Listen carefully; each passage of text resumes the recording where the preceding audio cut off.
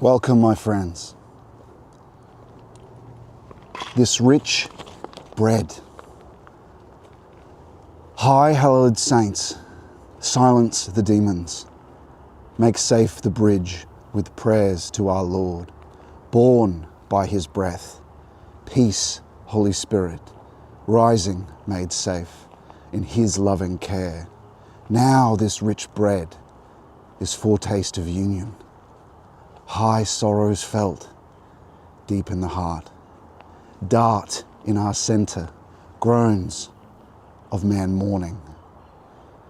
Drawn deep inside, alive wounded heart. Lord's resurrection, master of death, master of sorrows, master of life, all hallowed God, all hallowed God. Amen. House of silence. This cunning thought seeks prime place, this hierarchy of idols, this will to cover love for our Lord. This passion provokes cycling type, searing spears until we come to the seat of the heart, to his crowning height in this lowly place, intimate home found in the silence, after the culling, a grave solemn peace.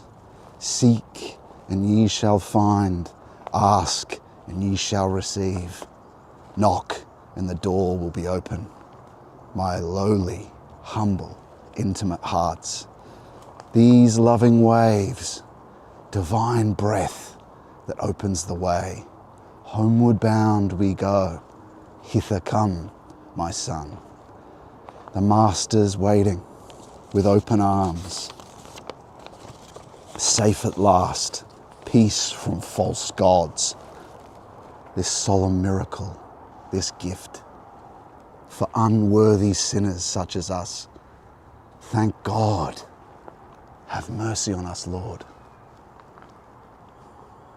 You and this sovereign sacred time are the light of my life. Abandon me not, Master. Grant and increase this divine love. Grant deeper union, this sacred heart. Glory to your long-suffering Lord. Amen. Hymn 25 now, from St. Symeon the New Theologian, the incredible Hesychast. How shall I describe, Master, the vision of your face?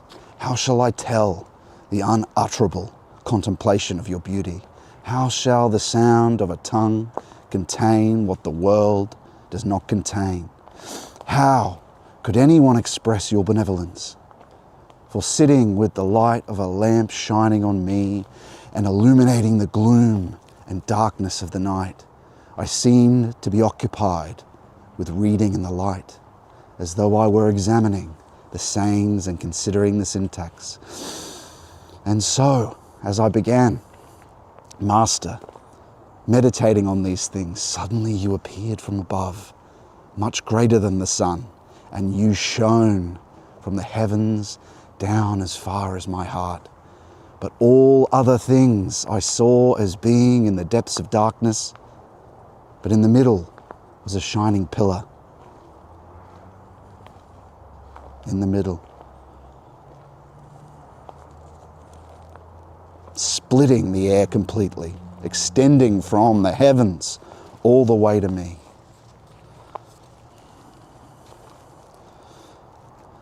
The wretched one. Immediately I forgot the light of the lamp. I was not aware that I was in the house. It seemed I was sitting in the air of darkness. Moreover, I was utterly oblivious even to my body. I was saying to you, and now I say from the depths of my heart, have mercy on me, Master. You alone have mercy on me. I, who have never served you at all, Saviour, but I have provoked your anger from my youth. I pursued every wickedness of flesh and soul. I can count for what he's saying there, that's for sure. I'm sure many can who are listening. And committed innumerable sins, disgusting and beyond all human beings, beyond all irrational beasts. Listen to the birds today. I surpassed reptiles and all wild animals. It is necessary that you show mercy to me. I have sinned foolishly beyond all. For you yourself have said that the healthy do not need treatment, Christ, but the sickly do. On which account I am very sick and negligent. Therefore pour much mercy upon me, O Logos. But what exaltation of light! Oh, but the movements of fire! Oh, but the swirling flame in me, the wretch! Light that operates by you and by your glory. I understand and I say that the glory is your spirit, the holy, of the same nature and honor of the Logos. The same race, the same glory, the same essence alone. With the Father and you, Christ, God of all things. Prostrating in worship, I give thanks, because you have deigned me worthy to know somewhat the power of your divinity.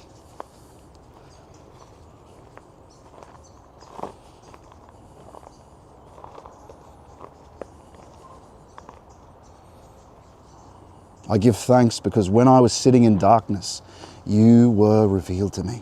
You illuminated me, having deemed me worthy to see the light of your face, which is unendurable to all. I remained seated in the middle of the darkness, I know. While I was in the middle, covered by darkness, you appeared to me as light, illuminating all of me with all your light. And I became light in the night, though I was in the middle of darkness. And the darkness did not entirely overcome the light, nor did the light drive away the visible darkness, but promiscuously unmixed, wholly divided into parts, far from each other in truth, not wholly mixed, but yet in this place they filled all things, as I reckon. Now I am in the light, though in the middle of darkness, thus in darkness, but again living in the middle of light. And behold the middle of light, behold also the middle of the darkness. And I say, who shall grant that I may find light in the middle of darkness, which cannot contain the light it receives? For how shall darkness contain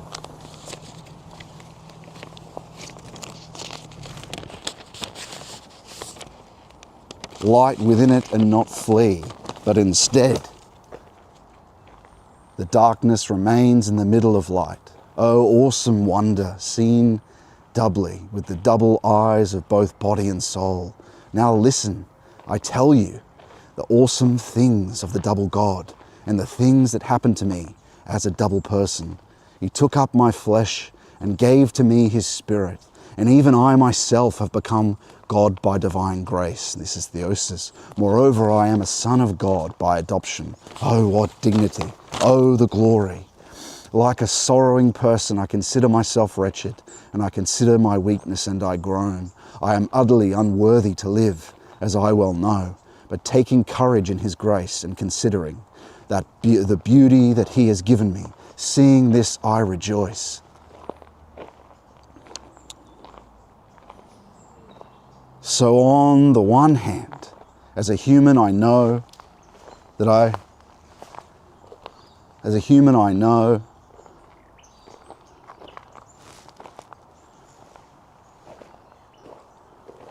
on the one hand, as a human I well know, I am utterly unworthy.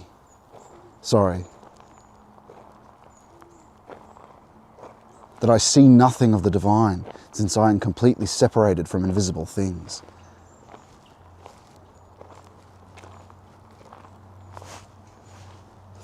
This is a beautiful looking little wood to walk into, isn't it? With the sun shining on the outside. But by adoption I become God. As a human I have nothing of the sublime and divine, but since now I have been shown mercy by God's kindness, I have Christ, the Lord, the benefactor of all. For this reason again, Master, I prostrate in worship, begging that I may not at all fail in the hopes I have in you, nor fail in my way of life and honour, glory and kingdom. But since now you have deemed me worthy to see my Saviour, so also provide for me to see you after death. Amen. May we all pray for that. I do not say how much, compassionate one, but abundantly, compassionately, by your kindly vision. As ever now you look upon me, and you fill me with your joy and divine sweetness, Master. You, yes, my Maker and Sculptor, protect me with your hand. And may you not abandon me, no, nor bear a grudge. May you not measure my great arrogance, Master, but deign also that I march untiringly on to the end by your light and by the way of your commands, and place my spirit in the light of your hands. O merciful one, release me from my enemies, from darkness, from fire, from eternal punishments. O Logos, yes, you who are abundant in pity, inexpressible in mercy. Deign that my soul be given into your hands as ever, as even now I am in your hand, O Saviour. So let not sin obstruct my path, nor cut me off, nor tear me from your hand. But may the terrible prince and destroyer of souls be put to shame when he sees me in your palm, O Master. And even now he dares to come near me, for he sees me sheltered by your grace. May you not condemn me, Christ. Do not banish me to hell. May you not drive my soul down to the depths of death, because I dare to pronounce your name. I who am filthy, defiled, utterly impure. May the earth not open up and swallow me, the transgressor, O Logos. I am completely unworthy to live or to speak. May fire not descend upon me and suddenly absorb me, as though I had not been granted to say, Lord, have mercy. May you, who are abundant in pity, benevolent by nature, not wish to enter into judgment with me. For certainly, what shall I cry out, since I am sin? And so, having been condemned, what, pray tell, can I say? I, who from my mother's lap have failed you immeasurably, and even now I remain insensitive to your patience. I, who was brought down to the depth of hell 10,000 times and have been pulled up from hell by your divine goodness. I, who have defiled the members of my flesh, my soul, my body, as no one else among the living, a frantic, shameless lover of pleasures, both lecherous and deceitful in my soul's wickedness. I, who have not even one of your commands, O Christ, not one. What is my apology to you? What shall I answer to you? By what nature of soul shall I bear cross-examination? O my God, if you should lay bare my lawlessness and deeds, O immortal King, may you not show them to everyone, because I tremble when I consider the works of my youth. And to speak of them makes me shudder and fills me with shame. For if you should wish to reveal these things to everyone, my shame would be worse than every punishment. For who, seeing my licentiousness and my wretched deeds, who, seeing my impure embraces, my shameful practices, in which I am even now defiled, when I call them to mind, who will not be dumbfounded, seeing fully, who would not shudder, who would not cry out, and immediately turn their eyes and say, Take away, Master, this utterly filthy person. Command that the hands and feet of this wretch be tied up, and that he be quickly thrown in the dark fire, lest he should be seen by us, your genuine servants. Truly, worthily, Master, truly, justly, shall all these people say this loudly. You yourself shall do this, and I, the profligate and perverse, shall be thrown into the fire. But you who have come down to save the profligate and perverse, may you not put me to shame, Christ, in the day of judgment. When you shall place your sheep at your right, and me and the goats on your left. But may the immaculate light, the light of your face, cover my works and the nudity of my soul, and clothe me joyously, so that in frankness, unashamedly, I may be chosen with the sheep on the right. And with them I shall glorify you forever and ever. Amen.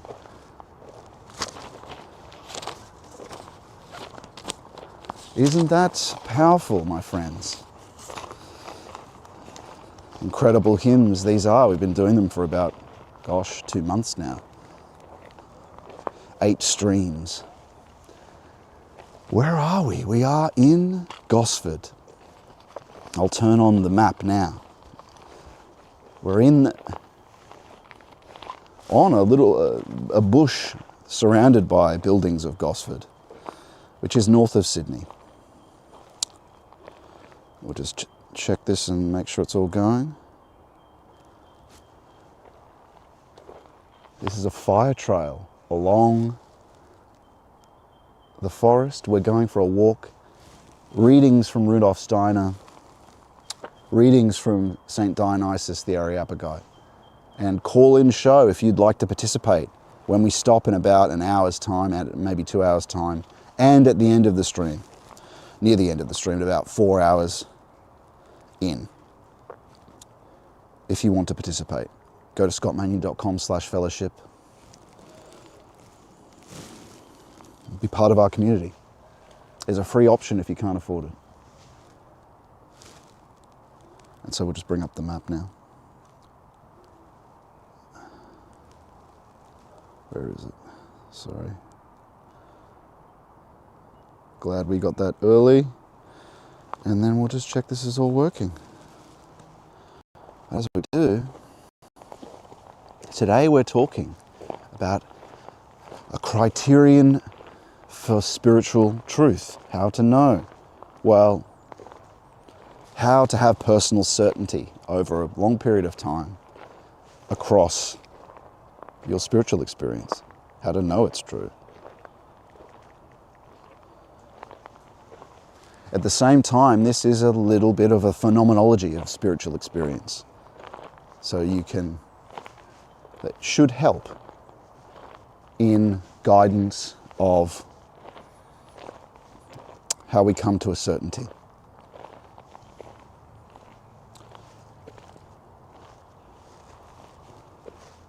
And at the same time, how to ask, seek, and knock. Is it also? Okay, it is working. That's good. This is a bit slow, my phone. So if you've chatted, just give me a moment and I'll see where we are also. Where are we? In the middle of the forest somewhere. Let's just find out. Oh, I see. Oh, no worries. That'll be fine. We'll just keep walking. I'm glad we came this way. This is good. What a beautiful forest. This is true Australian bush. Warped trees, but it is beautiful in the mottled light. Mottled light. And so talking about this spiritual truth criterion, hang on.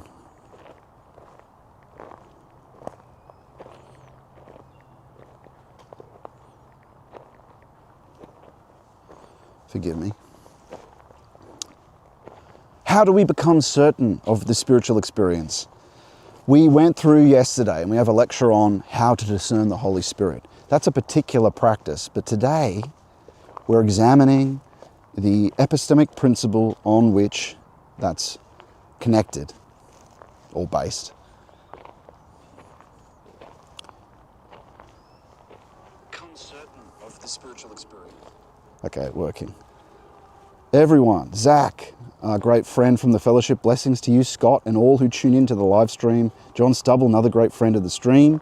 Darkness cannot hide from the light, illumination. So much humility and surrender by the Son. Praise be Him. Blessings to all the people in here and hearing this powerful and cleansing words.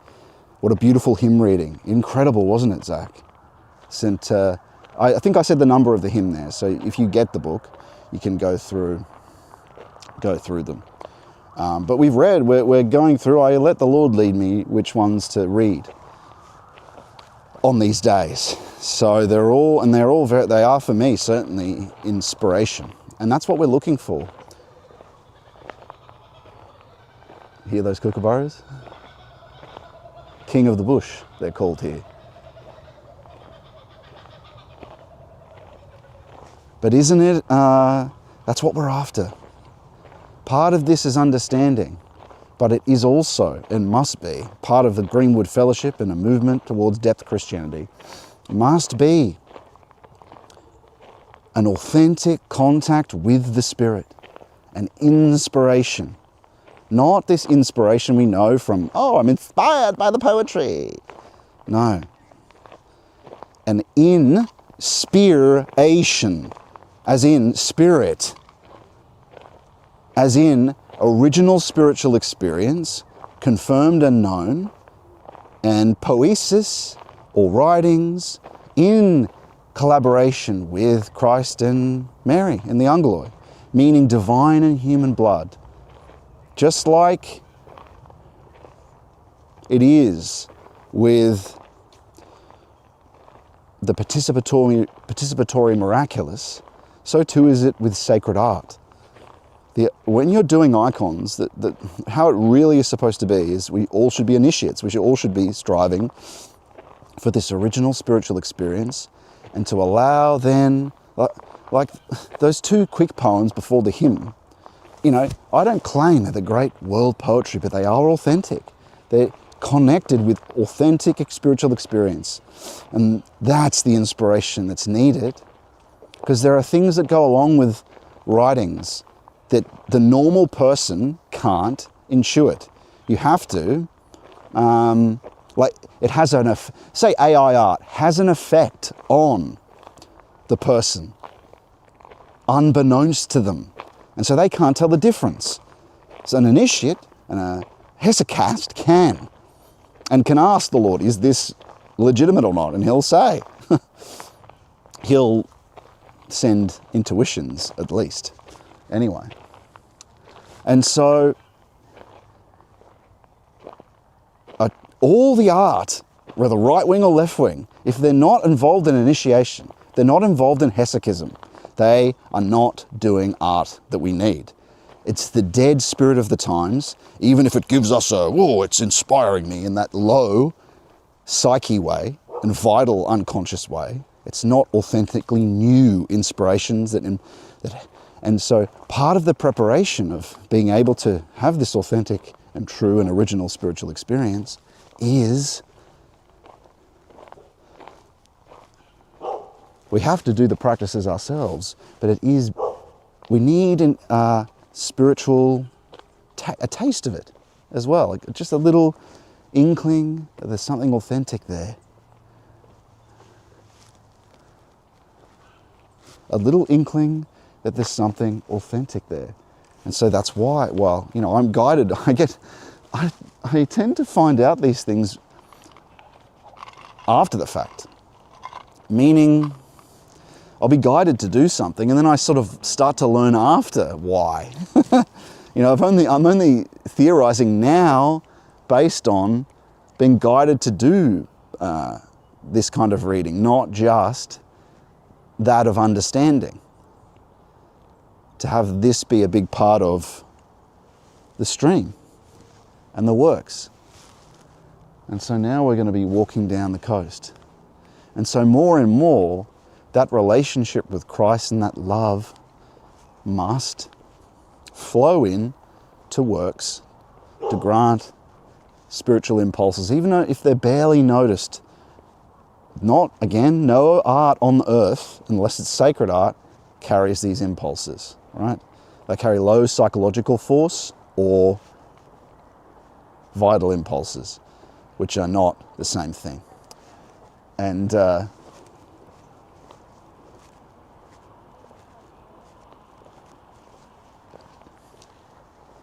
the degree that they can even be detected at all. So that's what the world needs. And it's an important part of initiation and part of the preparation, because people lose courage. You can add courage, not as a technique, but granting and allowing divine and human blood to flow into a poetry or poesis from authentic spiritual experience can add and grant what goes alongside that can't be technically created and can't be created out of the low spirit of the times, or even people trying to reach back, people trying to do futurism, people trying to participate in kind of fasci art. Can't do that. It's just reaching to a different pool. That pool is the pool that's talked about in, is it Proverbs? About the woman who tries to draw you aside, and stolen water is sweet. That is this pool of the beautiful without the good and the true. Or a kind of life, a toxic, sickly life, almost like reproductive things, reproductive the things that people have, these magazines that provoke reproductive urges. I don't want to even use the word. It's low impulses like that. It's just as low, really, is the beautiful without the good and true. The beautiful, and this is an important part of determining if spiritual experience is true, is it the good, true, and beautiful at the same time? A moral intuition, a practical intuition, and a intuition of truth all feel the same. Why? Because eventually you begin to understand who is the true, good, and beautiful? The way, truth, and life. It's one. Of course, it can send different phenomena, but intuitions of those three things come from the same God, right? So moral intuition, practical intuition. Practical intuition is connected with the way. Moral intuition is connected with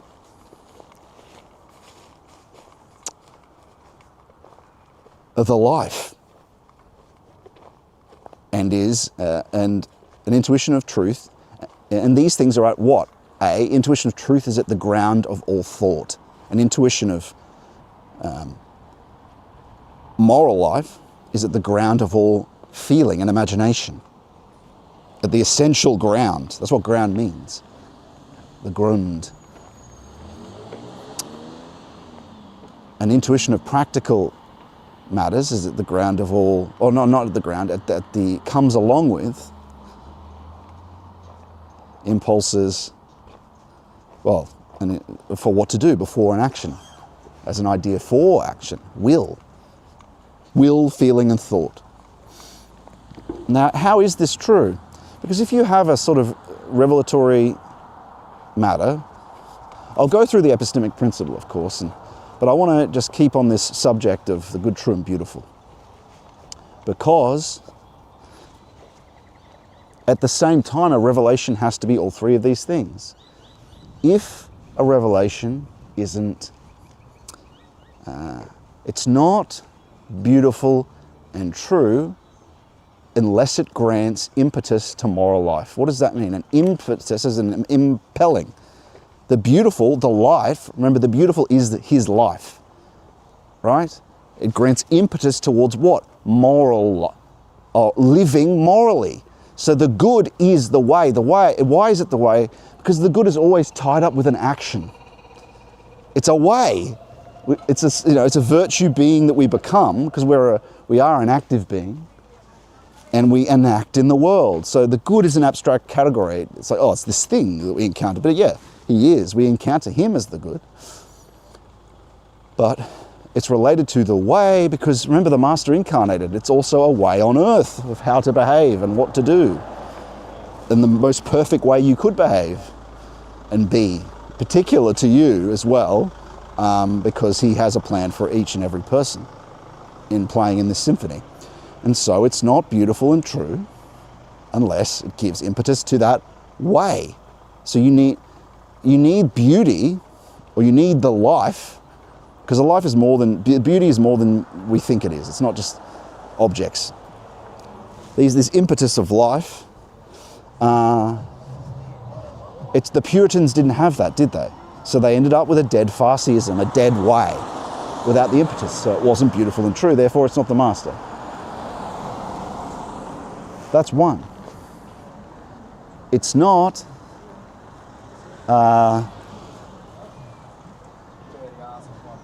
if it doesn't deepen knowledge, then it's not good or beautiful. It's not the way or the life. Because it would not be true then, right? It wouldn't deepen your knowing. The knowing would become, over time, would become more essential. That's what happens on the way. You get closer to the truth.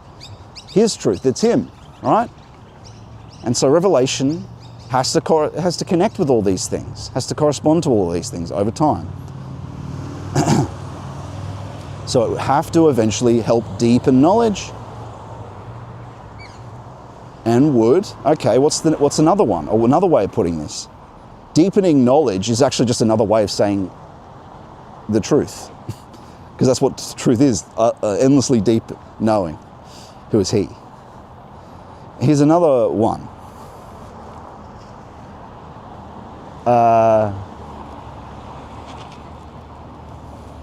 It's not the way and the truth, or it's not the good and the true, unless it broadens the heart, right? Which is another way of saying broadening the heart, or the heart is broadening love, making you love more, right? Making you more loving, because that is the life. So it's another way of saying, those are three different ways of saying, in a sense, that if it's not good and it's not true, if it doesn't look beautiful, if it doesn't be beautiful, or if it's not the life. It's not good and true if it's not the life, right? It's not good and true if it doesn't broaden the heart. That's what the life also does. Among other things, these things also do other things. So that's a small part of thinking, because he is the good, true, and beautiful, the way, truth, and life, of what spiritual experience eventually has to align with. But let's go through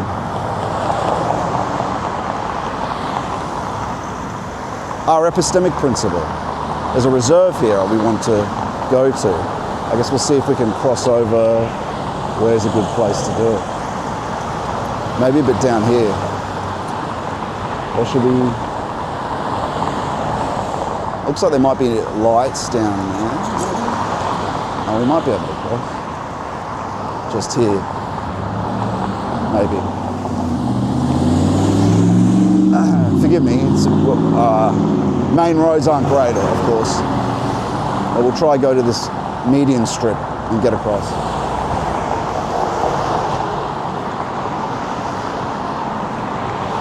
And so, well, it seems like it's endless though. I don't know if we've got a moment to do it, maybe.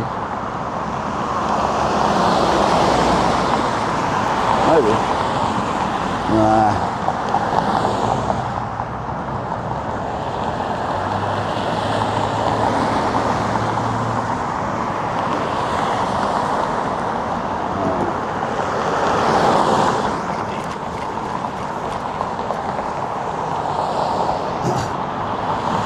And so,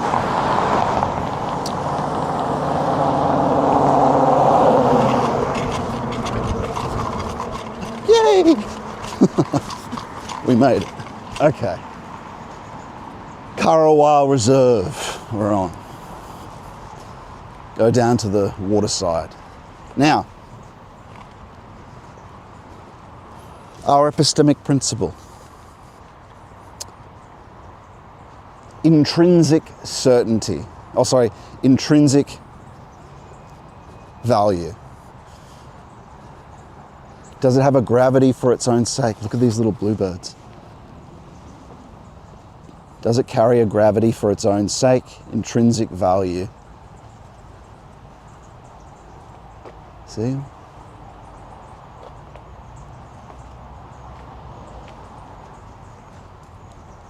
Concord.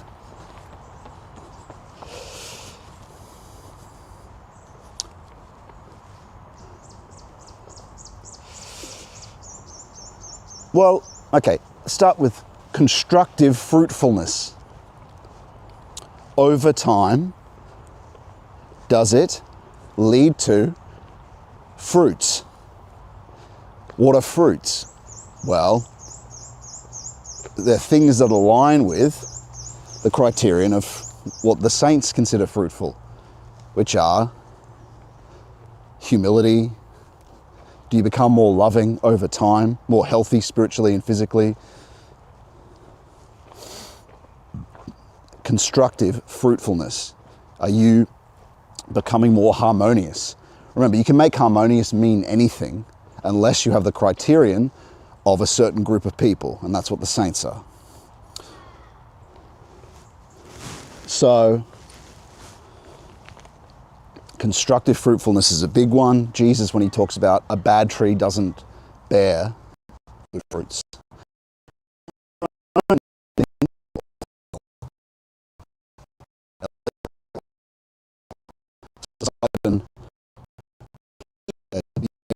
Fruit, but people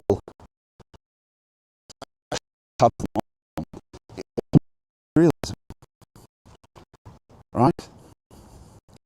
Or spirituality. It feels like you've healed some lower physical condition or low mental condition, but not ultimately what needs healing, which is materialism and physicalism. Illnesses. You're sick. When you're an atheist, you're sick. You have an illness. It's a condition of disharmony. The harmony is Christ himself.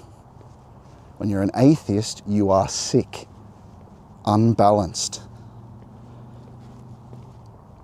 And so, this is a mangrove. They're very common in Australia. These plants, that's constructive fruitfulness. There's another word called consilience. It means things coming together, like your five senses come together. Touch, smell, sight. When they agree with each other, they give you a higher sense of certainty. They consilience, coming together. This applies, though, to the spiritual senses. The spiritual senses. So that's another principle. The other is concord or cohesion. This comes from idealism. This means, does it agree with the categorical or categorical exigencies of categorical thought? Does it agree with logic? Does it make sense? Now we apply this cohesion, this concord, across all of our spiritual experience, interior and exterior spiritual experience, our revelation over time, as well as what's the source? The saints and their revelation, things that are confirmed to be true. So all the experience over time that you encounter they cohere. They logically make sense and align, just like a logical system does, right? They make sense. So,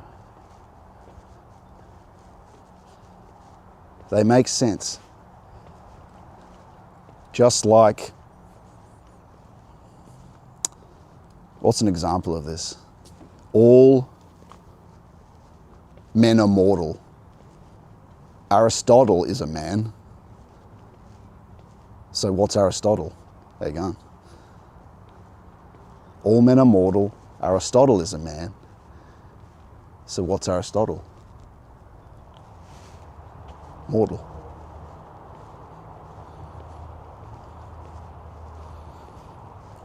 Is an example of logic. Things make sense, they fit together. They don't contradict each other, right? So that develops over time.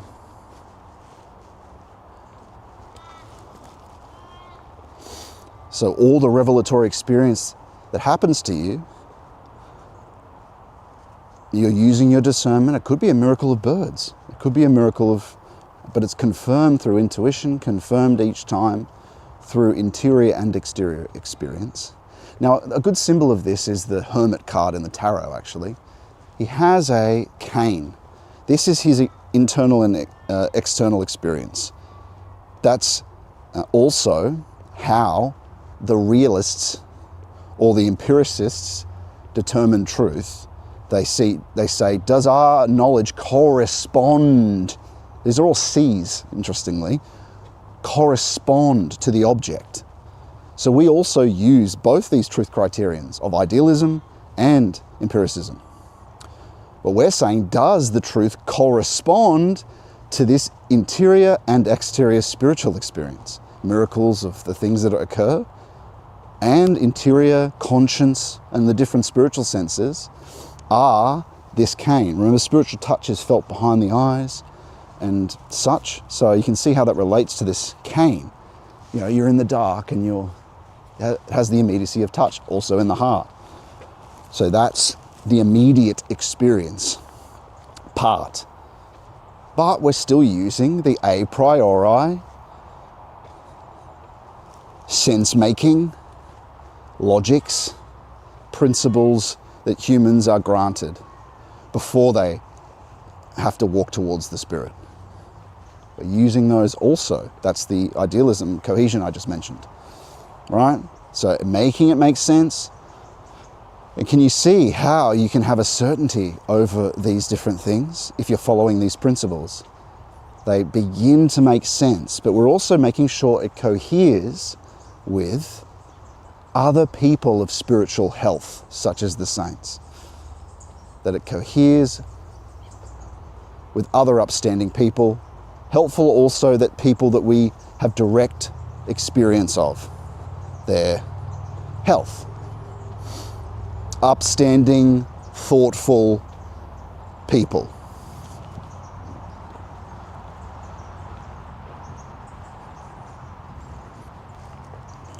Now let me quickly check where we are. Oh yeah, good. Okay, so this time we're just going to walk over the river and go to the sports fields and go around the coast. Perfect.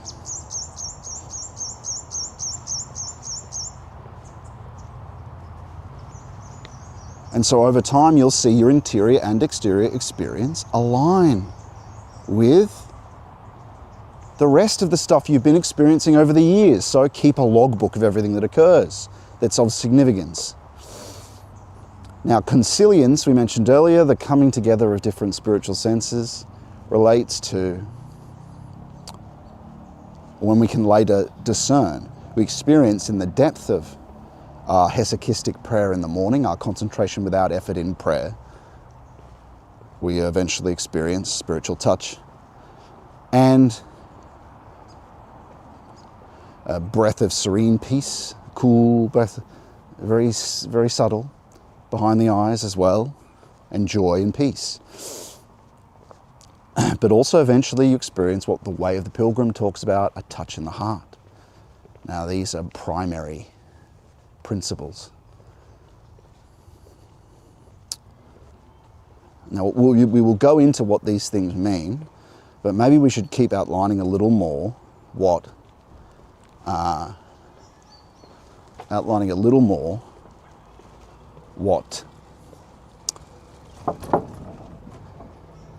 that which is clear, that which is in harmony. Actually, I can't remember that saying.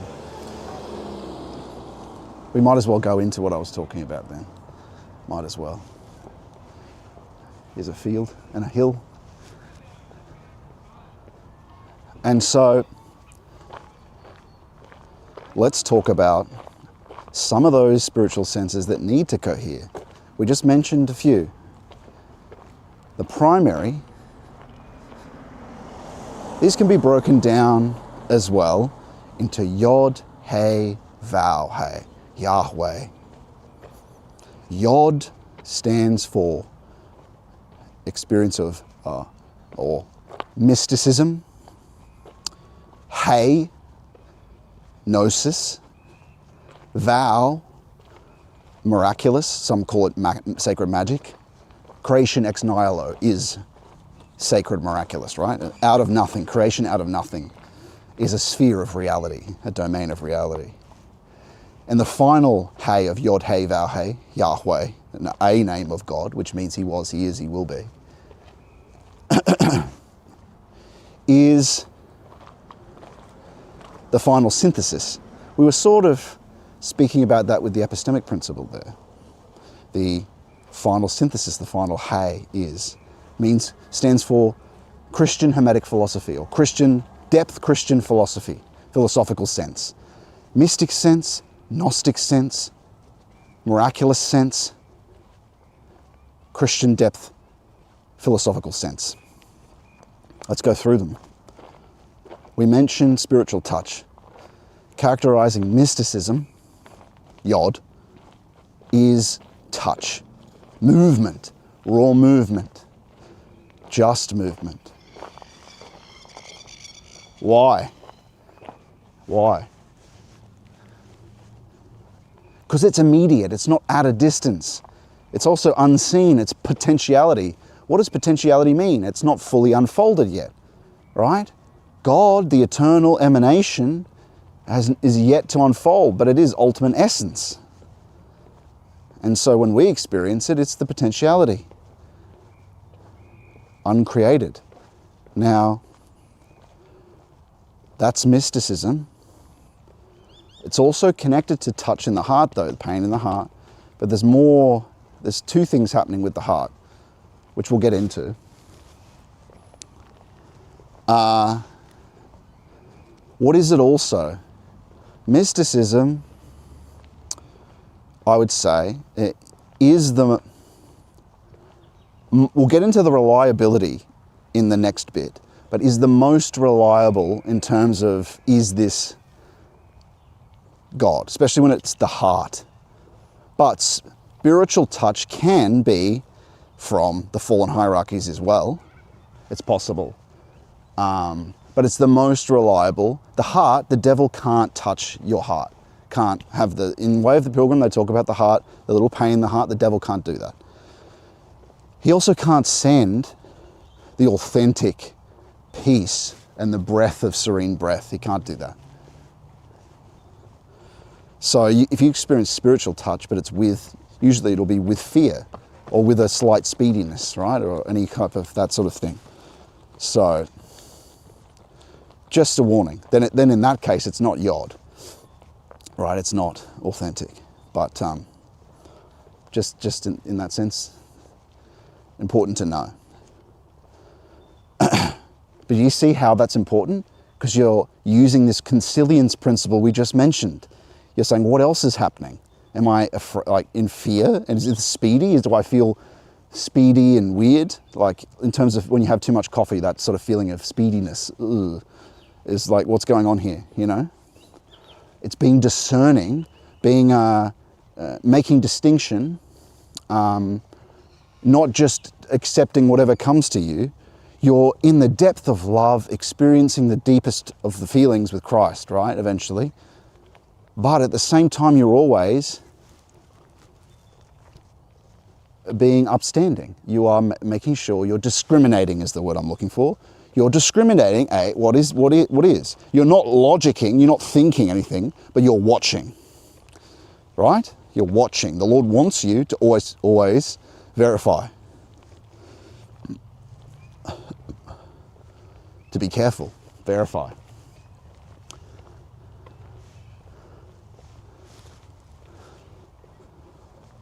And so, mysticism, potentiality, right, that unfolds later, touch or movement, could also be, eventually is like waves of peace, of touch, but waves, and waves of love down into the heart.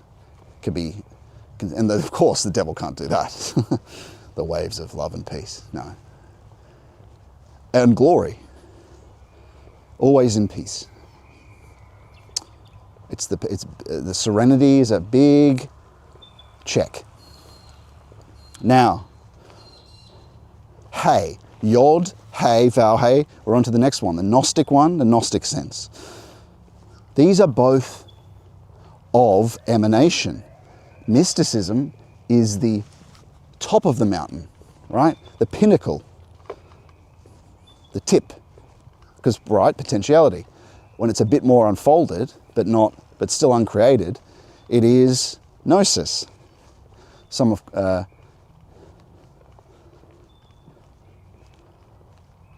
What is the Gnostic sense? What's an experience of the Gnostic sense? What it is actually Sophia, Mary Sophia, living wisdom. Your experience of it may be a general understanding emerges around subjects that you've asked Christ about. And also just coming back to books and having all this understanding revealed to you over time,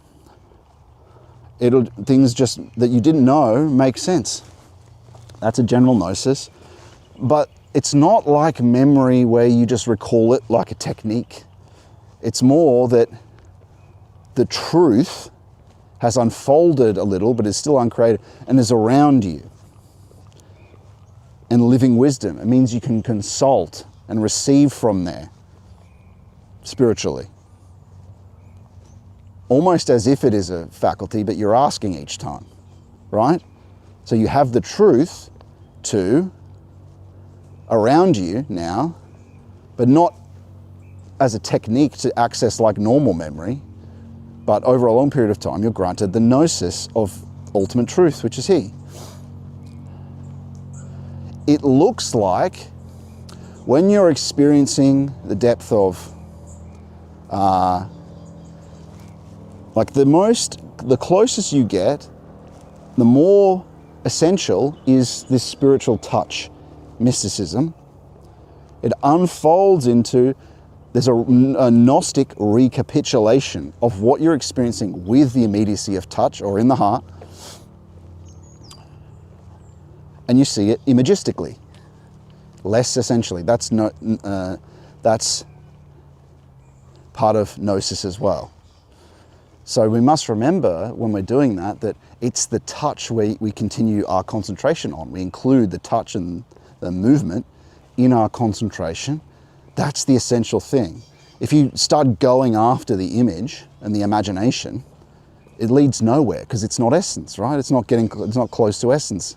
It's not uncreated. Like you're most close to Him in the touch. You're also away from yourself. Part of your being is away from yourself. It's through what you can see and are. You'll notice that over time. You get used to it. So that's Yod Hey and Gnosis. And also you can experience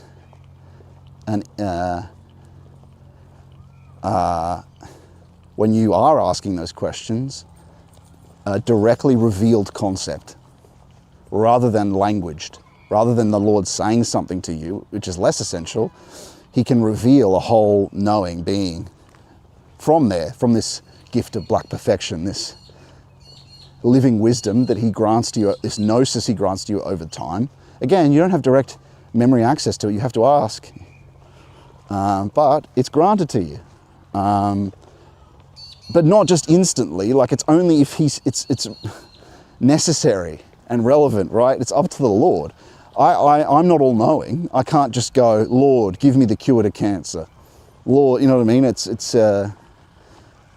based on what your mission is and where you are in your moral development, where you are in your participation. He wants our participation. It's not to be just handed over to us without any activity at all. So that's the gnosis. That's the only true gnosis. People messing around, and even if they see the Bible,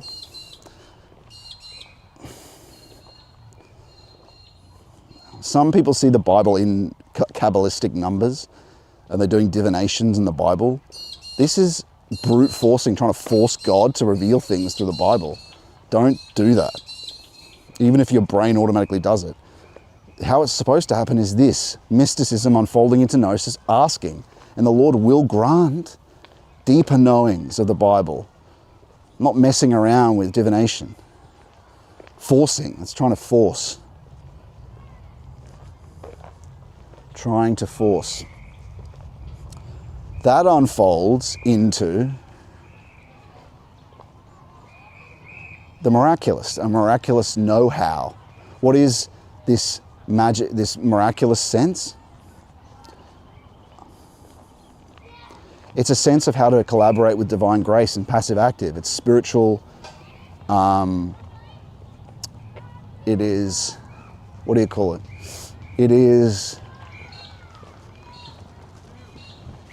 It's spiritual, what's it called? Grace in the breath. How do I be passive and active so His will can operate my breathing? So, you see, we've talked about the grace in the breath many times. That's miraculous know-how. You get to learn how, oh, what do I do here? Where do I put my attention to in the concentration practice? It's miraculous. He helps you learn how to do it. And it's sort of, this miraculous know-how is always passive active.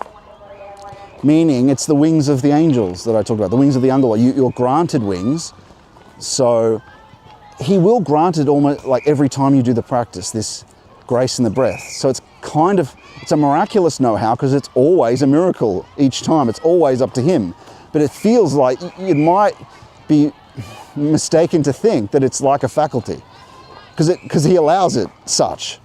Meaning He does it every time once your relationship's close to Him. You see what I'm saying? That's the difference between a know-how on its own and a miraculous know-how. A miraculous know-how is doing your part of it, participating on your side, and then the Lord says yes. And because you've developed in a certain area, He'll grant grace in the breath every practice. So it might as well be a faculty, but it's a miraculous know-how. So you know what to do on your side. So this is different from Greek praxis. It's not the same thing. That's technical. This is not technical. It is also active imagination. It's also active imagination, which is like a transparency, which is described, transparency over your vision, spiritual vision, really, is what it should be called.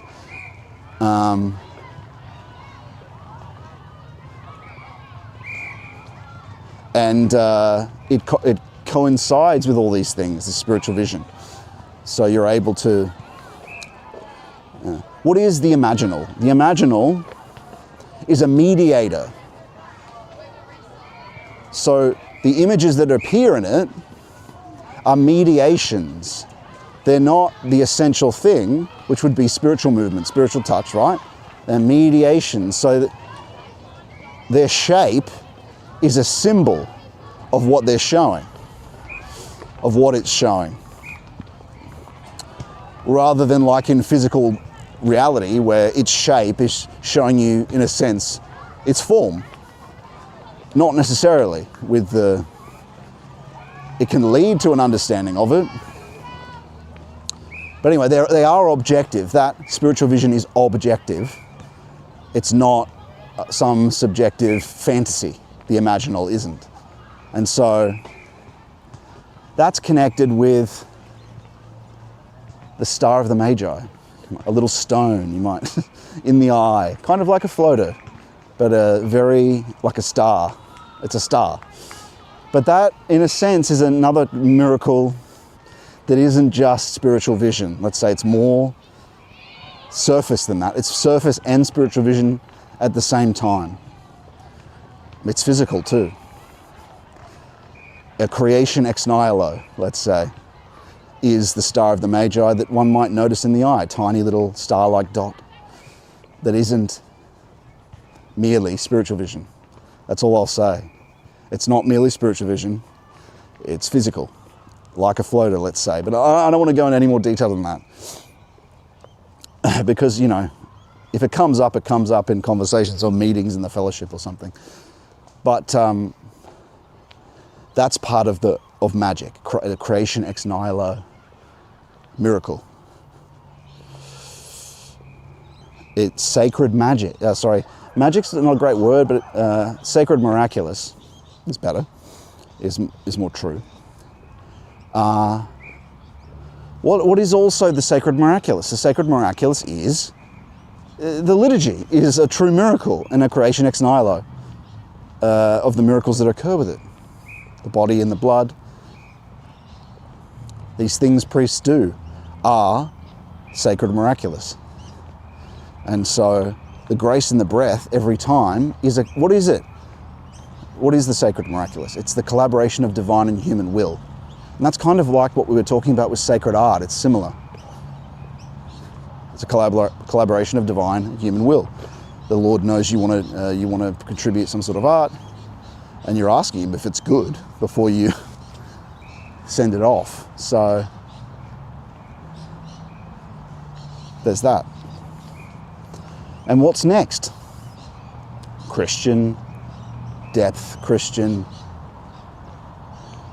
philosophical. The synthesis of all that into a general understanding and a sight. What does this mean? It doesn't mean the metaphysical sense. The metaphysical sense is deducing from the facts of the world to deducing from the facts of the world to abstract laws from them as just a sort of grey, dead idea. The initiate sense, the Hermetic or the Christian depth philosophical sense, is seeing through the surface facts of existence here. And that could be usually through love, through the heart, and seeing the essence of things. The spiritual beings themselves, not mere laws, not abstractions of deductions from how we see the world operate. No. It's sensing with new faculties, all collaborating together with a concording understanding to reveal the beings, with all those senses I just mentioned, the beings behind appearances. So it's different. It is a knowing though. It's making sure those things align with the a priori law or logic at the same time. Now, what are these things as a symbol? The mystic sense I talked about, the spiritual touch, the cane of the hermit, that's the root of the tree. The gnosis, all right, this gift of black perfection, this divine wisdom around you that can grant you knowledge if you ask for it and pray for it. A truth around you in the unconscious, at a deeper level of the unconscious is where it is. The truth as a whole is granted to you, let's say. It's not normal memory though, but you can ask whether something's true. That's the sap of the tree. What's the magic sense? We went through the spiritual vision, the miraculous know-how, how to participate in grace breathing and the like. How to receive intuitions and discern, we're saying how, aren't we? Know-how, it's a know-how, knowing one's way about, doing your side of it, and the miracle is granted on the other end. Knowing how to ask, seek and knock is what this is all about, right? And receive the answers, but you have to love God to do that. You have to be purified to do that, right? So that's how you ask, seek and knock at the same time. That's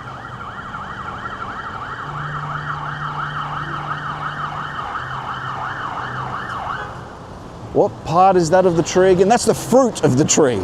The miraculous know-how is a fruit of the tree. And it is also your healing. You'll be made more humble, more dispassionate, more humble, more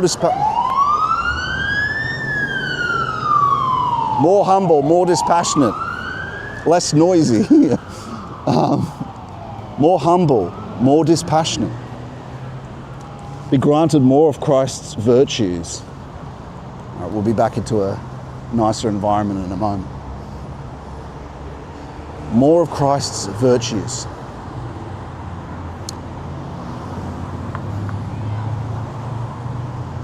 That's the fruit of the tree. Now, what is the depth Christian philosophical sense? That's the trunk of the tree. They all collaborate together.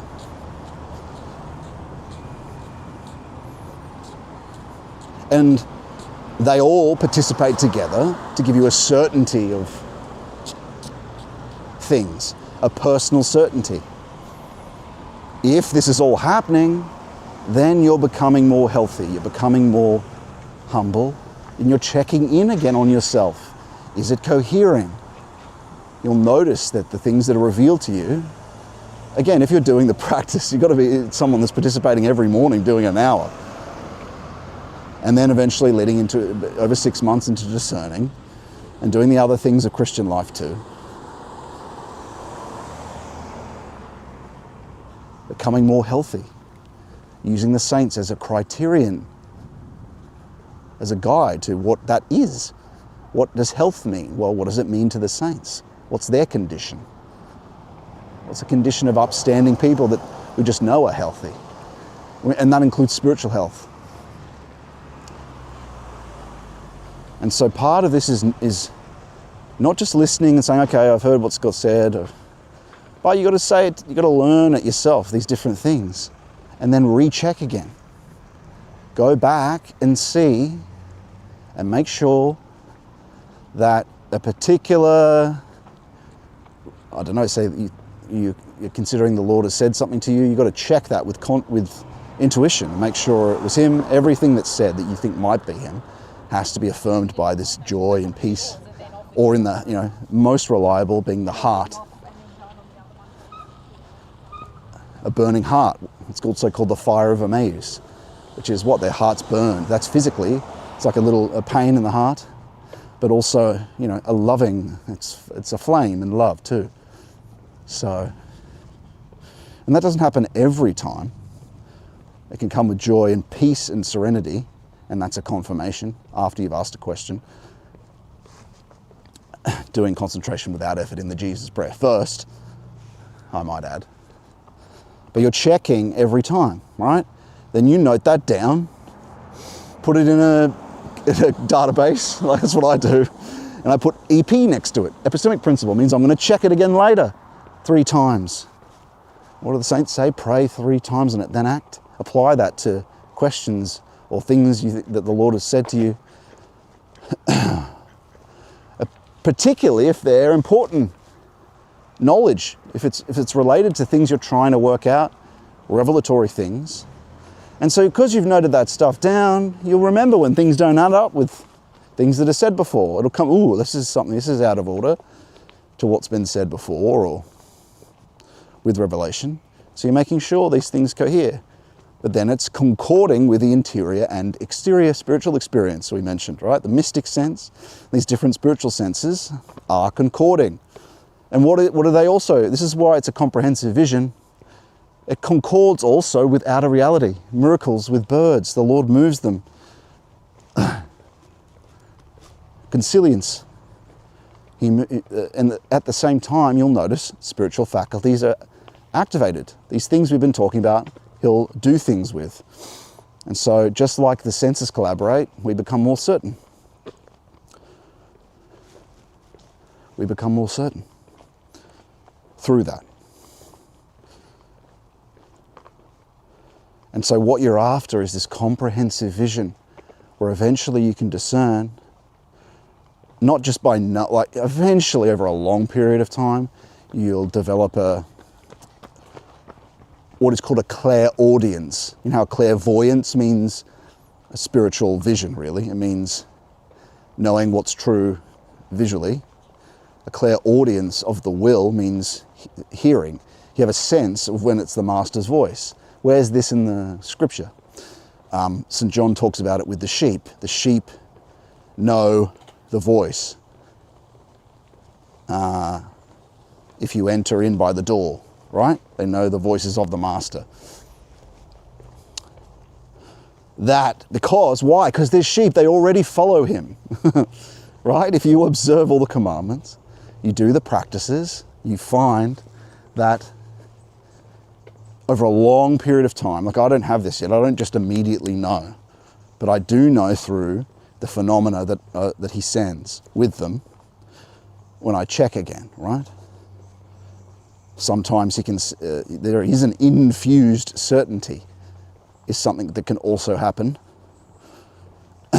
But yeah, you develop a sense for practical, moral, and truth intuition, right?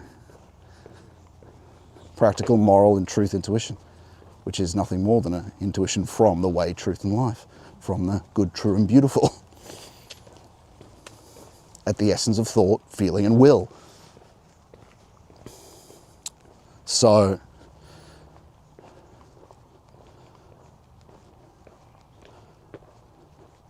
know what his voice, what goes along with his voice. But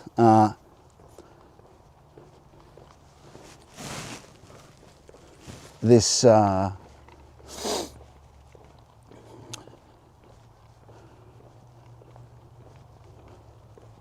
infused certainty. I prefer to use hesychasts, but I do think St. Teresa's an authentic saint, so she did talk about what she called intellectual vision, which isn't a great word, and imaginary vision. Intellectual vision is no sight. It's a mere, infused isn't a great word either, but infused certainty, right? That it is the master. Not seen, which means it transcends. It's trans-subjective, transcends it. It's not extra-subjective, transcends sight. It's of this yod, this mysticism we've talked about, right? This uncreated, it transcends. And so it's not even mystic touch. Often this infused certainty can come along with mystic touch. Now I have experienced this before. It can come along with, the peace and joy and the heart. If you feel the touch in the heart, you have a certainty that it's him. And there's a reason for that. I'll explain why. What the fire of Emmaus is. Now, this intellectual vision, where you just have a certainty he's here, you could experience that with the silence hesychism, the deepest hesychism, where it's like a gravity. It's not seen or heard, but it silences imagination and brings it down, and you're at peace. And it's like this deeper level of your being, this exaltation, unseen, silences, and your faculties are brought into this obedient silence. And then no thoughts come. And deep peace. And it's almost behind the imaginations there's a black, but it's this exalting gravity, intrinsic value we mentioned, right? And a certainty. Oh, it's Christ. Or it's God anyway. You just said this is God. That's an experience of it, but it can come along with this fire of Emmaus we mentioned. That is, let's talk about this spiritual, or what she calls imaginary vision. That's with the eyes of the soul, let's say, which means imagination, or this Gnostic, what you see as a Gnostic recapitulation. Visual, it's visual. It's not of the eyes, but it's visual. So spiritual vision, or spiritual hearing, you could say too. Extrasensory, so less essential, less reliable, but if it happens in coincidence, in coinciding with these higher faculties, then you're like, okay, it helps. Helps confirm outer miracles too. Now, that's extrasensory, right? It's not transcending on its own. The fire of amaze, though, because it's feeling, imaginations are connected at their ground with feeling and inspiration. The fire of amaze, this heart, is a touch in the heart, right? We said that, and that's characteristic of Yod, of mysticism. Being a burning heart, as the apostle said. Did our hearts not burn when he opened to us the Gospels? Yes. So it's feeling, but it's touch at the same time. It's the small pain that the saint, I would say, of the way of the pilgrim describes.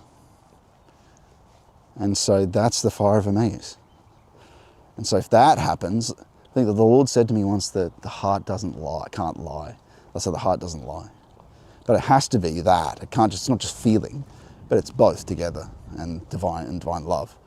But just you feel it in the heart physically at the same time.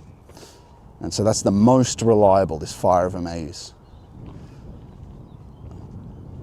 But spiritual touch and peace at the same time and joy are reliable as answers, being of the Master.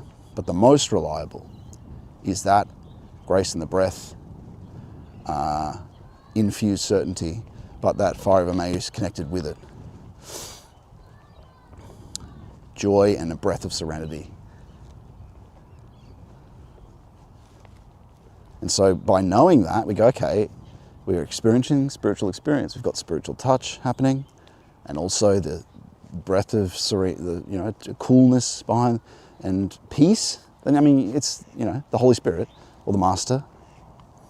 You add these things, like if you're really wanting certainty about things, the Master, you're saying, Lord, Lord, help me discern and really want to make sure that this is true, then he'll probably, if you've been doing the practice a long time, he will listen to that and grant you. He's done that with me before and sent it in the heart. And I want to make sure I become uncertain. Then he does, he can do that. And so that's St. Teresa's distinctions added to what we're talking about. The fire of Emmaus is in between both. It's extrasensory and transcends the senses at the same time, which is why it also involves this. A loving heart is also human, right? It's both at the same time. And so we'll probably find a place here to sit and do our readings. But in essence, that is the epistemic principle. You are conciliants of the spiritual senses, meeting the exigencies of categorical thought. Logic makes sense. It aligns with the logic of revelation. It aligns with all these different experiences that have happened over 2 years, let's say, right? You see an order emerge. If it was random, it would be random and a chaos would emerge. You'd not be becoming more healthy, would you? Because you'd be following intuitions from a random or evil source. But, you can be tricked for a while by an evil source, but eventually it's only allowed to go on for so long, right? So eventually you'll notice it with this constructive fruitfulness part of the principle. You're not becoming, is this making me a little bit unhealthy? What's going on here? Observe it for a while. Is this revelation, have I got an intuition that something's going to happen in the future? And is that making me unhealthy or is that making me healthier? And things have been, in discernment, have been said to me about future happenings. And, I keep them there. I'm like, well, maybe I could still be wrong with that discernment. I've asked 1,000,000 times about certain discernments because they are in the future. And so you got to be careful. Am I getting more healthy from that? Is it making me, you got to consider all these principles. So you got to be careful and courageous. You got to go back to them, memorize them, so they come up in your mind when you are worrying. But you also need to not be afraid as well. That's easier said than done. I'm always being encouraged by the master to not be afraid, because it's natural to be afraid, because we have to be vigilant at the same time. And so he does that to encourage. He's not saying, don't be vigilant. He just encourages, don't be afraid, don't be afraid. Knowing that you do have to deal with this, that you do have to deal with the devil is going to keep trying to deceive you. So, yeah, very important, this spiritual truth criterion. Anything can fail, right? If you just rely on, say if people just relied on, oh, I'll ask Scott to discern for me, let's say, right? Well, that can fail on its own, just like only relying on, even the saints talk about, there's not no caveats following a spiritual father. If they don't align with Scripture, you do have to consider the Scripture. You do have to. So there is an epistemic principle, however subtle it is, with that principle of obedience. So, but you can have a retarded interpretation of Scripture. But that's why you need the whole epistemic principle, right? Because you can have a retarded version of, think about it, if I've got a bad understanding of the Gospels, you can make it make sense. You can make it cohesive. You can create a cohesive system for the Scripture, and it makes internal sense, but ultimately it's not true. Ultimately it's not true. And what saves you then? The other parts of the principle save you. Are you healthy? A communist isn't healthy, is he? His system internally is consistent. Materialism is internally consistent, usually. Certain idealisms are internally consistent logically. But what happens to the person who lives that way? So if you use that constructive fruitfulness, well, an atheist, they're unhealthy. Look at what happened to the new atheists. Their positions might be on one level of knowing, consistent, but they're untrue. And so one way of keeping yourself safe from that is it healthy? And you have to obviously anchor your criterion in the saints, though. Anchor your criterion in the saints. So let's have a look at the chats, my friends. Say hello. There we are. Courage comes from knowing that we are standing on the shoulders of the Son and the Spirit and Yahweh, also apostle as well as all the faithful servants who came before us. Yeah, that's part of the epistemic principle, isn't it? They are part of that. And so that's John Stubble there. And so we're going to be reading from Steiner's book first, and then we'll be reading from St. Dionysius. Here we are. These are just the suburbs of Gosford. We might pick this table over here, actually. And we'll be reading, as we do, from some esotericism. But that should help you. There's a lecture I've got on this. I'm writing a book at the moment, which will, of course, be the most exact version of this.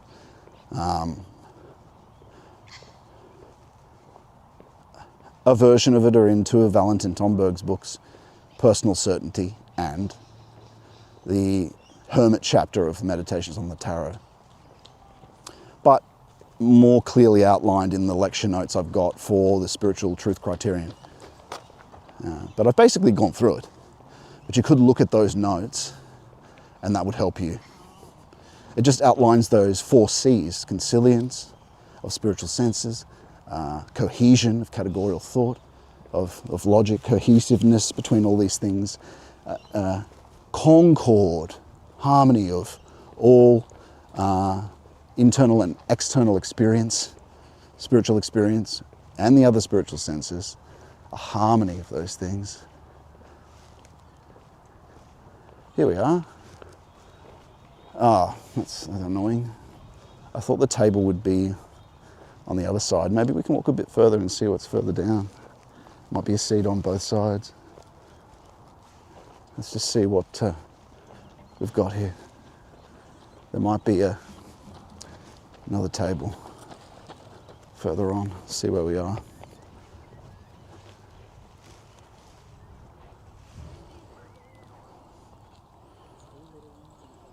Is this still working?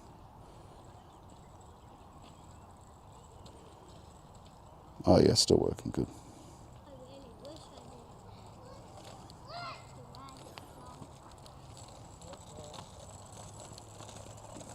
I think there'll be another, if we keep going down, there'll be a better place to stop, I think.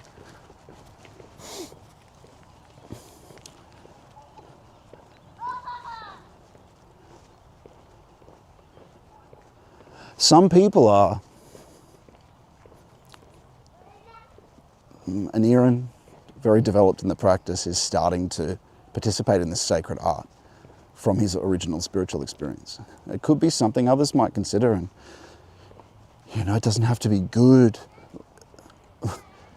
The Lord wants authentic sacred art.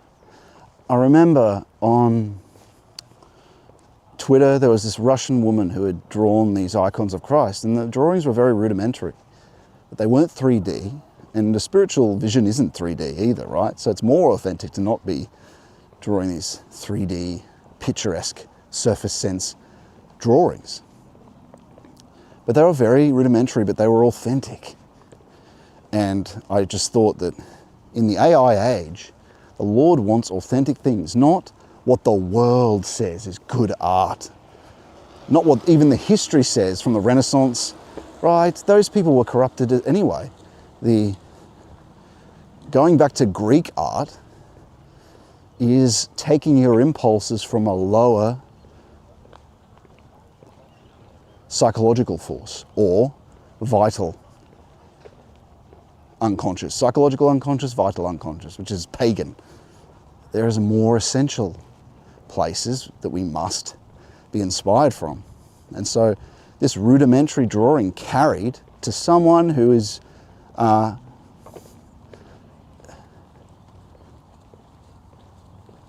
very involved in the worship life. I don't want to characterize myself, but I came from the arts. I was very competent in the worldly sense of filmmaking, awarded by the nation, awarded by a national organization in my craft, sold to Sony, sold to a national television network, right? Did that. Who cares? What you come to realize is if God thinks something good, you're serving him. I'm not saying this poetry I'm writing is particularly good, but it is authentic. And so it carries spiritual impulse.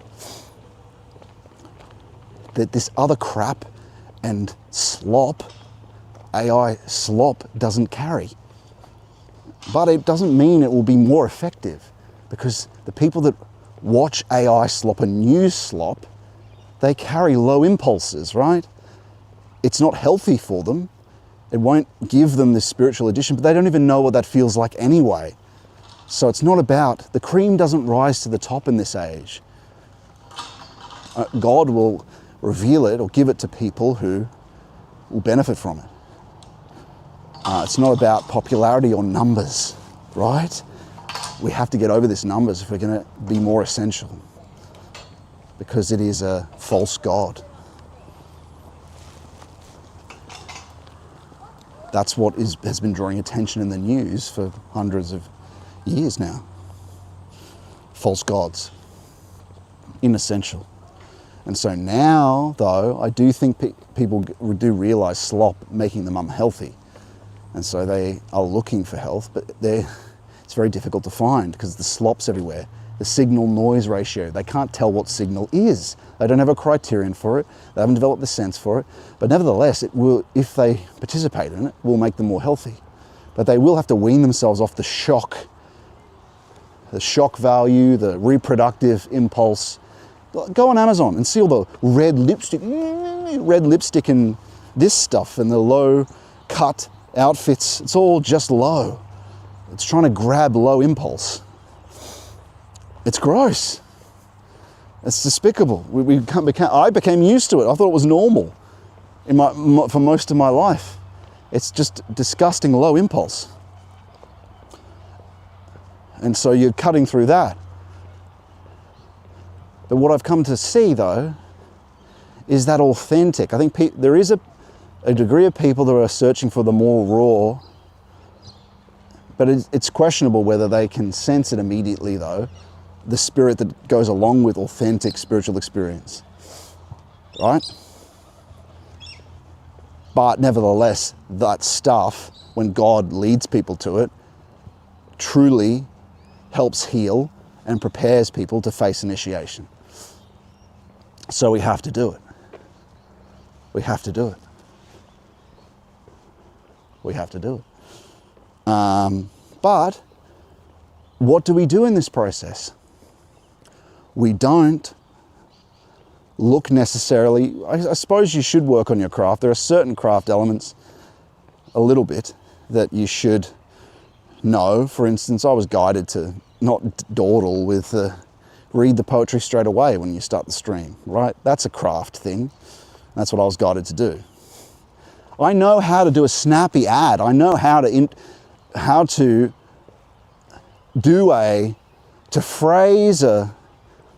do a thumbnail and phrase a video to sort of trick you and impel you into something in a sort of fraudulent way. But also to hook, bait, bite, hook, reel, right? To reel you in. That's the ad, the mode of making advertising and making films, is you are seducing the audience by understanding where the art is, right?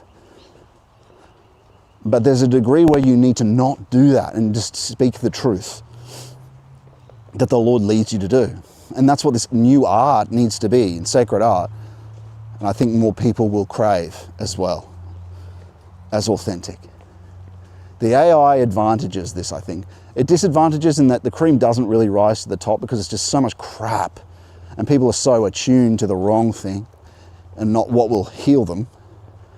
But at the same time, it needs to be there, so the Lord wants us to do it. And no one is doing it because they're not initiating. They're not doing the hesychistic practices. And so they have to.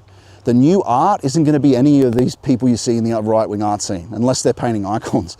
You don't have to do icons, but you do have to be a hesychast. You have to do hesychistic prayer, or else you're not going to be receiving impulses from outside time. They may not believe that, but where they're taking their art from, honestly, when you look at the art, you go, you're calling back to a previous era, or you're just on the spirit of the times, false progress. There is a true progress, an unfolding and unflowering from the eschaton. The icons aren't going to necessarily look exactly like they did before. The Lord will guide divine and human blood, but unless you participate in initiation and purify yourself, you can't make art that's not just a low attractiveness of beauty on its own, but it is the way, truth, and life at the same time. The beautiful is the good that makes itself loved. And you have to be close to Christ to be all three of those things, to be the good that makes it, to make the good that, make things. The beauty is to color as the good is to warmth. Warmth is an intimate closeness, isn't it? Color is at a distance, attracts you at a distance. Beauty is to color as, or the beautiful is to color as the good is to warmth. The life is to color as the way is to warmth. These artists aren't on the way, truth. They're not intimately connected with the way, truth, and life, or Him as a fact of experience. You have to initiate, and then this art will actually participate in preparation and healing. Grant people preparation and healing towards initiation. And the God will want them as part of their own healing to participate in this art, but not using the spirit of the times or the history of Western art as a criterion for what's good. God will tell you if it's good. That's why initiation has to be a part of it. It might even just be for you and Him. It might even just be you singing to the Lord in whatever tune is, the Angeloi Send. Unheard music that unfolds into music. Might even begin emotively, the Angeloi Send in the heart. And that sometimes at the start, it might take possession of music you already know that expresses that feeling, but eventually it becomes more individualized. Sing songs to the Lord. Like you might feel at the start, oh, this seems like is this a lame song? No. It's true, and it's true spiritual experience. Sing in your head. You don't need to say it out loud. Sing in your head to the Lord, your love, if your heart has come alive at the sunset. Right? Sing to the Lord. Tunes will come to you but they come out of divine emotiveness. At the ground of feeling and imagination is divine feeling, is the beautiful. But the beautiful is an abstract category invented by a philosopher. It's the life. The way, truth, and life is a being who is God. Sing to the Lord, my friends. Do the practice so this unlocks for you. So it's not just singing, so he'll react to these things because he loves you. But you're not looking to Herod and his people for what's good. Don't let the world tell you what's good. I suppose you can, in the sacred art, you are in contact with the true, good and beautiful. He'll tell you whether it's good or not. And he'll lead you on the path to improving as well. You don't know what its purpose is necessarily. He does. Aniran mentioned it's like when you're a father looking at a child's art, but also it's better than that because it's divine and human blood, so it's gonna have something that goes along with it that someone's gonna be touched by. So it's not just a father looking at silly art, which he thinks isn't as good as the art he sees on TV.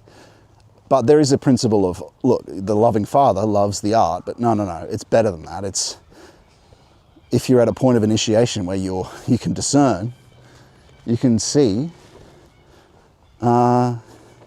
whether it's for other people or not. He becomes the measure of these things. Yeah, learn some craft, but all I'm saying is these were my impulses. Is this poetry good? It doesn't matter. He wants you to share it. Doesn't matter. I just write blank verse. I don't write blank verse. I don't bother the rest. The true spiritual experience. Here we are. Look at that. It's like a little snake under the ground. You can see moving. There are fish rippling on the water. Low tide. It's a bit gross, but it's all right. The reflections are beautiful. And that's what we need. But all these artists, they're trying to make money out of it, aren't they? No, you do it for the master. It starts with just you and the master, and that will be the new art that participates in healing the West. Not, I used to think it was about being hyper competent and as competent as the left-wingers who are in power in the art scene and better. I mean, perhaps competence is a small part of it, but it's about divine union. It's about some sort of union with Christ and participating in making sacred art. That's what we need. And what is sacred art? It is a degree to it. It's like sacred miraculous. It's a creation ex nihilo in a sense. Your will and divine will in union. Noble blood. That's what prophets did. Their writings are beautiful, aren't they?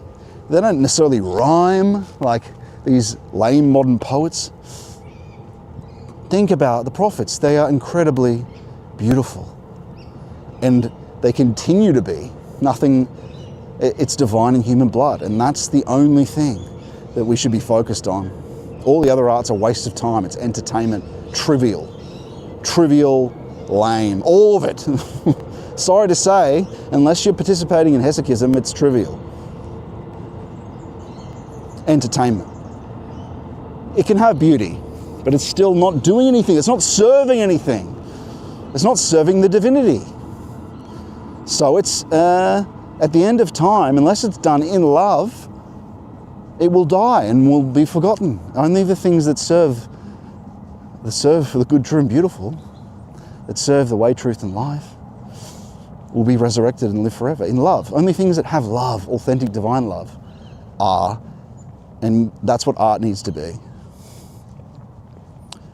full of divine love. And then that art is magic. It's miraculous itself and impels people towards He who is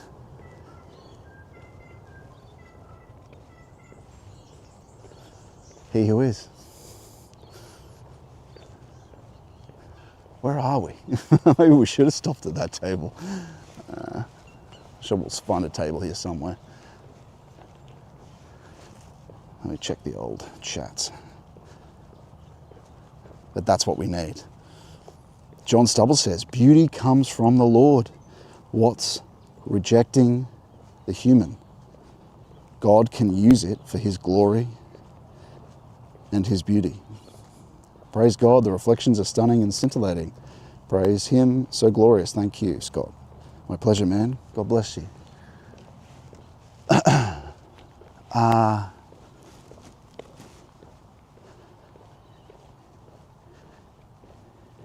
Yes, things can lead you away. False beauty can lead you away. It still is attractive, let's say. But without the good and true, it doesn't do anything.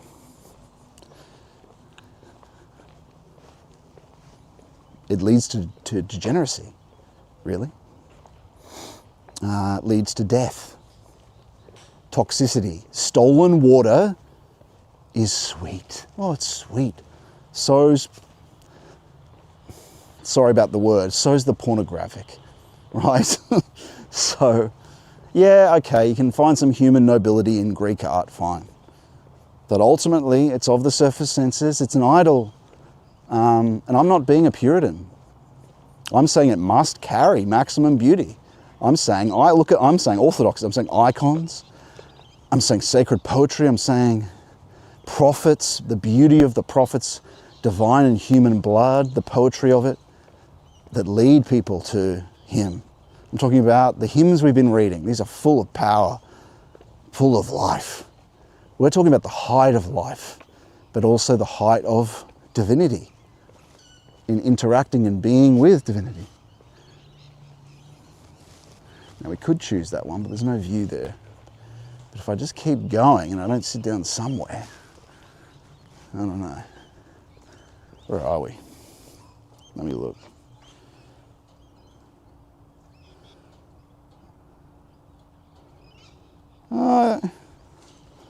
There'll probably be something down here, actually. Let's keep going across the train line. 2 o'clock.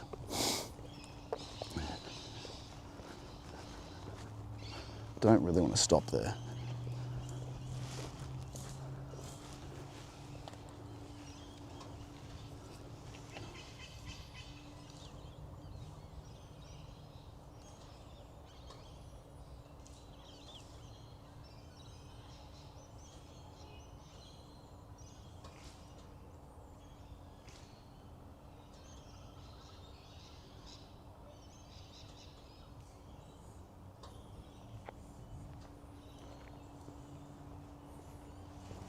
Okay. Onward we go.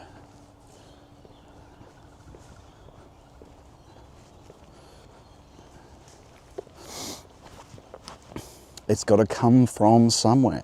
It's got to come from a warmth, not just be colour, that attracts to something inessential. Stolen water is sweet. A sweetness that goes where? To hell. To the whore. The whore of Babylon is the sweet, toxic joy that is every art you interact with. It's toxic. Where does it lead? If it's not sacred art, it's not leading to your health. And what is that health? It's not just you being physically healthy. It's you ascending. It's you becoming like God. It's theosis. Sacred art helps prepare you for theosis, inspires you to get started on your practice and comforts and grants clean joy of a qualitative height orders of magnitude higher than this low joy that all art is filled with. Low joy, distraction, entertainment, desire for, from people who worship false gods and send people to the same hell with them eventually. Yeah, you see a lot of these. I'm not just talking about left-wing artists, I'm talking about the right-wing ones too. Unless you're participating in hesychism, you're just taking people to, really you're looking for them to pay you most of the time. They're driven by that. Maybe they have a side drive of saving the West or something like that. And I've got a lot of love for these people. I'm not mentioning any names, but what will save them is hesychism. Divine and human blood is the true art. A mixed. You can do things that are noble in a humanistic sense, but it's not enough. You'll never have the new. There is no new art. Your art isn't new, it's a recombination like AI. There is no new art without hesychism, without Christ. There's no new. The progress is just the same spirit of the times, but you happen to be right-wing. Or I'm talking on right or left-wing. If I've spoken to them or not, unless there's hesychism, it's not new. Even if they think it is, they're just participating in the spirit of the times. Where's this go? What is this? Does it go underground? Oh yeah, it might go underground. I think it goes under the train line. Good. Has to be divine and human blood, then it is a providential progress, actually. And that's why I've said this a few times on a few different streams, that the artist must become a sacred artist, meaning he participates in the miraculous. It's a know-how that enters his work. What do we say about the third spiritual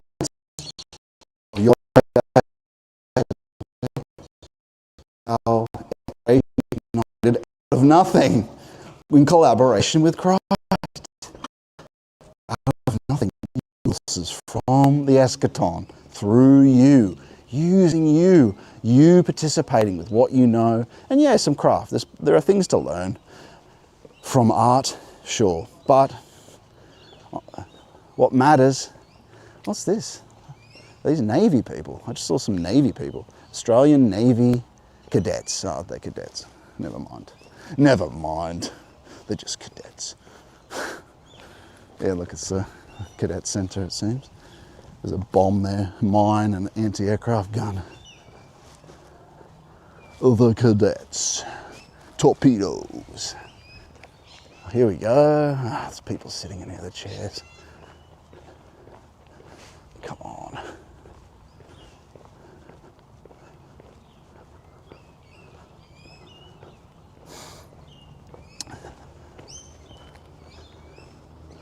Gosh, why aren't they sitting on the table?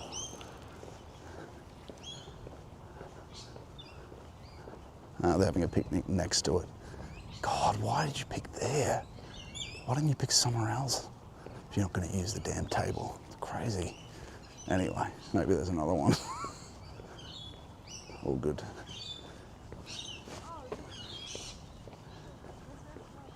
That ain't bad.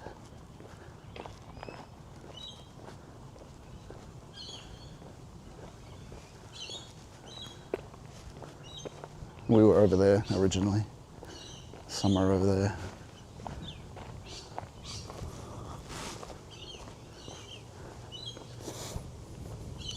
I may just pray the Jesus prayer for a while because I'm starting to get tired and I want to find a place.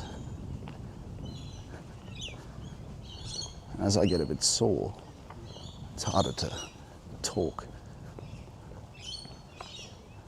But we've got a good view, so I'll keep showing you guys that. Oh, that's at the right angle.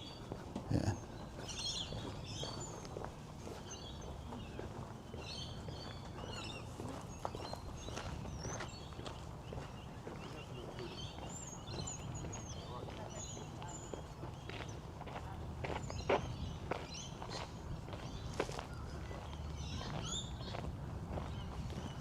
A little bit further. I'll try a little bit further down. think this is called Brisbane Water. You might have it on the map.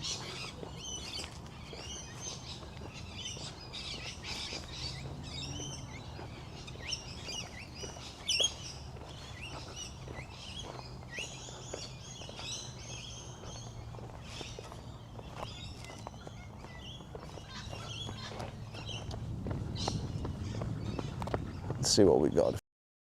Back to that chair to read our book.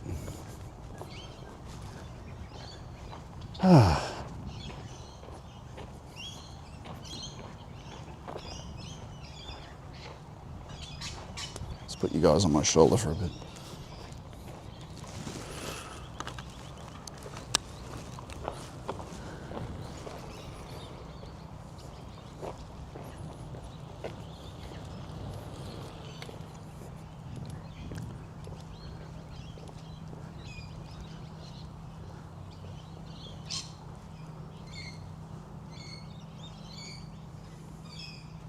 Maybe here.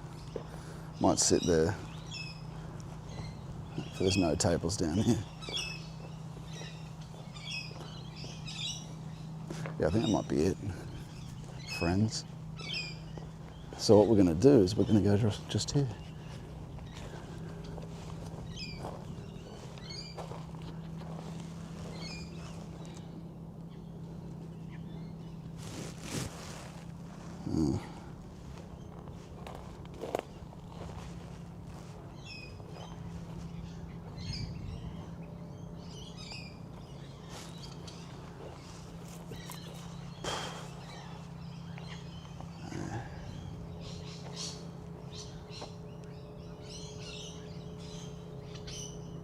I'm going to get back to that chair. Sorry.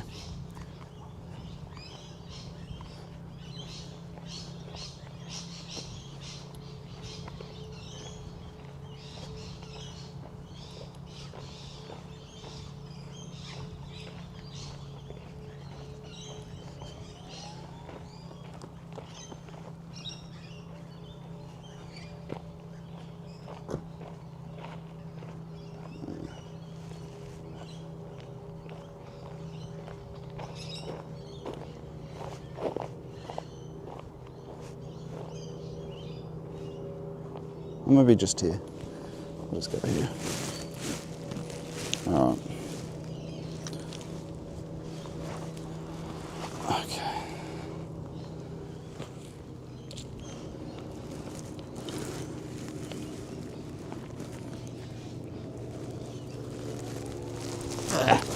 There we are. That's pretty good. Put you guys down here.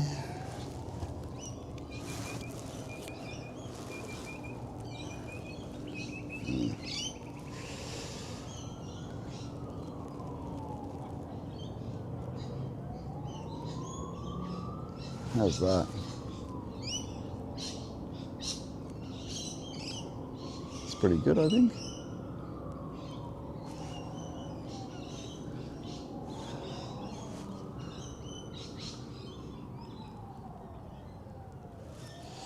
And I'll just sit like this here and do that. All right. We're reading from Steiner's The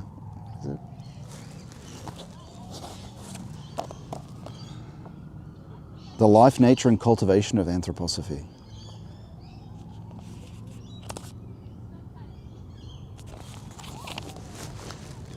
It's called the Formulation of Christ Wisdom Truths, or Anthroposophical Truths. That's what anthroposophy actually means. Anthropos being Christ, Sophie being Mary, Sophia. So let's begin. The park will be greatly enriched by engineers and doctors very soon. You either have a Christian country or you do not. This park will be greatly enriched by engineers and doctors, says DeWitt Martins. Well, if you mean like those that follow the spirit of the times, that kind of doctor, you know, materialistic kind. You know, ultimately healing involves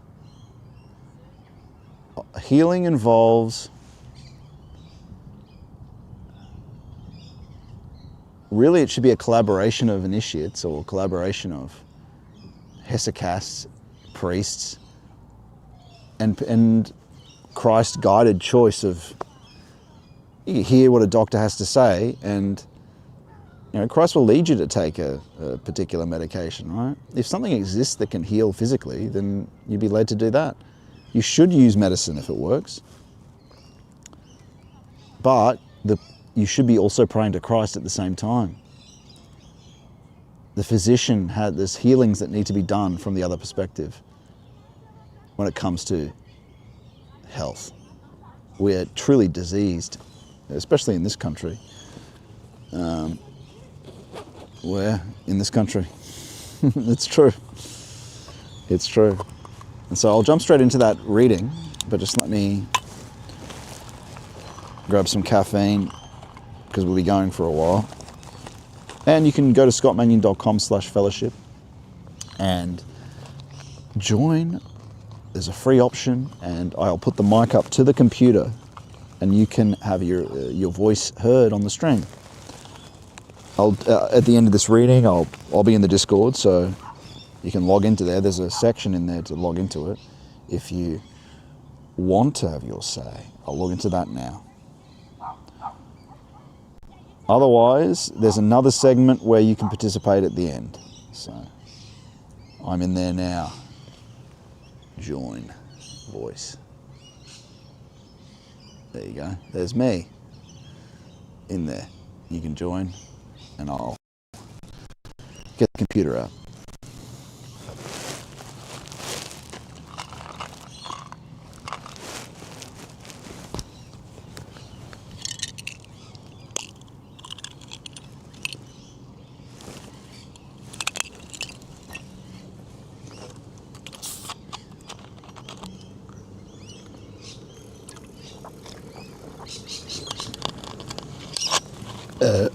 Pardon me.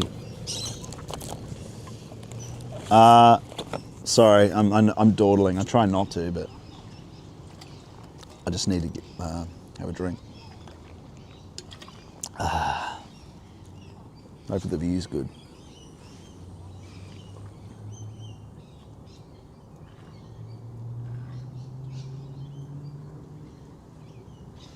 You got a bit of water there.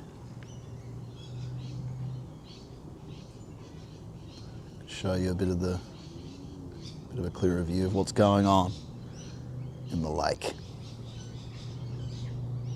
5, 4, 3, 2, 1. There you go. Okay.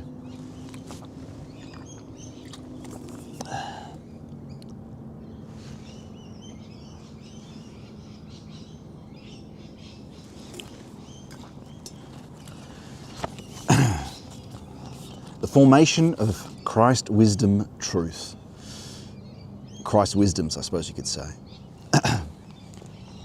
I've written the above thoughts for members in the hope that they will be discussed among anthroposophists everywhere. I think it would be good if the active members of the society were to take these thoughts as a starting point so that they can go on from here to help all the members to have a common consciousness of the nature and being of the Anthroposophical Society. It is certainly right that the main focus of our group meeting should be on discussing anthroposophy and its application to life. Not Christ's wisdom, really, and its application to life. But surely, in many of the meetings, a little time, however short, could be spent on discussing the kind of thing I have suggested. If this is done, many a member will be stimulated to become a true representative of their Anthroposophical Society, even in the non-anthroposophical outer world. As you can see, he's leaning towards what I was talking about today, art and inspiration. It will not do to imagine that the essence and the task of the Anthroposophical Society can be conveyed in a few paragraphs or statutes. Through the fact that the anthroposophy sends its impulses deep into our thinking, feeling and will, it is itself strongly influenced by each person's inner life. Certainly, its main substance can be described in general statements, as is done in so many spheres of intellectual and spiritual life. But necessary as this may be, we must stop short at this. Our general statements will be made alive and richly coloured when each one who carries them in his heart and mind speaks about them out of his own life experience. And what does this mean? You've got to be a hesychast. Hesychistic prayer. Silence, that means. It's the orthodoxy. It's from orthodoxy monastics do. You've got to do the concentration without effort in prayer. Concentration in the Jesus prayer. The lectures say how. You've got to develop with Christ and be granted your own spiritual experience, or else it's just a proposition then. You're just reading a dead poetry. This stream, everything must lead you to do the practice in the morning, to gain your own authentic spiritual experience, or else how can you participate in the epistemic principle we talked about today? How can you confirm these things unless you take the time to go into the desert with Christ? Indeed, every such individual expression will contribute something of value towards an understanding of the truths of anthroposophy. If we attach the right importance to this fact, we shall make a discovery. We shall find ourselves continually becoming aware of fresh aspects revealing the real nature of the Anthroposophical Society. Every active member in the society will often enough find himself in the position of being questioned about one thing or another.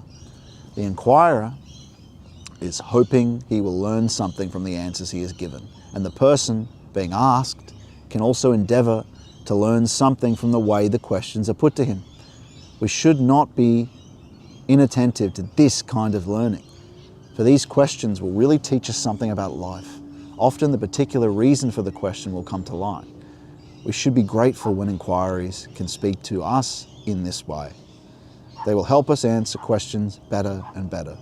What will improve most of all will be the level of feeling that sounds through the words. The feeling content of what we say is an essential part of communicating Christ's wisdom truths. It is certainly not only a matter of what we say, but above all, how we say it. That's true, but also what goes along with it is the Spirit. So, yes, an authentic spiritual experience and can help with what is said. Experience of divine feeling, will and thought can impregnate what you say with things that are beyond just tone. But yes, what he's saying is true. After all, from a certain point of view, Christ's wisdom truths are the most important things that people can communicate to one another. That's true. Christ's wisdom, that's what we've been saying. To impart such things to another person without a deep inner feeling of what one is imparting, and this is what happens when you read theology and debate it, and you don't know theology as a fact of experience. You don't have empirical theology. When one is imparting it is in fact already to distort them, says Steiner here. Yes, that's right, unless you have the hesychistic, and that's unfortunate because most theologians are just academic. They just know the propositional system, which means they in fact distort them, and that's not good. It's unfortunate. But this inner feeling is deepened when we perceive in people, however dissimilar they are, the real life background out of which they ask the questions. We do not need to make ourselves into examiners or psychological vivisectors or of one another. We can rest content with what the inquirer of his accord puts into his questions. But no active member of the Anthroposophical Society should ever find satisfaction in answering every question with a hard and fast, ready-made pattern. It is often emphasized, rightly, that anthroposophy must come to life in the human beings, which means Christ's wisdom, and does from Christ. But you have to do yourself, each person. It can't just be written down. It can't just be spoken. You have to participate in the practice and come to this proper relation with Christ through purification, illumination, union. I'm adding. Come to life in human beings and not remain mere teaching. But a thing can only come to life when it is constantly stimulated by life itself. And who is the life? Christ Jesus. My addition. If we work in this way in anthroposophy, it will become a stimulus to love. He says human love, but that just stimulus to divine love. And indeed, in the anthroposophical sphere, all our work should be steeped in love. Not psychological love, right? I'm adding. Anyone who has kept his eyes open in the anthroposophical society will know that many people come into it because when the truths of life are presented to them in other quarters, they lack the fundamental quality of human love. The human soul has a delicate sensitivity for perceiving this quality. It is this, in the highest degree, which forms a medium of understanding. And the heart becomes a faculty for knowing the essence of things. Through the heart do you see, but it's divine love though, which orthodoxy is so good at showing. It's not psychological love. It's the heart awakened by the truth and the true, good and beautiful, the way, truth and life, like we said. He broadens it, grants you divine love, and that's how you actually love your neighbour. It's not trying to extend out familial love to the neighbour. It can help a bit, but you pray for it. The love of Christ, and your heart becomes a sense organ, becomes an organ of sense for spiritual beings. But they're felt as concrete facts, not some loose emotion, concrete facts in the heart. The immediacy of movement, friends. Don't let the mention of the heart think, it's just emotion, it's just emotion. No. Higher certainty than any science or any at a distance eyewitness certainty can give you. It's more immediate than the eyewitness of vision. More immediate. More true. If you can do the training, the practices, let's say, you have a relationship with truth itself. You go from formal knowledge that science can give you to material knowledge.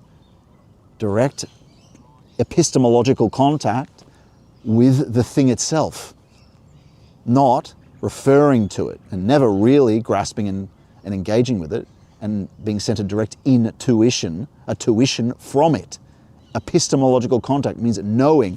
What is epistemology? It's a theory of knowing. Do we actually know the thing? Do we actually know the essence?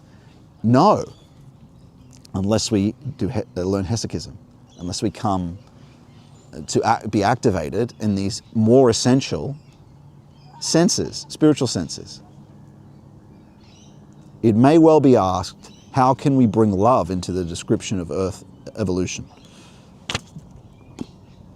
Once we have come to realize that evolution of humankind, the other side of the evolution, we shall no longer doubt that precisely where these truths are concerned, love is the very soul of them.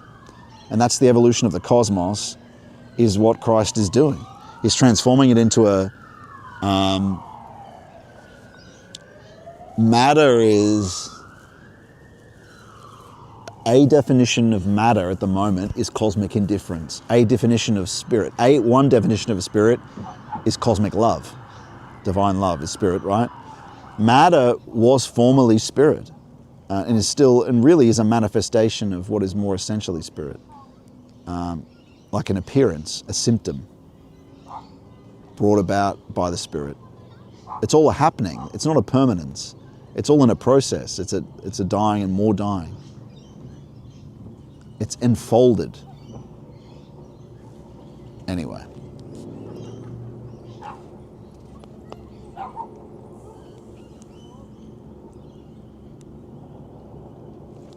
Might as well continue.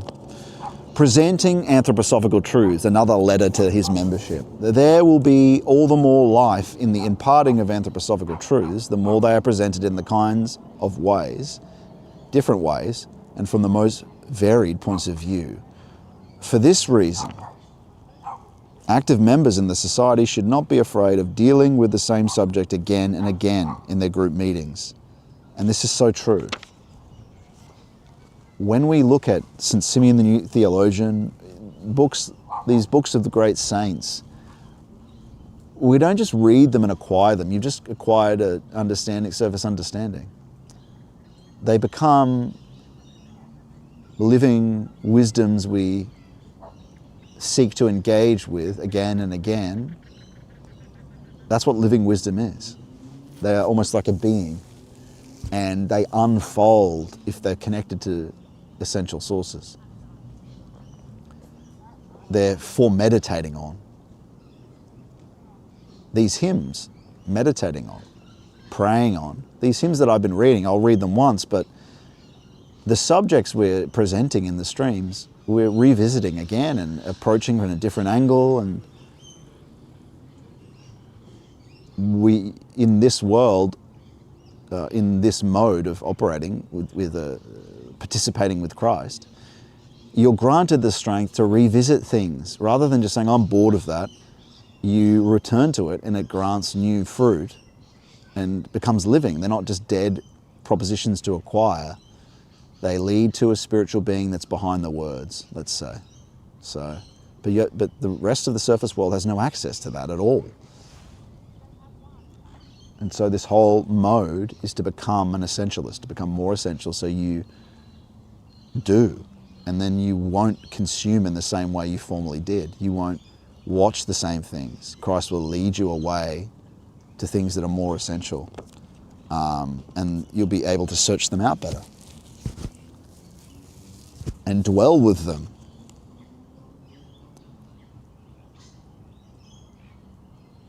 Only they should always approach it from different angles. We shall be led to this quite naturally if our attitude to the questions of others is, as I described in my last letter. This way of doing things will really bring us in touch with the livingness of Christ's wisdom and insights.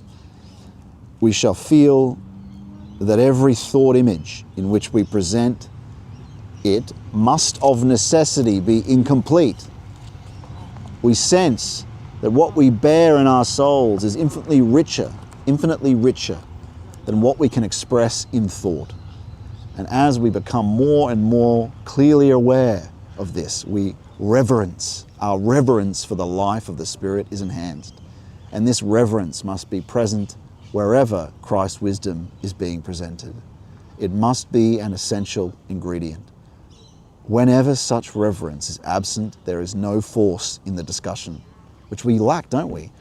In all our low communications in these YouTube videos that flood everything, it lacks any force of will, feeling. It's a dead, abstracted thought. It lacks force to enact itself in the world. It doesn't grant impulses to bear out in your actions, does it? It's just something to be consumed as a lame entertainment, or even a lame philosophy for other reasons, to appear wise in worldly wisdom, not to impel action, to unfold in the world impulses of will and thought. We should never try in some external way to bring this force into our discussions of Christ's wisdom. We should let it evolve out of the living feeling we have towards the truths of Christ's wisdom, realizing that as we grasp them in our souls, we approach the reality of the spiritual world. This will give the soul a certain mood. There will be moments when the soul will feel itself totally at one with the thoughts about the spiritual world.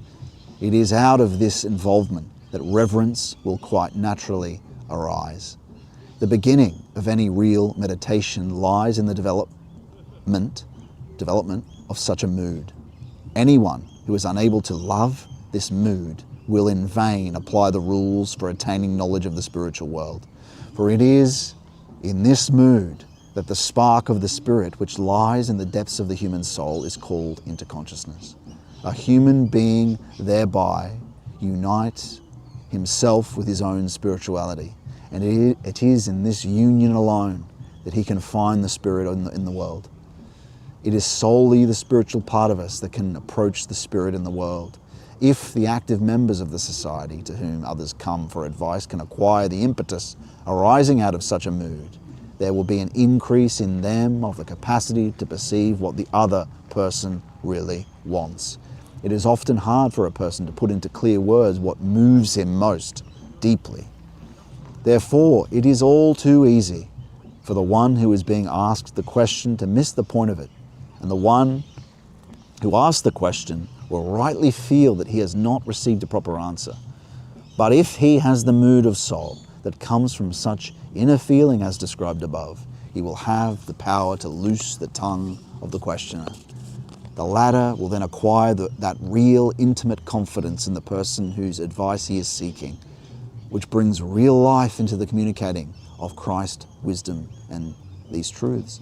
Something will then enter in, enabling the questioner to take the answers he receives as a starting point from which he can proceed independently in the quest for his spiritual needs. He will perhaps have the feeling that although the answers may not have contained all he was seeking, he will now be in a position to help himself further. An inner feeling of strength will come into his soul in place of the powerless feeling he had before. And this feeling of strength was what he was really looking for. To go on in the search, I would say. Sometimes we just need encouragement that we're on the right path from someone who knows. So we can hopefully we can discern Christ, but we might become confused. And so just encouragement, or if someone who actually is in communion with Christ, just the presence can help. And the communication, Christ can speak through you to encourage and grant spiritual strength to the person you're speaking to, I would add. We should not imagine that we shall find the answers to burning soul problems in mere feelings without engaging thought, but a thought produced in cold isolation from the realm of feeling cannot find its way into human hearts. On the other hand, we should not be afraid that our feeling might mar the objective nature of our thoughts, for this would happen only if we had not found access by way of the above-mentioned mood of soul to our human spirituality. I was about to add this myself, saying this is different. It's not mere subjective feeling we're talking about. It's through purification, you find the essence of thought, feeling, and will. Objective fact is the combination of divine thought, feeling, and will. You don't have the truth unless it comes with the good and the beautiful. You do not have the truth with an abstracted propositional superstructure that feels objective and with clear-cut contours.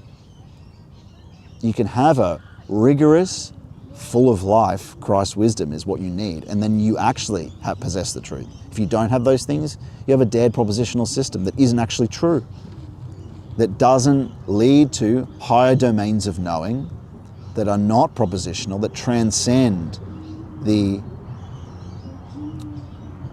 formalistic knowledge and actually overcome the paradoxes you see in formalistic logic that are bound to occur when you're trying to map reality with a proposition. You always end up with logic, with a system for what reality is. There are paradoxes like they are in quantum mechanics and science. We're close to the train line here.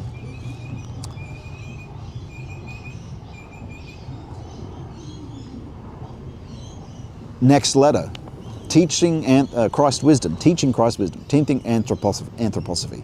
The stimulus to take up anthroposophy, or Christ's wisdom, will in most cases come to the person from his having experienced that looking out into the world outside himself,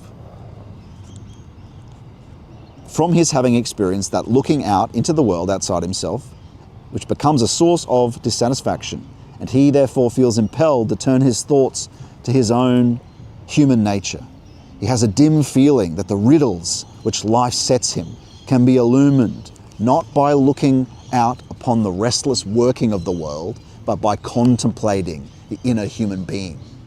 Thus, the striving for world knowledge is transformed into the striving for self-knowledge.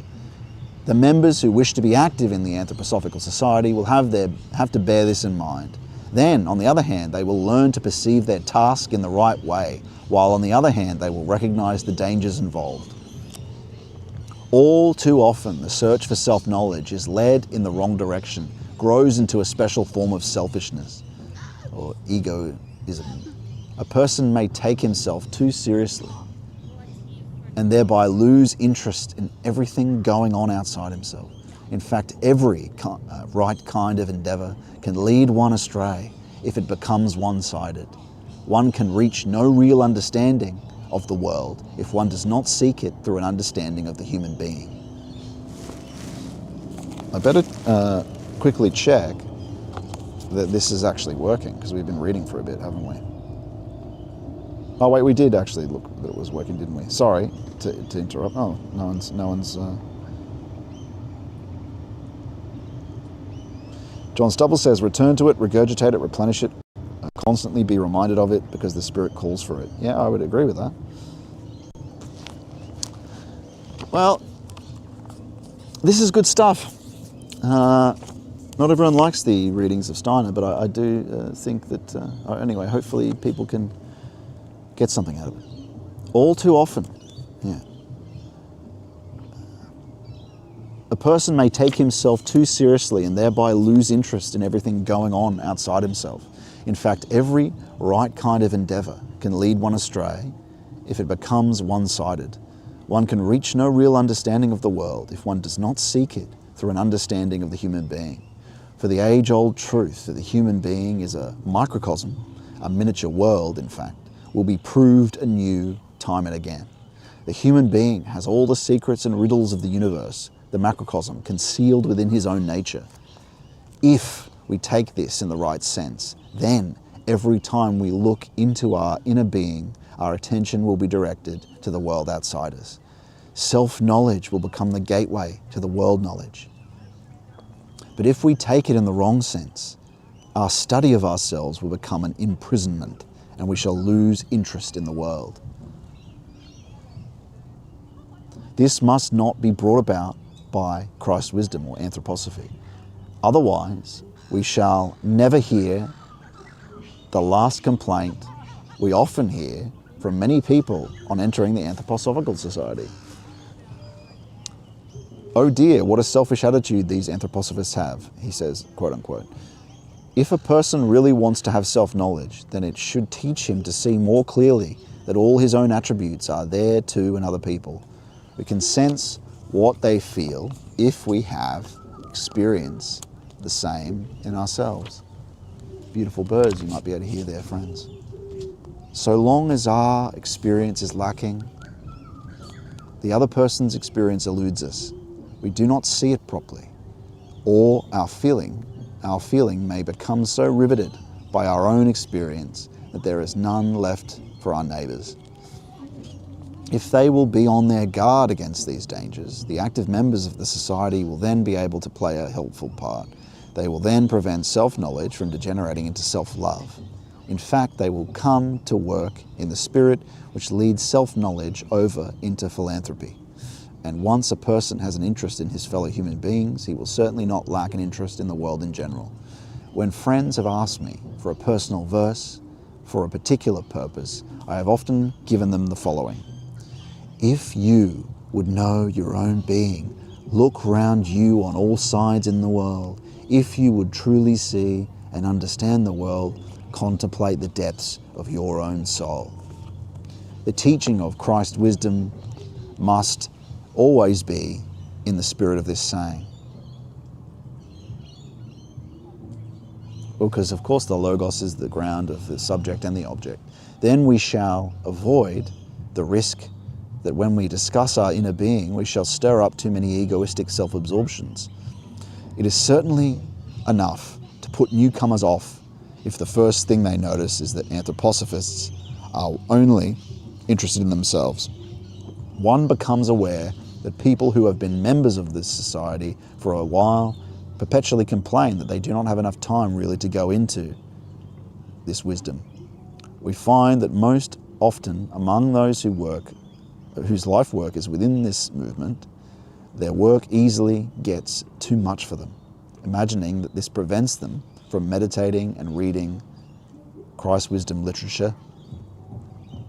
Although I'm saying Christ's wisdom, yes, anthroposophical literature is the word he's got here. But it just keeps reminding you what the source is supposed to be. And so on. But the love for this knowledge must not disrupt our joyful participation in the necessities of life. If it does so, our involvement with anthroposophy will never have the right kind of warmth, but will degenerate into cold selfishness. Those members who wish to be active in the society will have to take this insight much to heart. Then they will be able to fill their work with the kind of spirit that can cope with the dangers that so easily arise.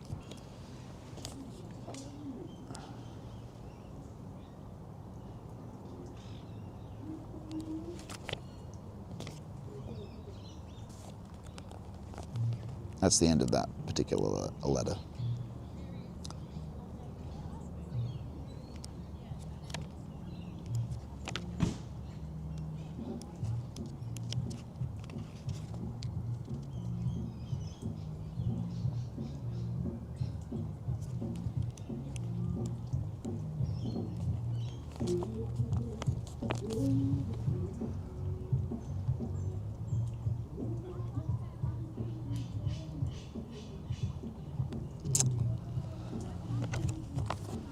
Just give me a moment, everyone.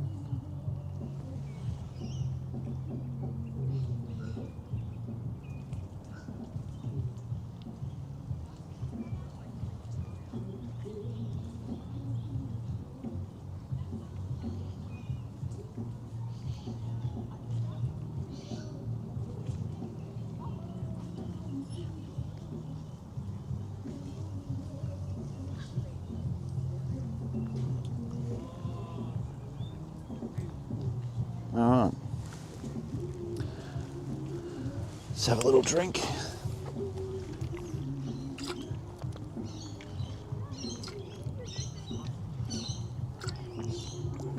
God, there's some pub over there playing there's got some band on. It really carries across the lake, the sound. All right. These are quite short. These are little grabs from a newsletter 100 years ago, but they're still interesting. So this one is the pictorial nature of the human being, which means the imaginal nature of the human being. These are objective imaginal. Imagination is that we're familiar with in normal life is not, or dreams are not this. It's objective spiritual vision, basically, we're talking about. Deeper than that is inspiration, deeper than that is intuition, which is basically what we were talking about before in terms of Vow, Hey, Yod, Yahweh, YHVH, V, or a creation ex nihilo.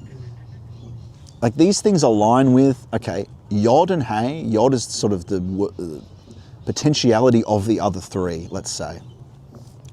In the divine name, YHVH, from the Old Testament, Yod has the potentiality of the other three. It is potential, unfolds into the other three.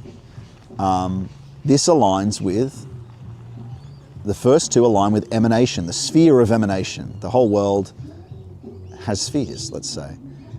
Vow aligns with the sphere of creation out of nothing, right? It's still in the unconscious though. The next one, Hermetic philosophical, the synthesis, is a sphere of form. And what's after that? Facticity, the surface, where we are. Those things also align to the sphere of form and the sphere of creation, the psychological unconscious and the vital unconscious. The vital unconscious carries your warmth, energies, impulses.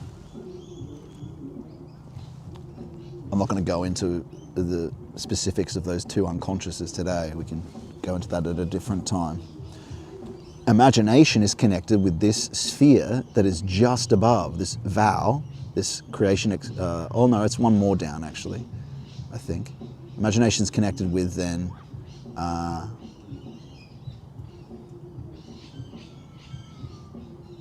ideas, let's say, the depth Christian philosophical. That's what it's connected with. So it's the first thing you encounter once you begin purification. And then you encounter inspiration, and then you encounter, yeah, that's right. And then you encounter intuition. But also one of the early things you encounter is spiritual touch, which is connected with what we just mentioned, is an intuition of a kind.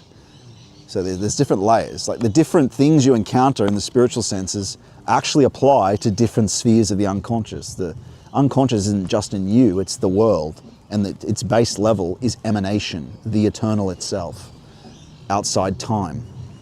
So anyway, this imagination is one level down, let's say, one sphere down, or up, you could consider it. Up might be a better way to put it. The pictorial nature of the human being. It is very important that it should be understood through Christ's wisdom that the ideas a person acquires from observing outer nature are inadequate for considering the human being. The ideas which have taken possession of people's minds during the cultural changes of the last few centuries fail to realize this fact. By means of them, people have grown accustomed to thinking in terms of natural laws. Remember, we talked about earlier, the metaphysical sense, which isn't spiritual at all, is deducing laws, observing the facts of outer nature, the happenings of outer nature. You just abstract and deduce. You don't actually experience the essential being behind it. You deduce from what you see.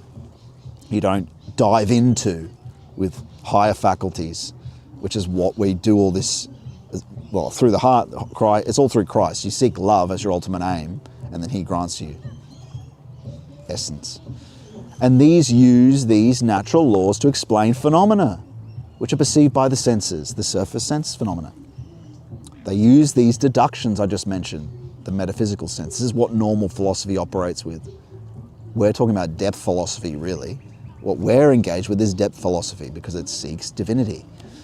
And in a sense, Plato was involved in the same thing, even though he didn't engage directly with the Logos. They then turn their attention to the human organism and think that they too can be explained by bringing the laws of nature to bear upon it. This is just a thought in considering a picture which an artist has painted. So this, for the following, is just a thought. In considering a picture which an artist has painted, we were to take into account only the substance of the colours, their power of adhering to the canvas, the way in which these colours are applied, and similar things. But such a way of regarding a picture does not reveal what is contained in it. Think about it. Examining the substances of the different pigments don't show you what it's about, do they? Examining how they cling to the canvas, and that's what we do with explaining surface sense, explaining what we see.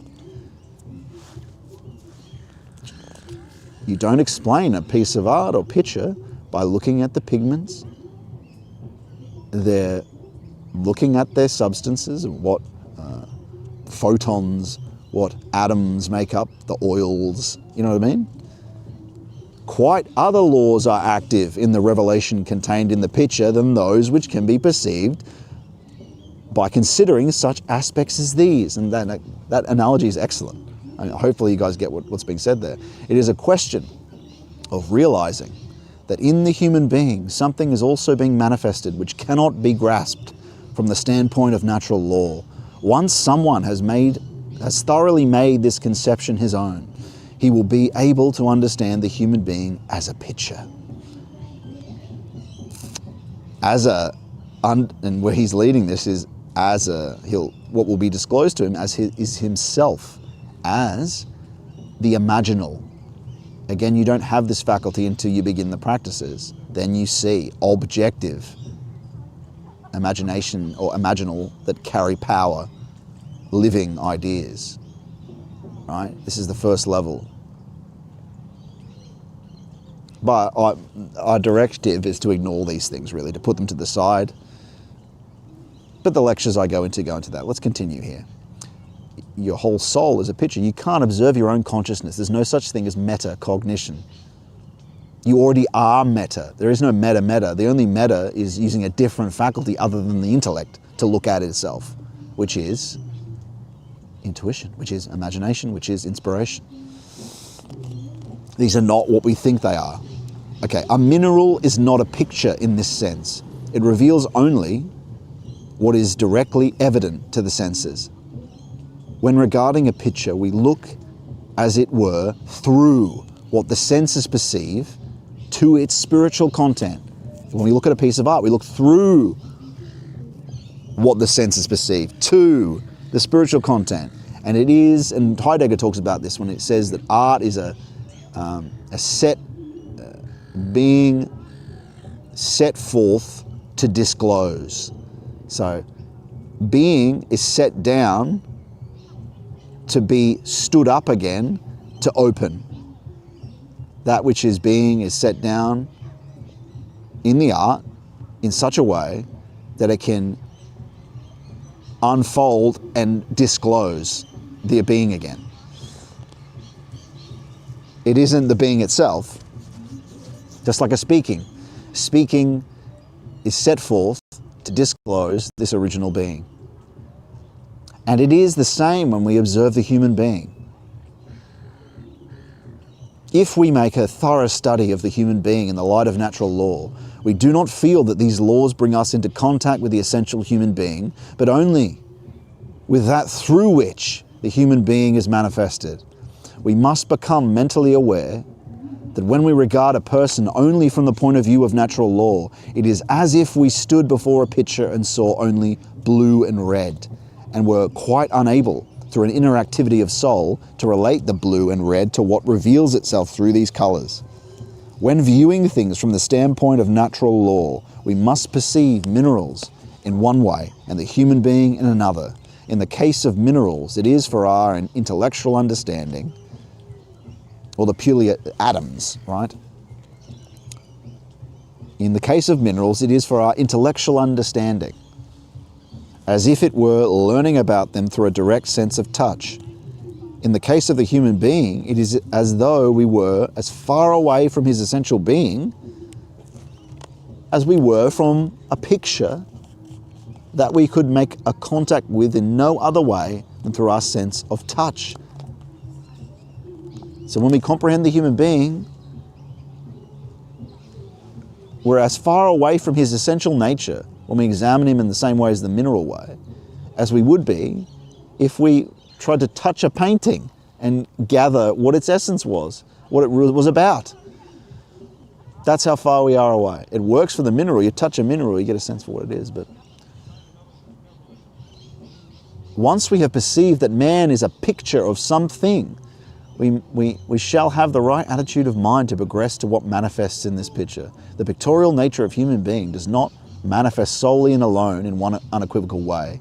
A sense organ is, in its nature, least of all a picture, and mostly a kind of manifestation of itself, like a mineral. It is to the human sense organs that natural laws come the closest.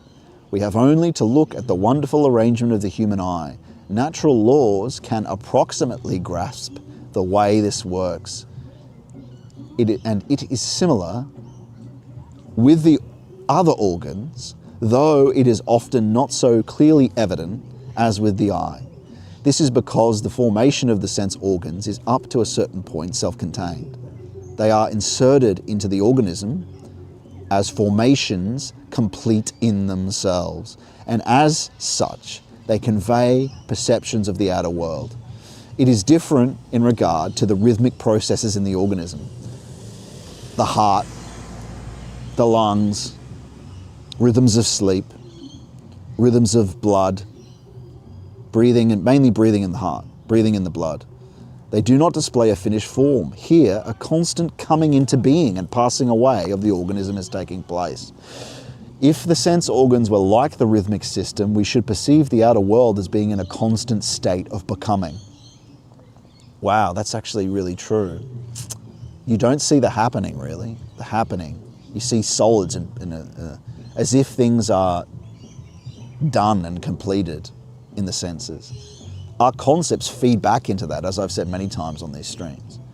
The world, the Weltanschauung, the world concept that we're brought into in modernity makes these things dead.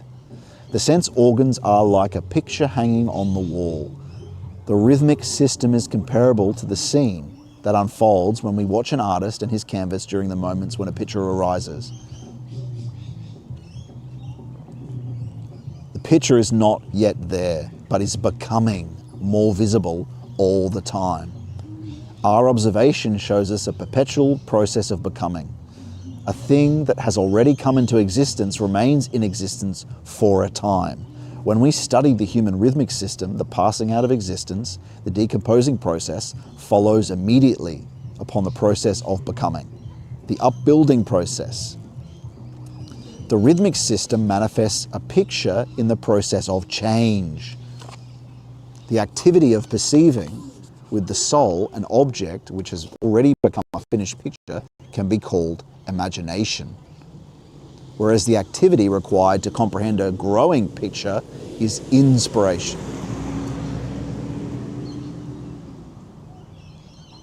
Yeah? Okay. You get a better sense of that when you encounter these things in the depth of spiritual experience, I think. But he's right in the distinctions he's making are correct. It is different again when we consider the metabolism and the system of movement in the human organism. And those things are connected to will and feeling, by the way. Are they? Yes.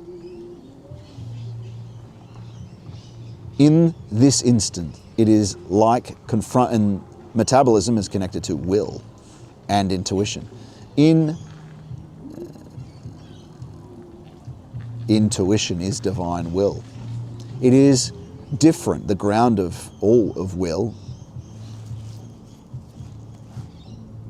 the ground of us is Christ, right? Our essence is Christ. But you have to get out of your own corrupt low will to find the divine will at the ground of your low will, and the ground of your low feeling, and the ground of your low thought. You can only find Christ if you sacrifice your own thought, feeling, and will to find their essence. And that's through purification, my friends. It is different again when we consider the metabolism and system of movement in the human organism. In this instance, it is like confronting a completely bare canvas. Unused paint pots, an artist who has not yet begun to paint. And this is what we were talking about earlier with potential. Divine will has all the thought and feeling that is later involved. It carries a world in it. It carries its end in it. It is potential. That's why he's saying it's like a painting that's not even yet painted. It's got its unused pot plants, and an artist has not even begun to paint. It's not even started the becoming process. It later unfolds into feeling in divine terms before it's even seen. And so you experience it as raw movement, this divine will, this yod of the yod hey vav hey, as a spiritual sense, right? As intuition. Like I said, black.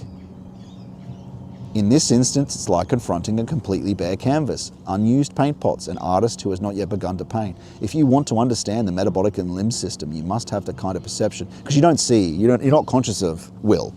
You gain consciousness of will and divine will eventually through this process. Otherwise, it's completely unconscious to you. Will is just a concept, really. You don't, or where do I see it? Where do I feel it? You see its result in the movement of your limbs, but you only experience it directly once you wake up to these. Once you wake up through, you both go to sleep and wake up at the same time in concentration without effort in prayer, to become, for it to be possible for you to see these things. The activity of the soul, so the unused paints in the artist have to do with what appears before you later on as the artist's picture.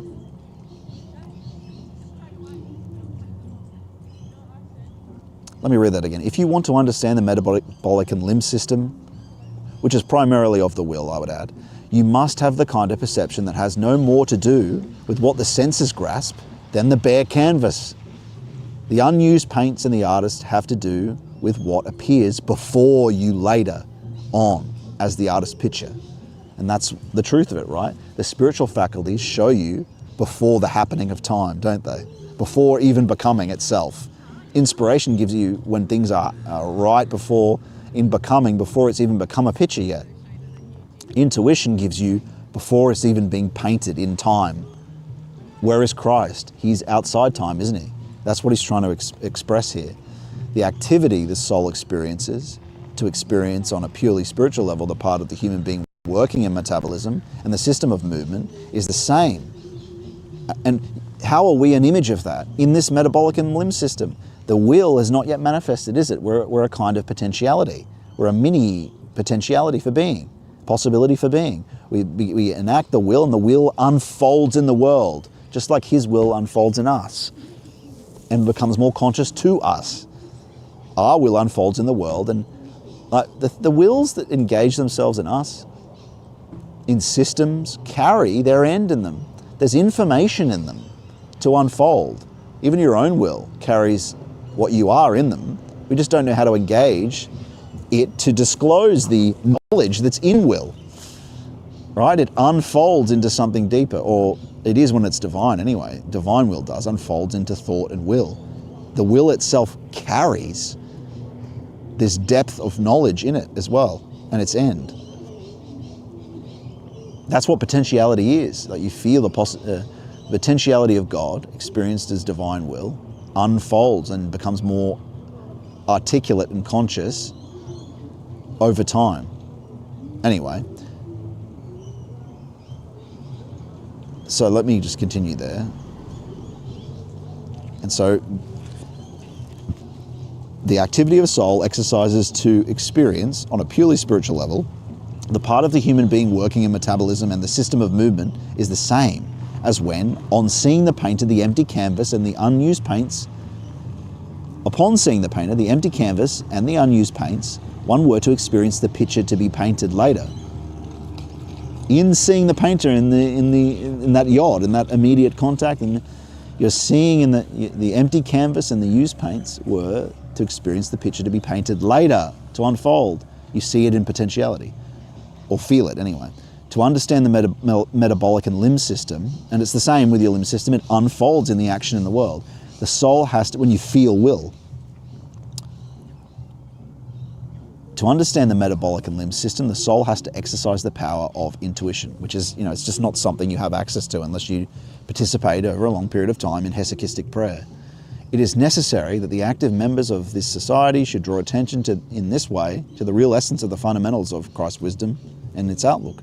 For we should, and what's he saying? He's saying you need to gain this so you can become, commune with divine will. And our will and how it operates in our metabolic system and limb system is a reflection of that. So our systems can be understood in that light, and you can understand, it can help you understand how things unfold in us, but also examining man as an analogy, we can understand better how divine will begins. It's not the same thing, but anyway. For we should become aware not only of all the knowledge that can be acquired through anthroposophy, but also of how we can actually come to experience this body of knowledge. He means Christ. You see what he's saying there? It's clever wording. I'll read that again. For we shall become aware not only of all the knowledge that can be acquired through Christ's wisdom, but also of how we actually come to experience this body of wisdom or knowledge.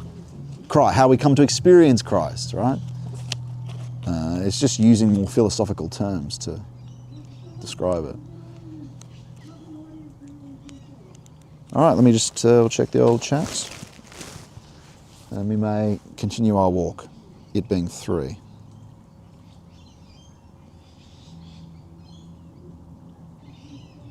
Still working, friends? The weight of the paintbrush could be the spirit of the painting, so delicate, intricate, and hard to be observed, but full of meaning and the spirit. John Stubble says his will is like a book unfolding, page to page, him reviewing his divine will. So beautiful, so divine and deep. Spiritual initiation from him all the way to revelation. Indeed, my friend.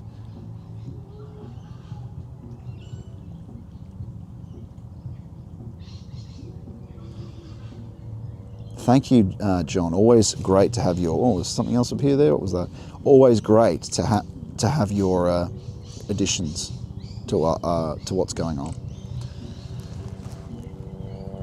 Let me check the Discord if anyone's in there. Otherwise, you can join up at scottmanion.com/fellowship and participate in the second discussion after. If you want to say anything now, and as I'm walking, I'll check the chats again as I get up. If someone's in the Discord,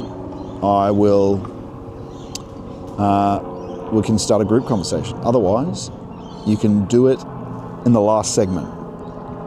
Looks like we're all good to continue. Just give me a moment.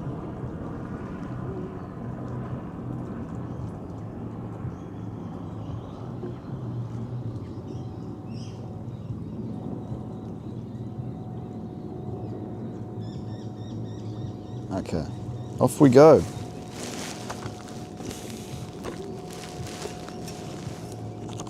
That's good. I think that analogy of the painting, I'm going to use that again. It really helps to understand what's missing from sense, surface sense, and what's missing from surface sense,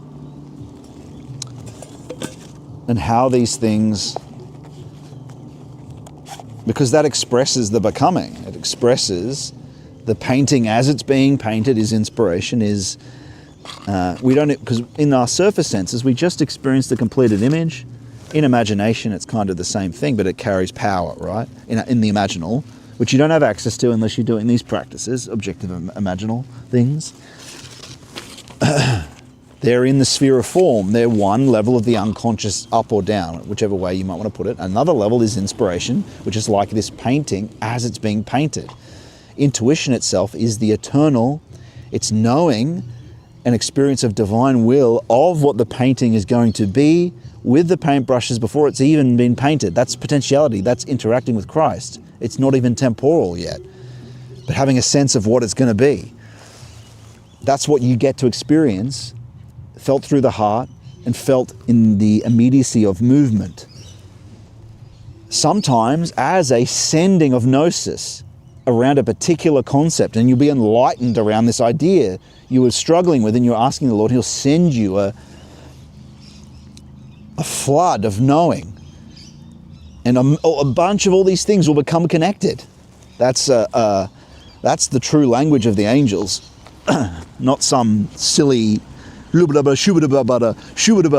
speaking in tongues, right?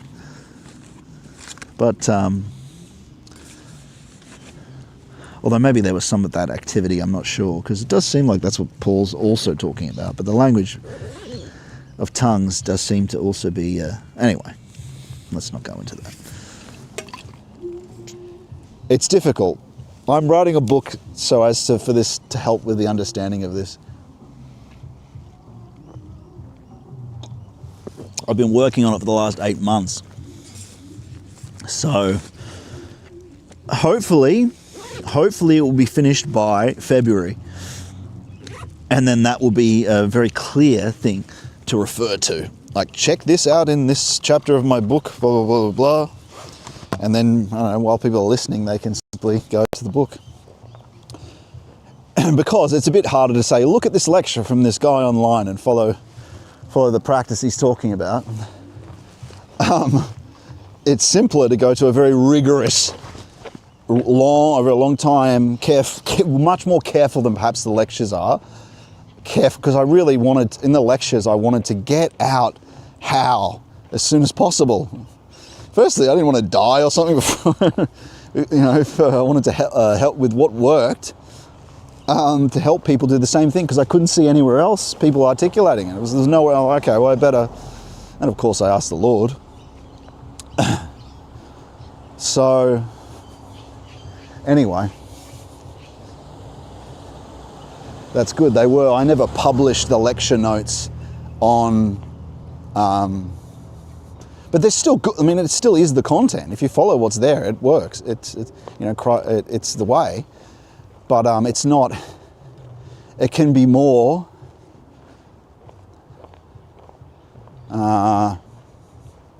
Have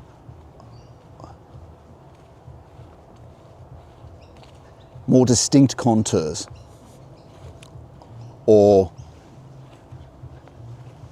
and not everything perfect. Some things are in error, but luckily they're just minor things. luckily they're minor things, but that's why we did them as lectures, right? It's the best way to speak about them for the time being until the book was ready. Anyway. So off we go. We're just gonna put this down on the table for now. Our next reading is from Dionysius the Areopagite.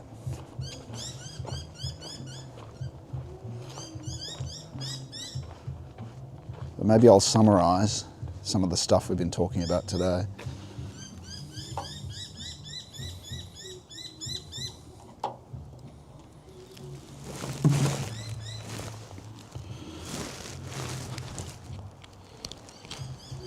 Okay.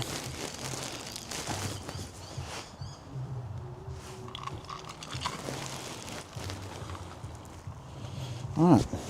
How are we doing on battery here? Pretty good, actually.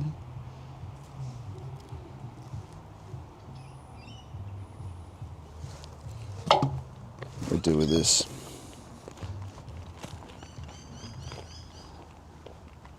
And so we can see what Rudolf was talking about there relates to what we express today.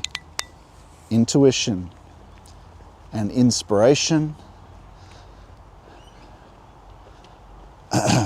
and imagination, or the imaginal, and then the surface.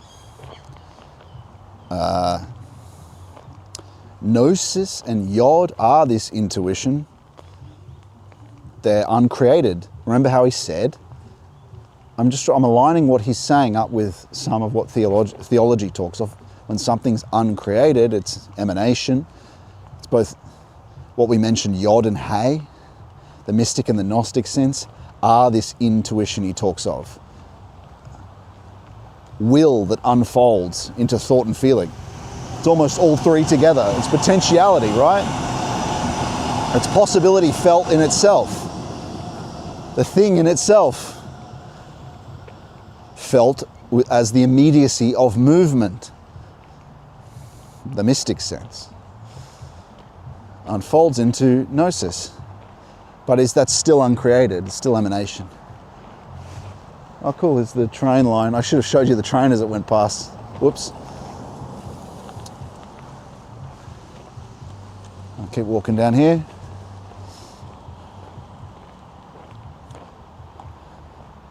And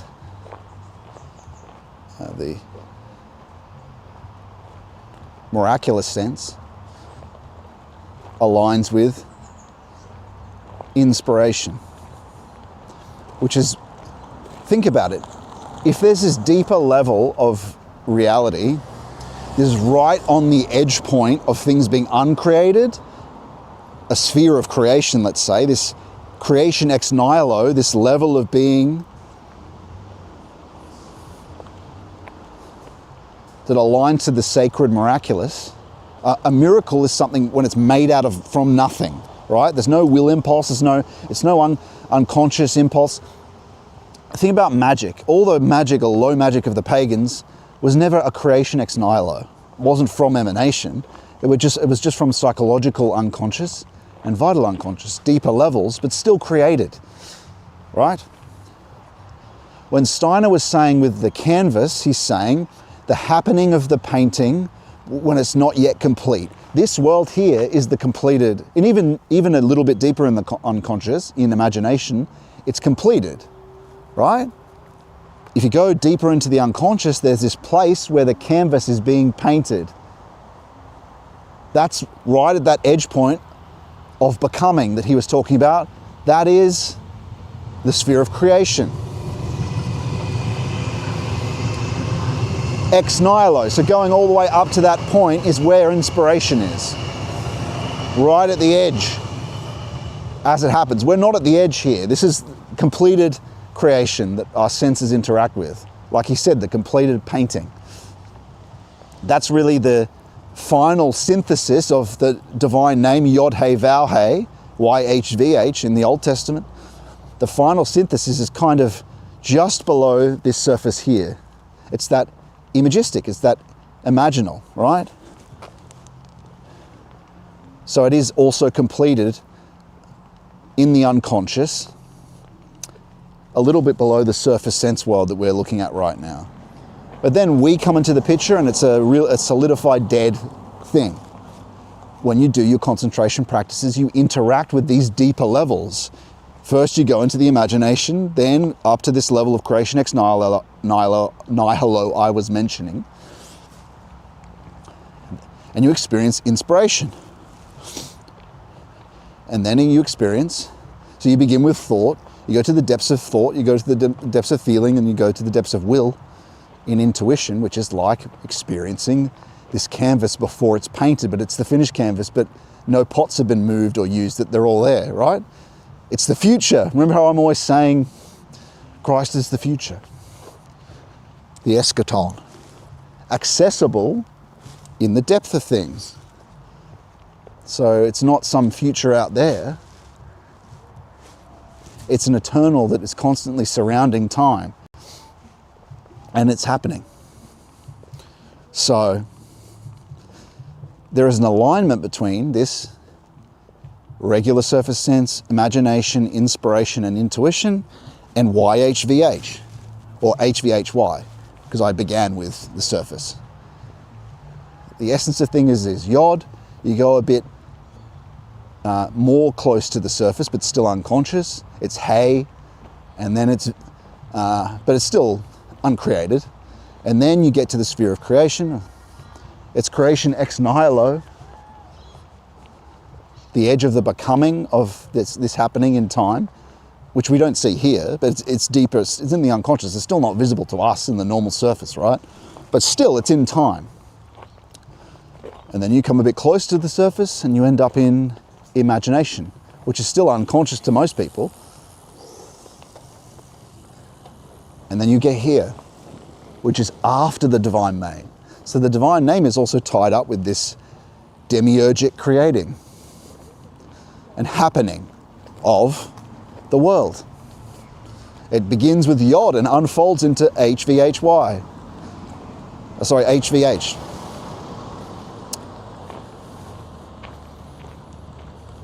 And in a sense, you could consider man as a fifth letter on the end of YHVH. And he becomes perfect man when you add an S, when it's YHSVH, that's Yeshua, Jesus. And what is that? That's adding an S in these two first letters, which are, what did we say they were? Yod and Hey, gnosis and mysticism, is in this domain of uncreated. So it's saying, bring the man up to the sphere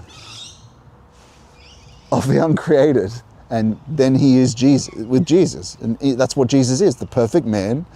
When he's not from the surface, he's brought up to this Yod Hey, gnosis mysticism, beyond the happening of creation. Yeshua. So you see the genus of language and how these words emerged actually point to truths. The names, and so you could put us, like you could say we are in our imperfect state, are on the end point of YHVH, if we consider the divine name to actually accord with levels of reality and how this unfolds and solidifies as the surface. And it does. And it does. And you can discover this through initiation and hesychistic prayer.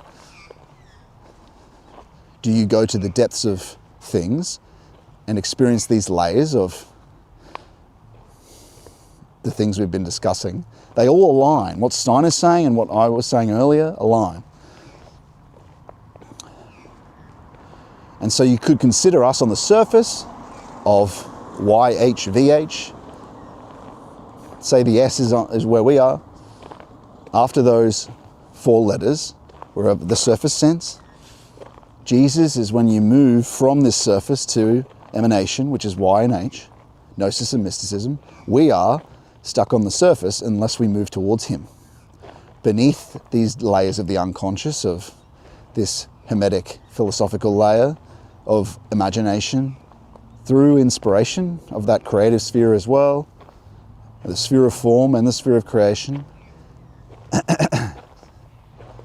And we're called to do that. And you do it through hesychistic prayer. So you can go to the essence of things through the surface senses by doing the practices. You don't get there by penetrating with experimental apparatus through physical things. You go through yourself, or participation in Christ anyway, the perfect man. Luckily, you're made in the image of God and you have spiritual connections with God. And he grants faculties that we had before the fall that allow us to experience these different layers, let's say. And ultimately, don't let them become idols. Of course, we're searching out divine love first. Better to just put them to the side, really, and go towards the essence, which is divine love, which you experience.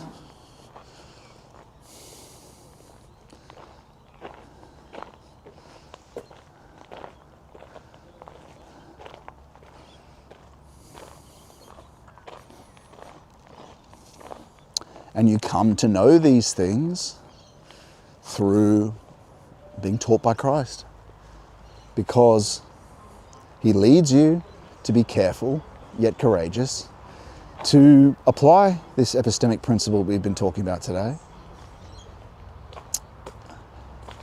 But then also, once you learn how to discern, you can be taught by him through other people, led to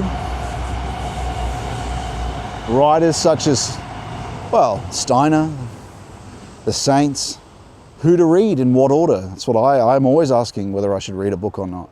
And it's a great gift to be guided in that. Incredible gift. Incredible gift.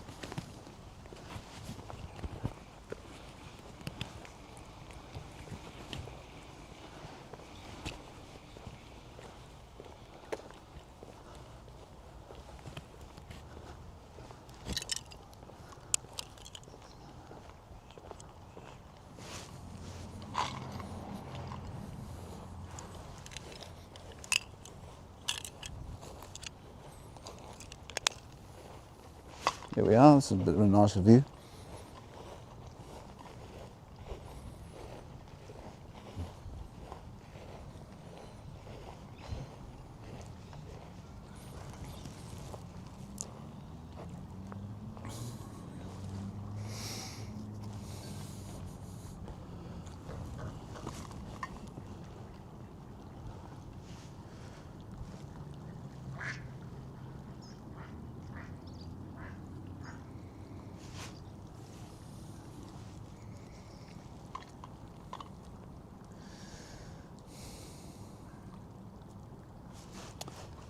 And so,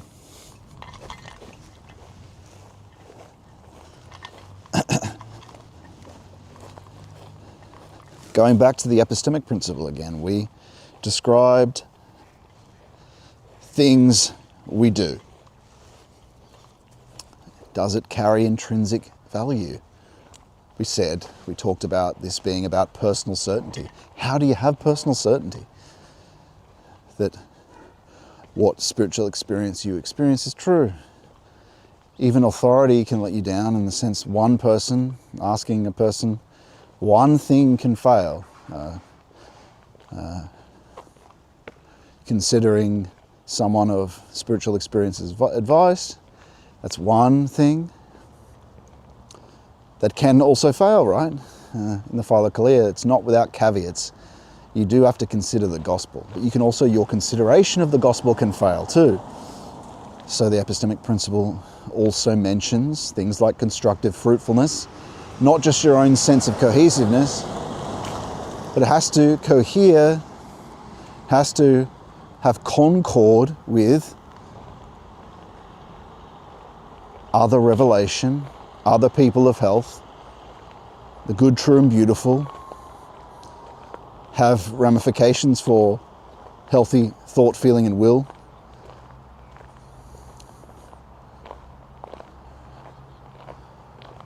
So constructive fruitfulness, a consilience of spiritual senses, a cohesiveness, concord with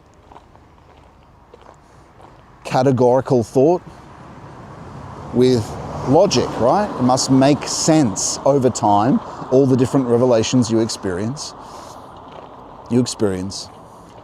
it must make sense when compared to revelation, other confirmed revelation of people of health.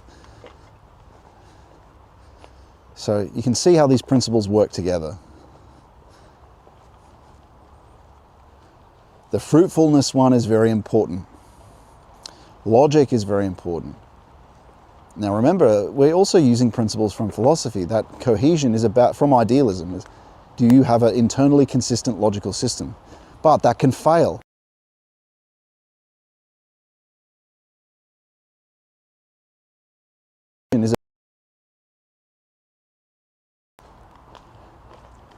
But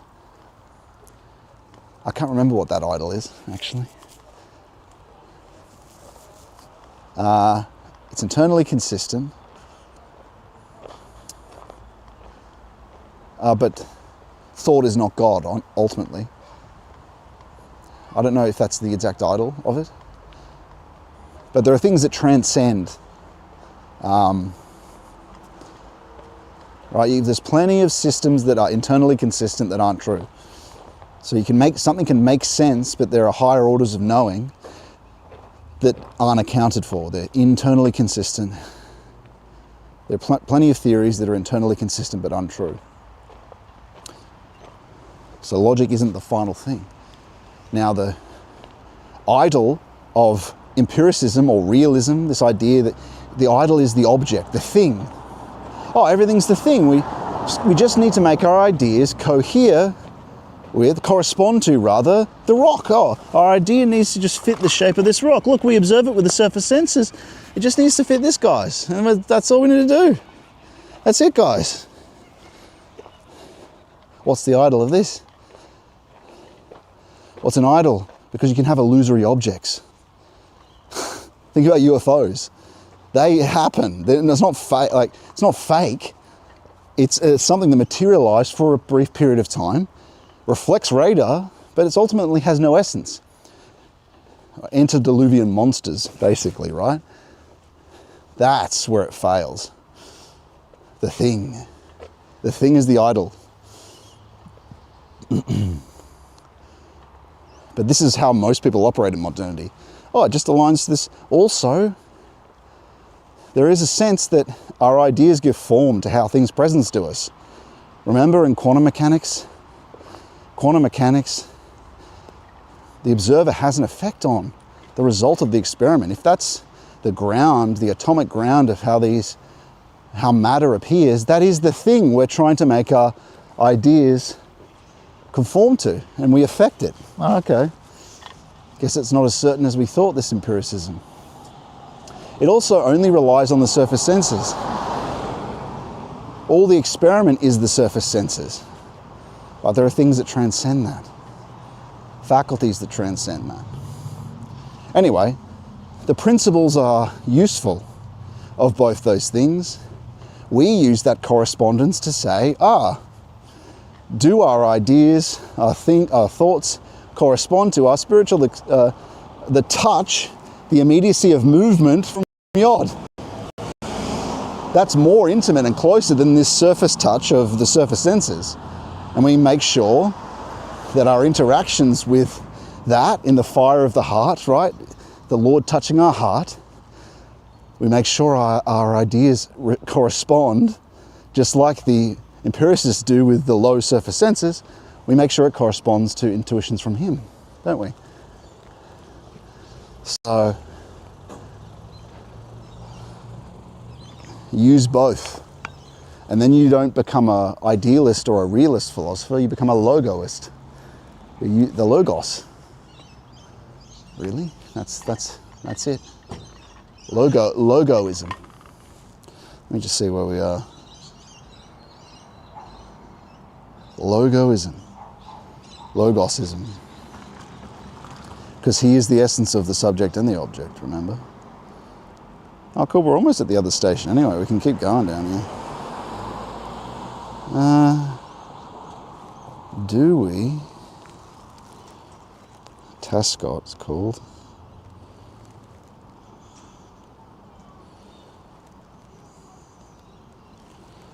Okay, yeah. Let's just keep walking, huh?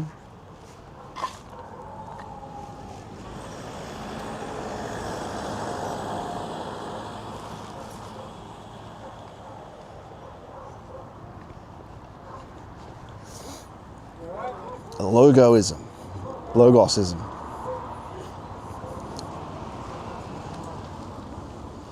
Where's the camera? So it's pointed at me. And so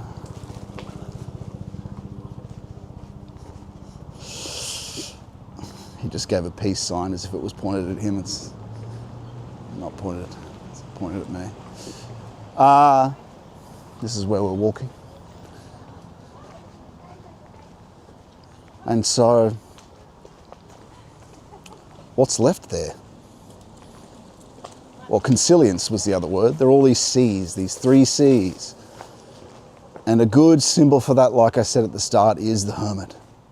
The symbol of the hermit. He has a cloak, which is that gnosis truth we talked about earlier. It covers him, that deeper level of truth.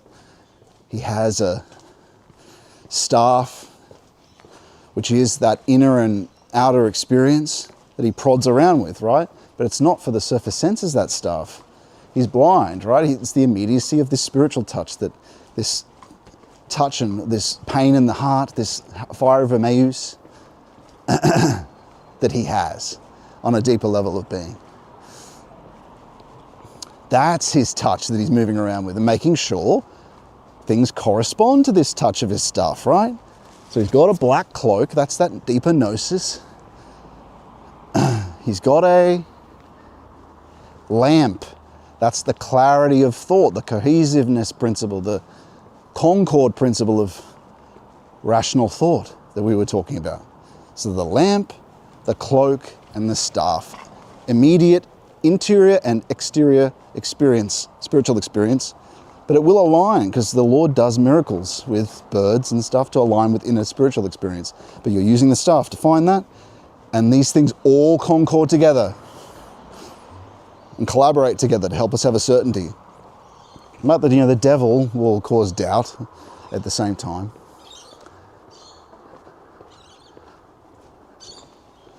And at various, I looked for lots of quotes of the saints to align with that, and I found several. I know that St. Peter of Damascus talks about the constructive fruitfulness, the idea of fruit. Taking these things, not taking these ideas as truths yet, but waiting to see what bears fruit, if it bears fruit. Being a way to come to truth about things that may or may not be God, right? They also talk about peace and joy, and they verify the spiritual phenomena we talk about. Should we walk down here? I don't even know. Should we stay on that path along the train line? It's just another seaside thing. Let me look. We'll walk for another 20 minutes and then we'll do our next reading. Oh yeah, we can walk along here. Might as well. And so, the clarity of the lamp that the hermit has in the card, the immediate experience, he has correspondence to the essence of things through material knowledge. That's what spiritual touch is. You're touching the essence of things when it, especially if it's the heart. Potentiality. It's why it's movement, which later can become waves of love, waves of silence, deeper and deeper silence, the zone of silence behind the eyes, deeper and deeper silence, then eventually waves of heart, of love that unite with the heart, and it's Christ. Of course, the silencing of all your other faculties, the senses, the imagination, the relaxation of the body, silencing of the body. You still have a small amount of, you feel distanced from your surface senses, or at least the body anyway. And your eyes are closed, so naturally you're distanced from your vision. That's silenced too. Waves of silence. Waves of silence. Australian suburbia, friends, that's what this is. Although, yeah, not city, it's a bit far from Sydney, but it is suburbia. Didn't expect we'd be here today, actually, but here we are.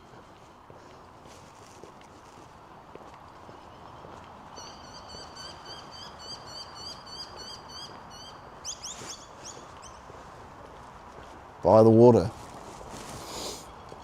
And so that's why he carries all those things and has his cloak wrapped around him. He has the harmony of truth with him, but he has to consult that. He can't just take it like you do normal memory. You have to ask Christ. But his clear thinking, he continuously returns to this principle.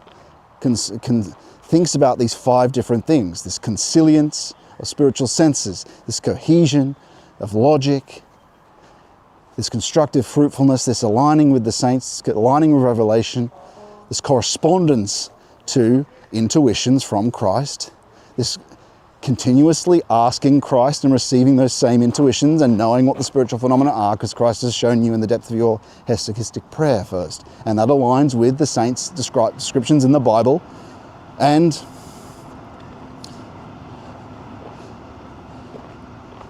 more recent books by saints and people such as Tom Berg. See how this is coming together? That's how a personal certainty generates. And in that personal certainty also comes a comprehensive vision, which is the final H of the trunk of the tree, going from the original roots of mysticism, which you first begin experiencing as spiritual touch and movement, unfolds into a comprehensive vision and a slow certainty and an eventual communion with Christ and being able to ask him questions and noticing him in bird calls, motivating birds, because he's the essence of things. The bird knows how to easily be obedient to the master, right? Since he has taken over the macrocosm. The bird is already with his instinct. We are confused with warped instincts of soul. We're worse than the animals in many ways because of our perversions. The saints of the Philokalia say this, worse than the animals because of our perversions of soul. Low instincts too, we're born into low instincts. But we're even worse because we're devoid from them. Part of the answer is actually not Nietzschean instinct, where it's the will to power, it's to overcome these low bestial passions and instincts to find this divine instinct, holy animality. That will is this potentiality we're talking about. And what is in it? It's not just some movement. Divine will is not just some push. It's got the whole eschaton, the whole end, the whole telos in it. Divine will. It unfolds into thought. It unfolds. Think about it like a compression, like it carries this whole world in it of what it is to be when it's divine. But it's initially felt and most intensely felt and essentially felt in movement. Movement, that's how you interact with it, and then unfolds later and becomes more clear as we go on in the spiritual life. Eventually the Lord says things. When he says things as a human proposition, that's less essential than him touching you in the heart. Or a gnosis scent that gives you clarity around all these different knowings. And so eventually you develop a comprehensive vision where you can refer back to him and you see one God guiding with you the multiplicity of happenings. That doesn't mean he's doing that for everyone all the time. I think he hints to certain people, but if you're paying attention, he will start intervening more with these miraculous things, guiding animals to align with the spiritual experience we've been talking about. And we've talked about that many times too, that comprehensive vision that develops. And so you can see from this how certainty grows. And sometimes you can be sent an infused certainty, like we said earlier. But this certainty grows, thank God. And thank God he starts interacting and miracles happen. And why do they help? It does help to know your inner spiritual experience as deep, far deeper than any surface sense that you feel it. It is nice to him, or for him also to confirm it with an external miracle. Of course, you have to love him first and do these practices for a long time, which aren't practices, they're miraculous know-how, right? So it relies on you being passive and active at the same time. But eventually, he reveals himself. But it's good to see the external miracle with animals as well, of him moving them. But like I said, they know how to be obedient to divine will. If we're not purified, but if he was to send us an impulse, we wouldn't follow it, would we? We don't see it. You have to become so concentrated as to notice. And only then, when you're paying attention, will he start doing more of it.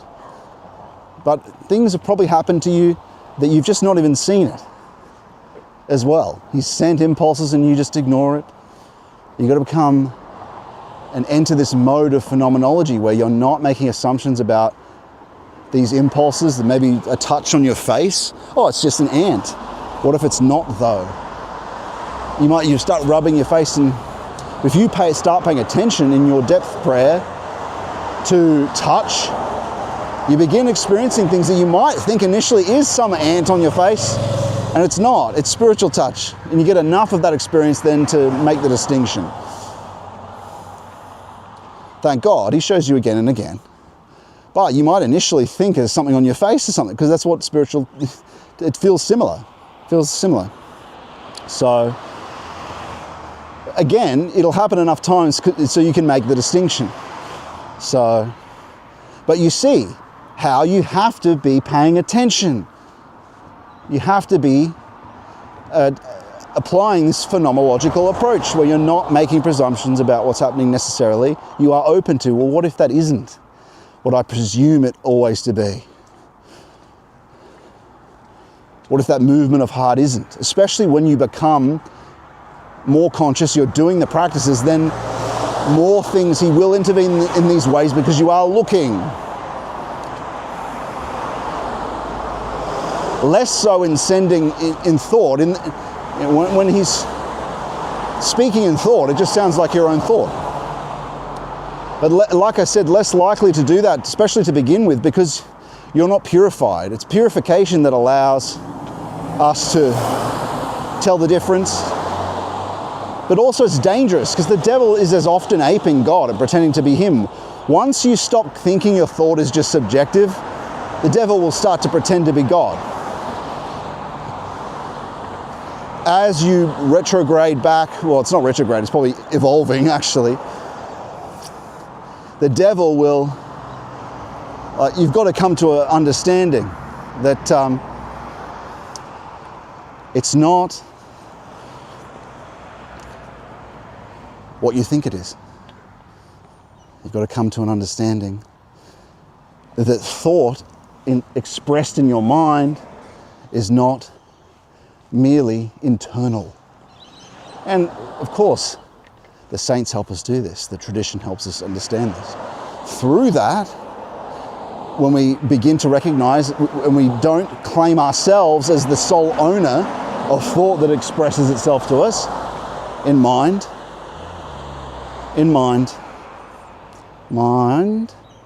it expresses itself to us in mind.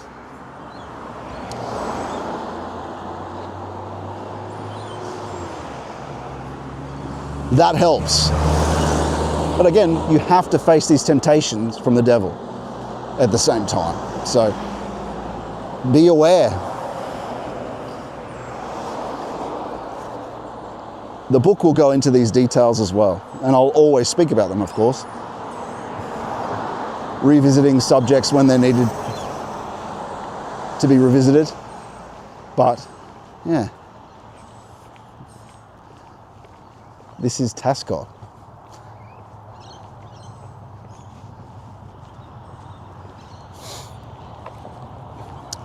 be pulling over for in a moment to read St. Dionysius the Areopagite. And, oh good, it looks like the train does stop there. Good. In a moment, reading St. Dionysius the Areopagite. Picking up midway between chapter 4 that we were last week. And maybe we'll walk over the train line. I'm not sure there are places to sit just here, so, but I'll just have a look.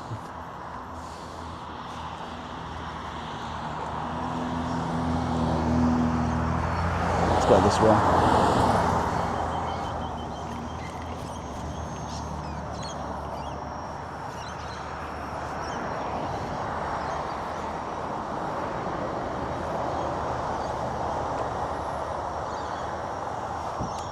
Let's go up here.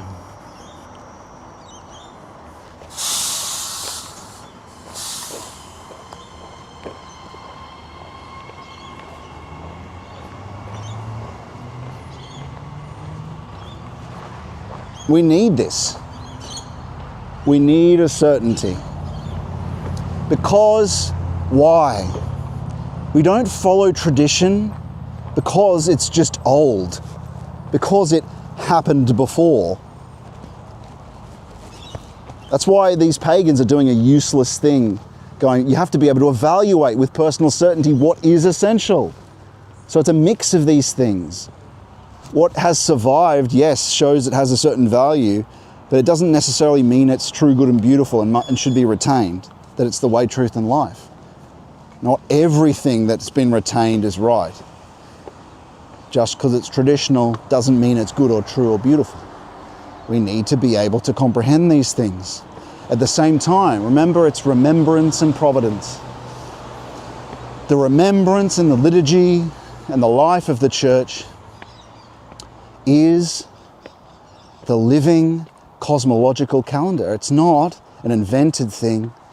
It is the living cycle of Christ's life. Like I said, over time, you'll begin to align. You'll be attacked by the devil at times before, let's say, wow, here we are. This is a good idea to come up here, a bit of a view. You'll be attacked by the devil before the transfiguration. Came under spiritual attack last night. You'll be in a spiritual contraction, under attack, or a spiritual attack from the devil, temptations. And then you'll go, why is this happening now? This is weird. It just seems random. And then you go check the calendar, and it's right before a feast day or a particular important part of Christ's liturgical calendar. Because it's the living, true living spirit you start aligning with. These are cosmological significances. There is a macrocosmic cycle that is Christ's life that plays out in the spirit, and you, as you become more essential, align with that. Thank God. You're harmonizing with reality, true realities. You're not sick anymore. Atheism is sick, but even Christians who still perform as will-to-power atheists, as will-to-power materialists. They assert the proposition, they assert the belief in a mere way that a philosopher would assert communism, a mere way that this is true because ABC. I prove it with these different clauses. I substantiate them with argument. No, that's not Christianity. Christianity, and that's difficult, is empirical theology. It's experiencing Christ as a fact of being and being led by him, guided by him. The Gospels are an icon for that to be possible. They show the commandments, because obviously following the commandments leads to the possibility of this happening, but you have to do more.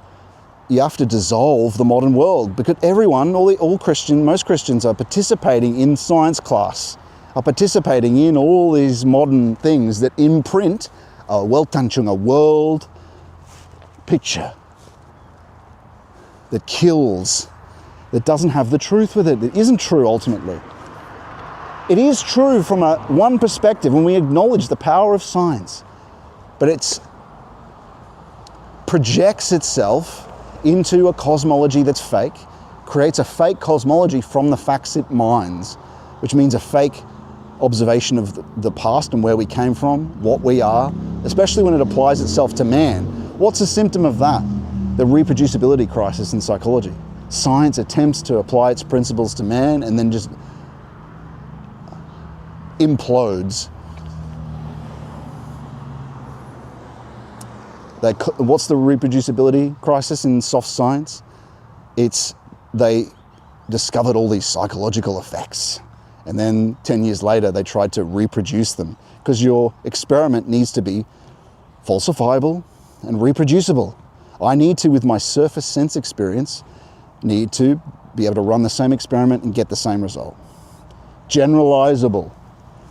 Induction from several examples of the same phenomena is how induction is. You induce from the observation of these principles a law. It happens several times. That's the essence of what quantity means. When René Guénon, the philosopher, says or talks about the reign of quantity. But what does that not include? Essential happenings that only happen once, the resurrection, but also miracles, right? Miracles aren't graspable just instantly. We can't just have them to immediate surface sense experience. It doesn't take into consideration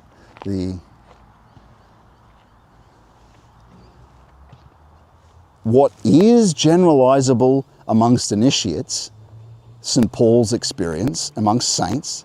You can generalize it for them, but any person who hasn't purified themselves doesn't have access, so it can never be a science. But it is a more essential truth. It is.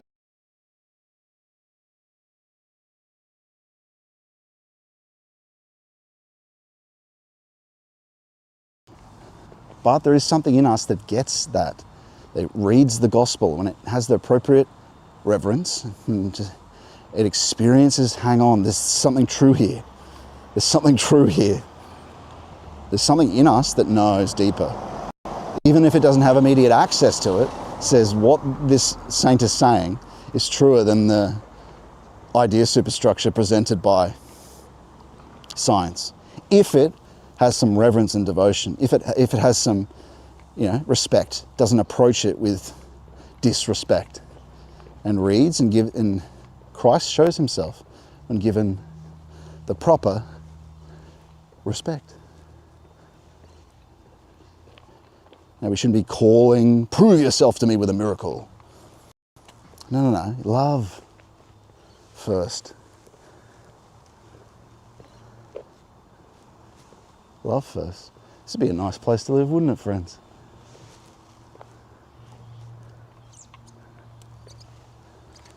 All right. Where are we? We're going to find a place to sit down and do our final reading today. We're at about 4, I think, aren't we?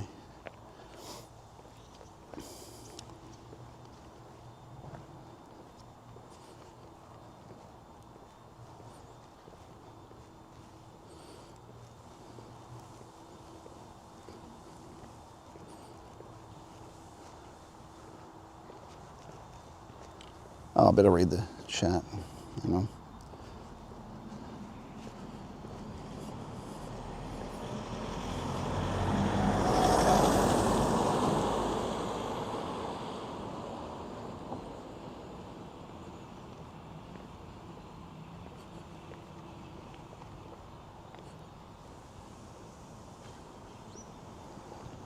John Stubble's talking about spiritual touch.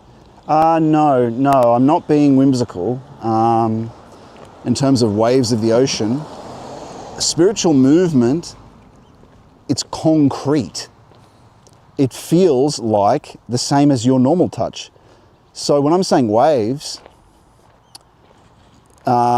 behind the eyes, it feels like if you were submerged in the ocean and could feel with your skin touch, you know, when waves move past you, you can feel the force moving and pushing you. That's the same. It's very concrete. I'm not being whimsical about the spirit here. It's felt very concretely, spiritual touch. Movement, immediacy of movement. It feels like you have another organ of touch, right? So just making that clear. If you're doing these practices, you'll eventually feel a pressure behind the eyes that you'll think, oh, maybe that's eye strain, but eventually collect more of it and that's not eye strain. Bring your attention there. You're doing concentration without effort in prayer. Include your attention there. Things unfold from there. Concentrate there also.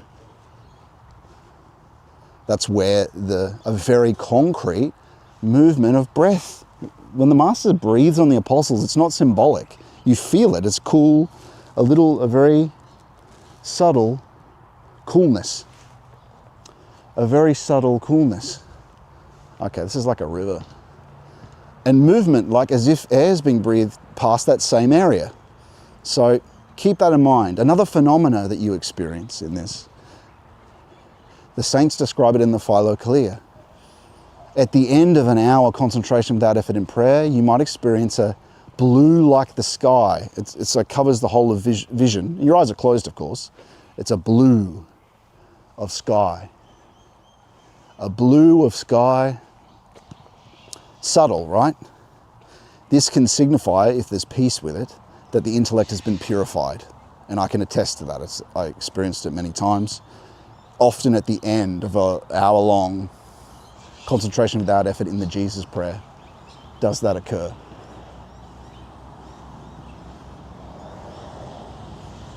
I guess we can just pick this area here. We could go to the top. I don't really want to sit at the top of the station. But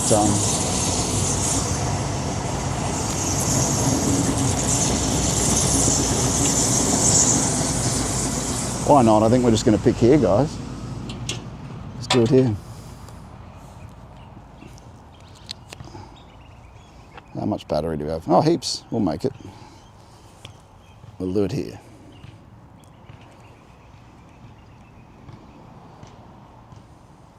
Okay. We're reading from St. Dionysius, the Areopagite, from chapter 4. Yeah. How does that look? It's all right.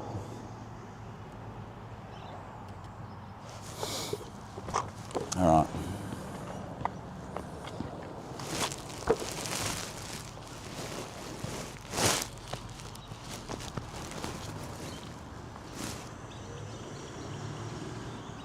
We'll go for about an hour, friends, or 45 minutes. How's that? Working? All working there? Let's make sure it's still working. Give me a moment.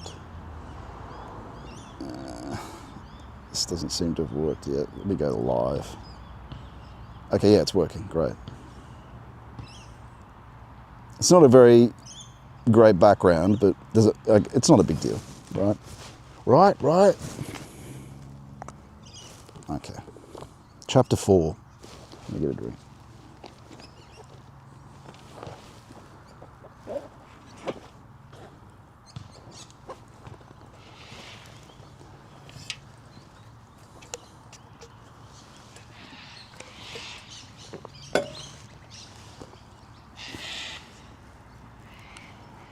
I can lean a bit this way so you can see my face a little.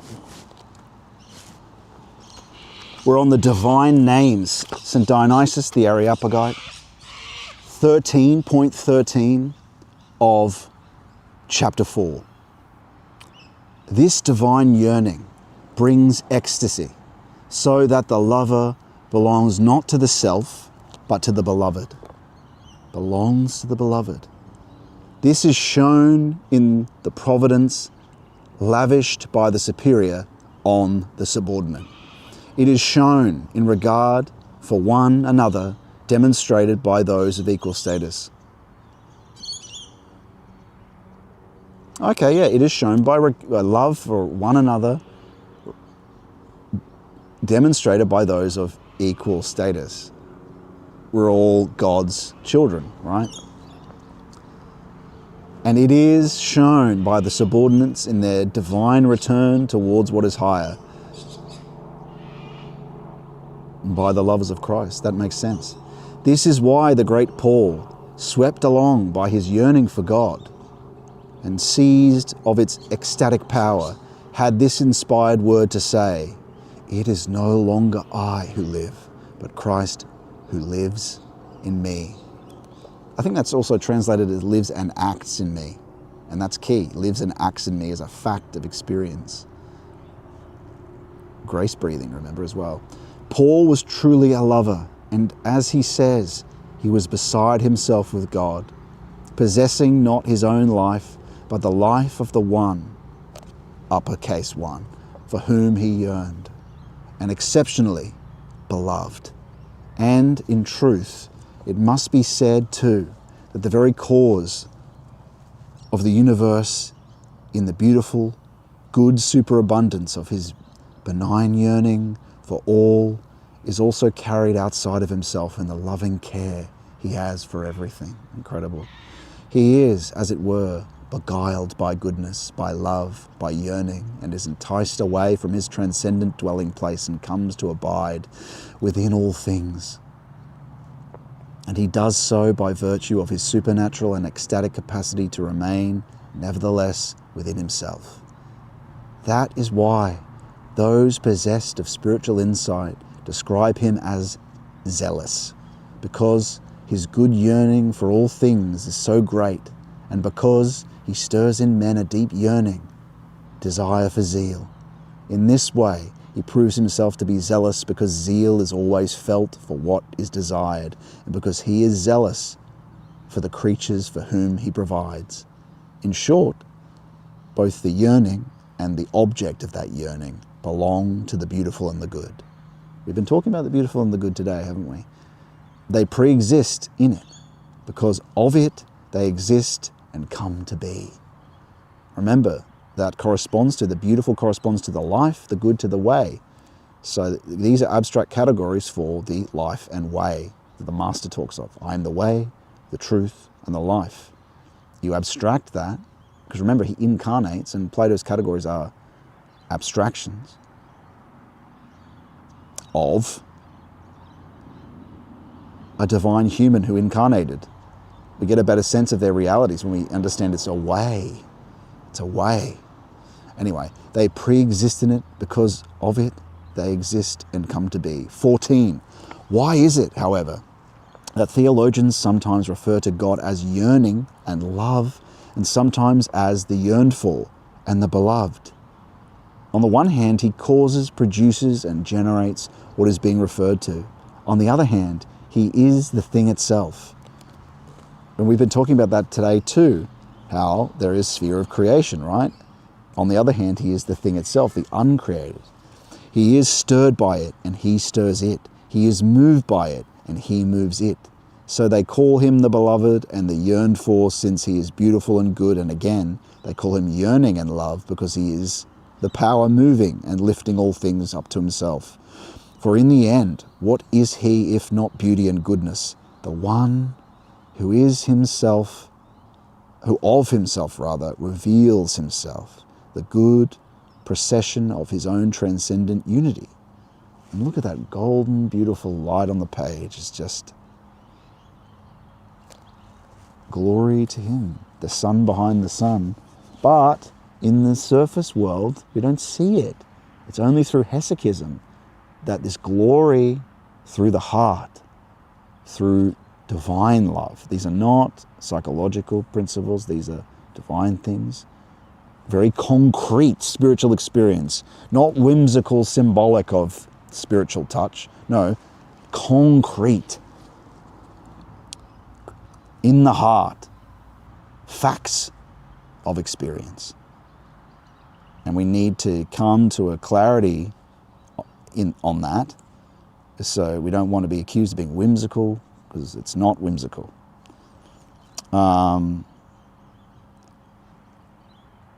And so the Son, S-O-N behind the S-U-N,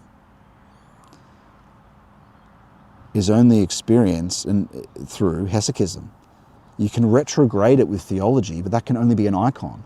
To actually experience the glory of the Son behind the Sun, he's the black sun, it's not the visible sun. Manifest that at the same time, the image looks the same to you. When I look out through my surface senses, it looks the same, unless there are imaginations involved and sent as the transparency or... but along with it and alongside it are sent divine things.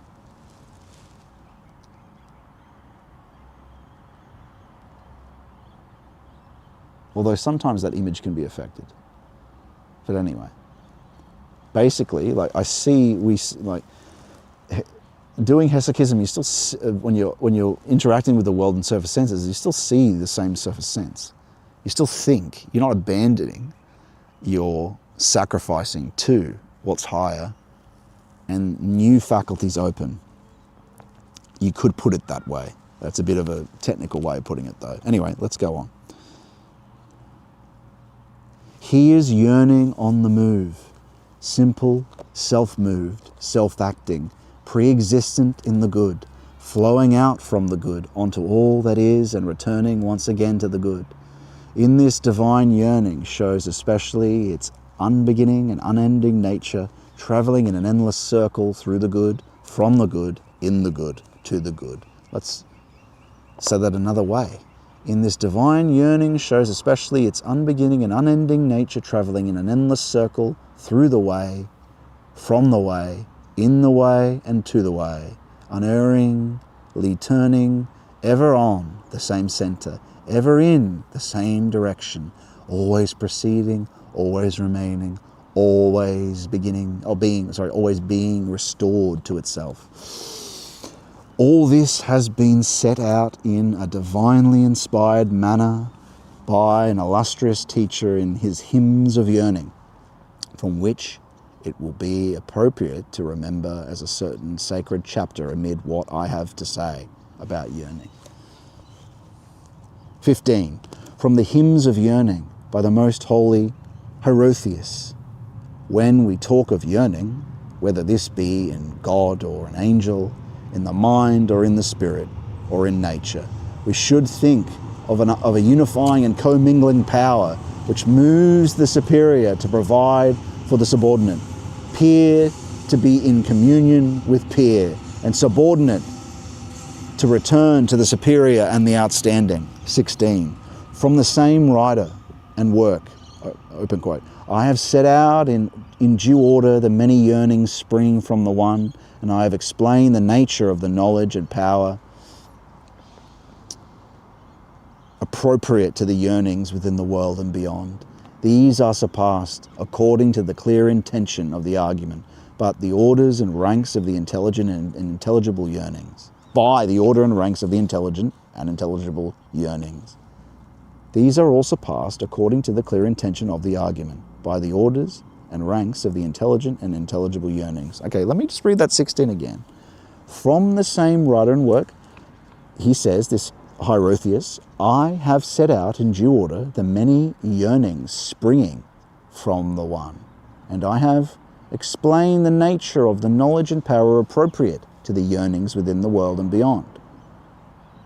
The impulses, the loves, these are surpassed according to the clear intention of the argument by the orders and ranks of the intelligent and intelligible yearnings.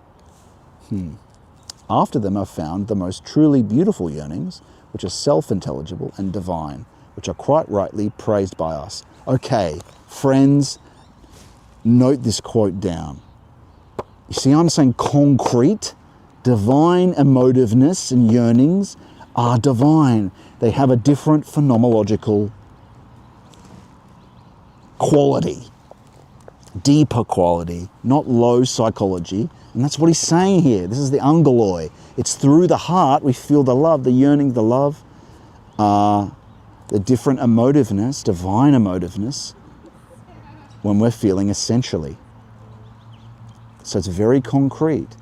Listen to the language, how specific it is. After them are found the most truly beautiful yearnings. Remember, we're getting through these lower ones, which are self-intelligible and divine, and which quite rightly are praised by us. But now, once more, let me take all these yearnings and concentrate them into... Hopefully my face doesn't get burnt, but anyway. It should be all right. I've got a bit of a tan. After them, I've found the most truly beautiful yearnings, which are self-intelligible and divine. But now, once more, let me take all these yearnings and concentrate them into a single yearning, which is the father of all yearnings.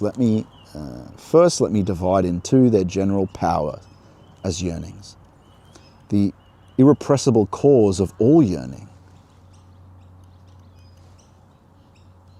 has command and primacy over them, and is the cause beyond them all, and indeed is the goal towards which everything everywhere strives upward, each as best he can. This may be not what I was just saying it was. Might not be. I'm always honest with you, friends. I might have been wrong in my about what this aligns to, but maybe not. 17, from the same writer and work, same Hieronymus. Come, let us gather all these once more together into a unity, and let us say that there is a simple self-moving power directing all things to mingle as one, that it starts in due order through all the stages back to the good, and thus turns from itself and through itself and upon itself towards itself in an everlasting circle.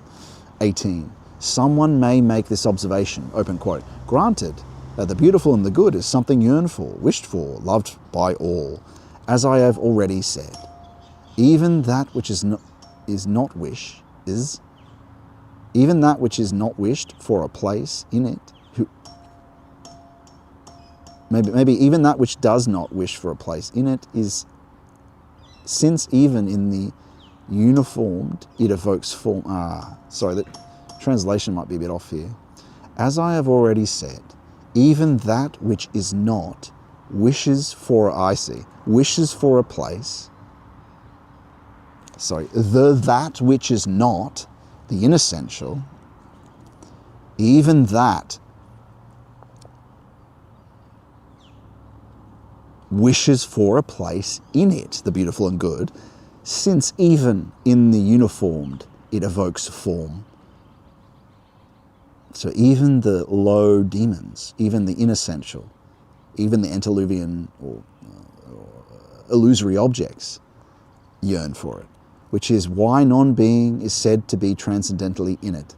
Granted that the beautiful and the good is all this, how is it that the multitude of demons has no wish for it, and indeed is inclined to the material and is lapsed from the angelic condition of longing for the good? Interesting that I didn't know he was going to talk about demons, but he is now. Actually, it becomes a cause of evil to itself and is responsible for that state in others, which we characterize as evil. How is it that the demons, whose origins lie wholly in the good, are themselves not shaped by this goodness? How is it that good offspring of the good, they have changed? What was it that made them evil? What in fact is evil? Where did it come from? And where is it to be found? How was it that goodness itself willed it to be there? And after this decision, how did it produce it? Furthermore, that's a bit better actually. Furthermore, if evil comes from a different cause, what other cause can be there? What other cause can there be for things except the good? If there is any providence at all, how can it be that there is evil, that it comes to be, that it is not done away with?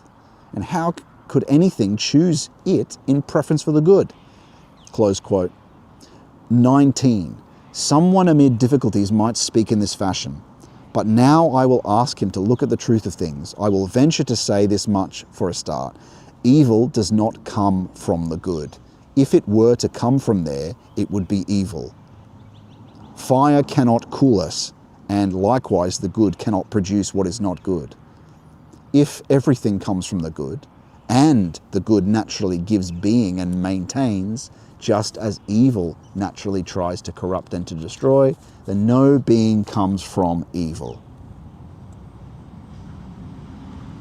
Nor will evil itself exist if it acts as evil upon itself. And unless it does this,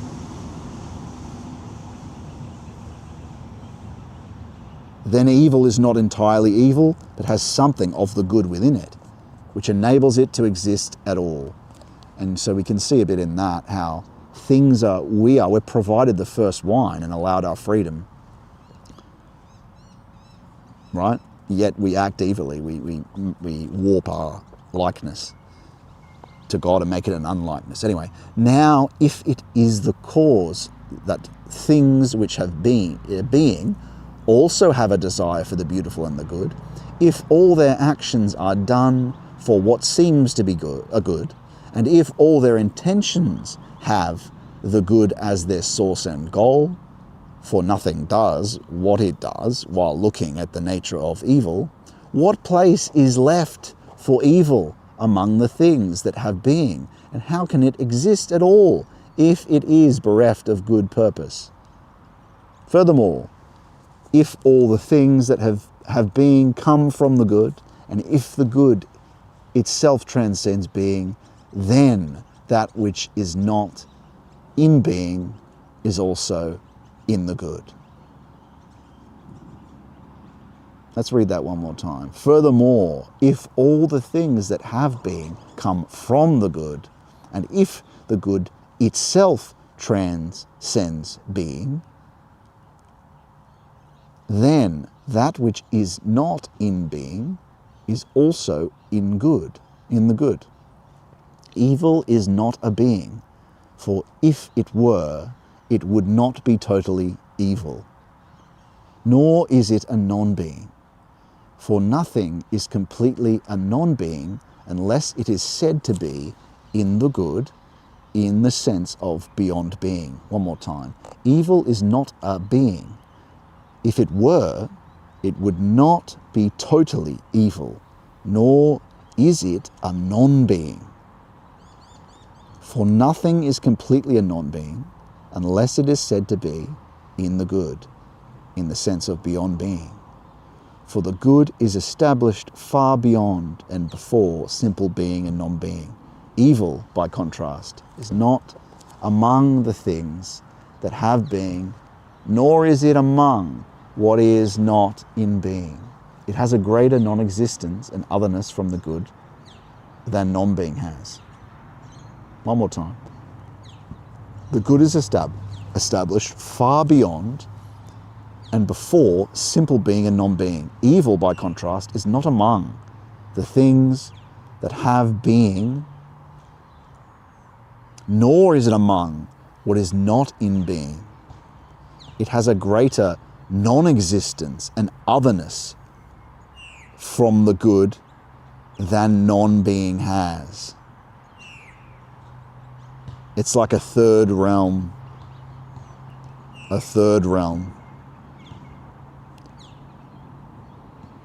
So then, someone asks, where does evil come from? If evil does not have being, then virtue and vice must be exactly the same, both totally and in particular details. And whatever conflicts with virtue cannot be evil. Yet the opposite of moderation is excess, and the opposite of justice is injustice.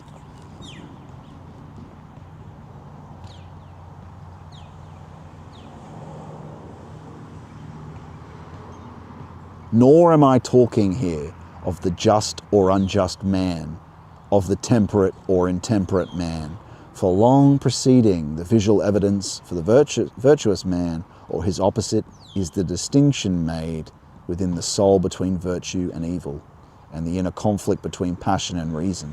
Hence, one must concede that there is something contrary to goodness, and that this is evil.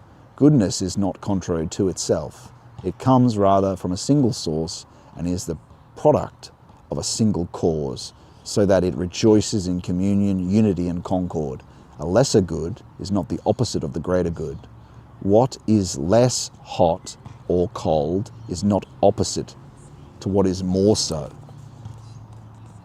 Therefore, evil is a being. It is in things that have being, and it is in the opposition to and contrary to the good. If it destroys things that have being, it does not thereby lose its own being. It retains being and transmits it to its offspring. For it is not often the case that the destruction of one thing is the birth of another. For is it often, not often the case that the destruction of one thing is the birth of another? Hence, evil contributes to the fulfillment of the world, and by its very existence, it saves it from imperfection.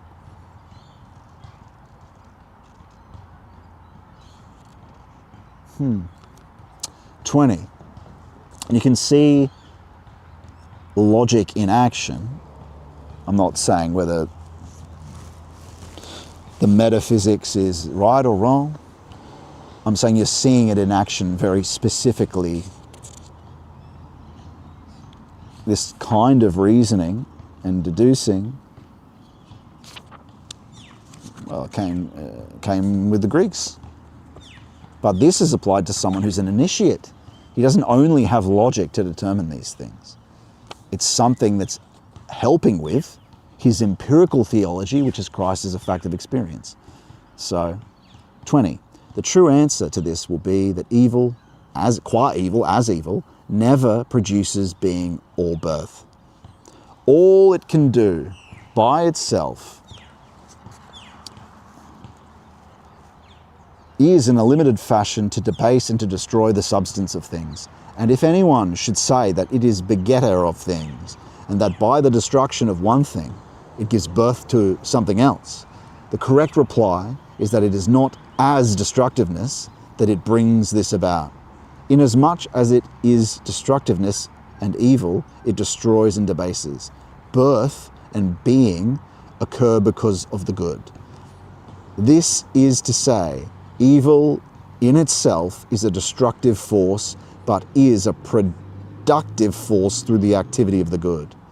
Insofar as it is evil, it neither is nor confers being.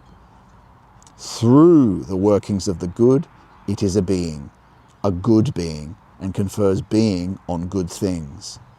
Of course, we cannot call the same being both good and bad at the same respect, and the destruction and the birth of the same thing are not the same power and faculty working at the same level to produce and to destroy.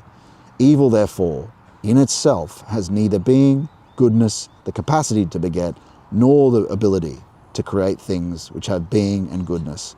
But the good, wherever it is present completely, succeeds in producing goodness that is perfect, untainted, and total. When things have a lesser share in it, then the goodness is incomplete and is mixed in with other ingredients in proportion to its deficiency of the good. Evil, then, is neither good nor productive of good, and everything is good to the extent that it draws near to good, or you could say God. Perfect goodness reaches out to all things and not simply to immediate good neighbours. It extends as far as the lowliest of things. In some beings it is present in full measure, to a lesser extent in others, and in the least measure in yet others. It is there in proportion to the capacity to receive it. Some share completely in the good, others participate in it more or less.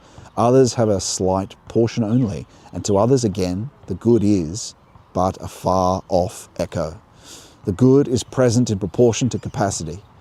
This has to be so, for otherwise the most honoured, the most divine things would be on the order with the lowliest.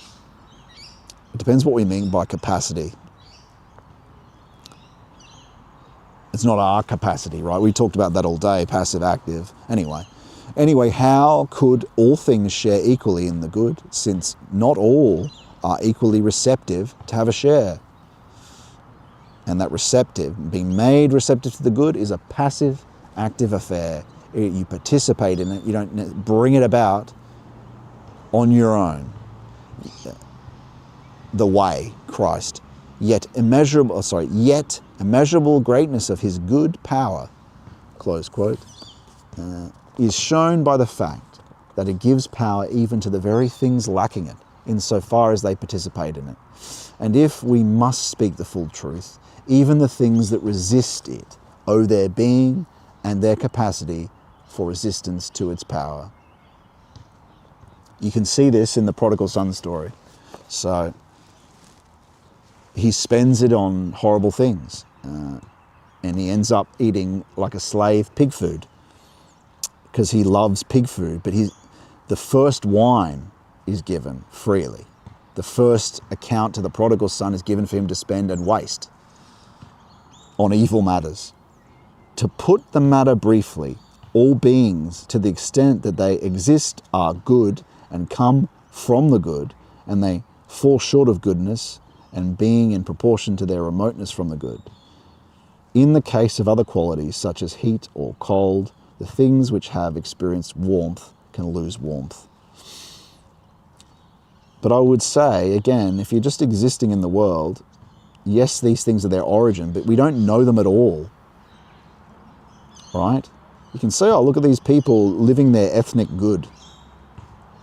That's not divine. Its origin might be, but they're not, like, they're living a lesser form. A lukewarmness can have some goods. That doesn't mean you're experiencing divine way, are you? As a fact of experience, you have to overcome those psychological goods. Just want to make that point. Just because we can metaphysicize their origin doesn't mean we're experiencing that origin. Doesn't mean you can articulate it as this is, look, this is divine too. No. Far enough back its source is, but it doesn't mean you touch it through it. Anyway, just trying to make the point that metaphysics can make, like, it's only an icon. You have to do the hesychism again. So, indeed, there are things even which have no life and no mind. True, there is God who is on a level above being, and therefore transcendental. But with entities, generally, if a quality is lost for them, or was never there in fact, it is still the case that these entities possess being and subsistence. However, that which is totally bereft of the good never had, nor does not have, never shall have, never can have any kind of being at all. Take the example of someone who lives intemperately. He is deprived of the good in direct proportion to his irrational urges. To this extent, he is lacking in being, and his desire is for what has no real existence, or maybe no real essence. Because things can persist in the happening of the surface. Anyway, that's just my addition. Nevertheless, he has some share in the good, since there is in him a distorted echo of real love and real unity. Anger, too, has a share in the good to the extent it is an urge to remedy seeming evils by returning them towards what seems beautiful. Even the person who desires the lowest form of life still desires life, and a life that seems good to him. Thus, he participates in the good to the extent that he feels a desire for life and for what, to him at least, seems a worthwhile life. Abolish the good and you will abolish being, life, desire, movement, everything.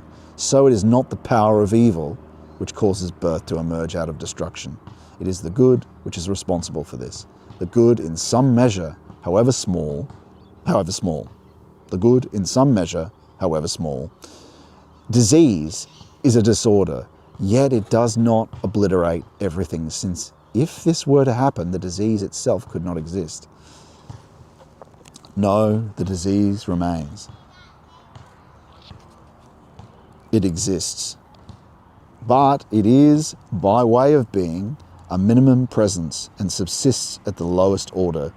For that which totally lacks a share in the good has neither being nor a place in existence.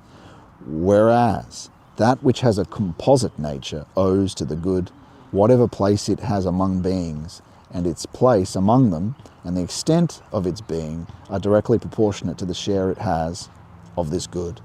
In other words, in all things in being will have more or less of being, according as they share more or less in the good. For in regard to being, that which possesses no being in any respect will not exist at all, and that which possesses being in some respect, though not in some other, does not exist to the extent that it has fallen away from eternal being. But insofar as it has a share of that being, then to that extent it has existence. Its whole being and non-being are protected and preserved. The same applies to evil. What has fallen away totally from the good can have no place among the things which are more or less good. Whatever is good in some respect and not in some other is in conflict with a particular good, but not with the totality of the good. It is protected by having within it some participation of the good, so that the good gives substance to what lacks itself precisely for that eventual full share of itself. Remove the good entirely, and there will be nothing, good or mixed with something else, or absolutely evil. Remove it entirely, and there will be nothing. For if evil is imperfect goodness, the complete absence of the good will do away with complete and incomplete goodness. Evil will only be and be seen by contrast with what it opposes, for it will be distinct from them, since they are good. The fact is that things of the same kind cannot wholly contradict each other in the same respects.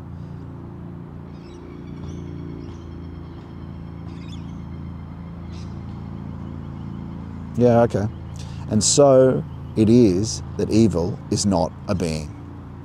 Things of the same kind cannot wholly contradict each other in the same respects.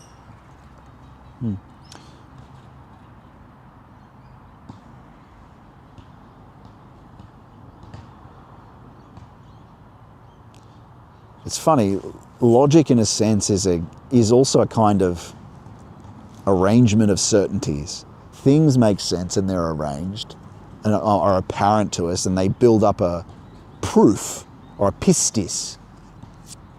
The Greeks have these different words for proof and belief and faith. They're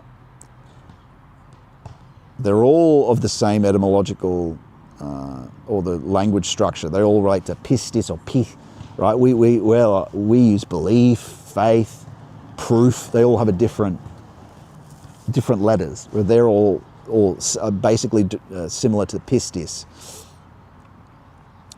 And so these things all add up to give you a certainty, but the fact is that things of the same kind cannot wholly contradict each other in the same way, same respect. Things of the same kind cannot wholly contradict each other. Why?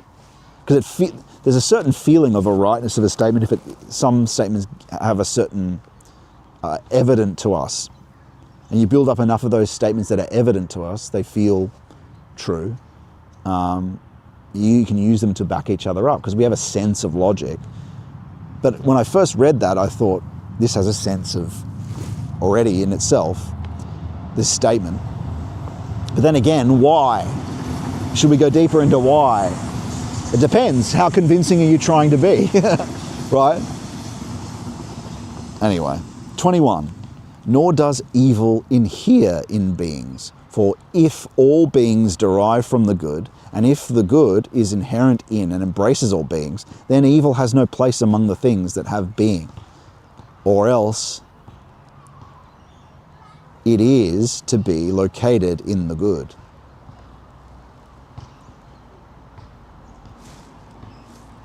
But it can no more have a place in the good than cold may be found in fire.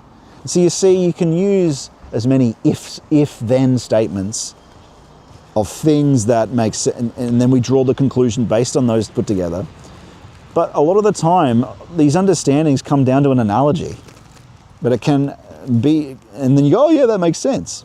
But is it ultimately true? But it can no more, your certainty won't come about from just this.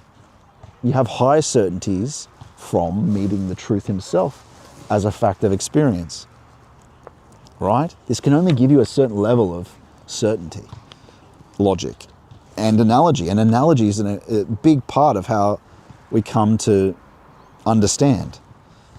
But we need more than that. And modernity, we don't exist with more than that.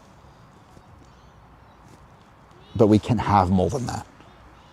Anyway, but it can be no more have a place, but it can no more have a place. I might as well start 21 again. Nor does evil inhere in beings. For if all beings derive from the good, and if the good is inherent in and embraces all beings, then evil has no place among the things that have being,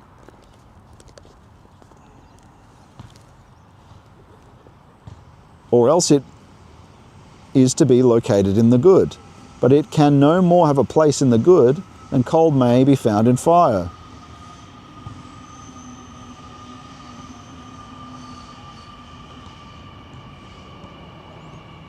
It depends what inhere means. Nor does evil inhere in beings. Well, the likeness can be warped. Our empirical self does become warped. I mean, essentially, we don't lose the image of God. Our essence doesn't change. But see, then you get read an analogy and you go, oh, that sounds convincing. So anyway, but it can. This is how logic works. But it can no more have a place in the good than cold may be found in fire, if that analogy holds. But at least it gives us a sense of understanding. The capacity to turn evil cannot be found in that which actually transforms evil into good. The capacity, what is that? That's the potentiality, the competency, the skill to turn evil, the capacity, the being to turn evil cannot be found in that which actually transforms evil into good. So the capacity to turn evil isn't found, or the decision maybe to turn evil isn't found in that which actually transforms evil into good.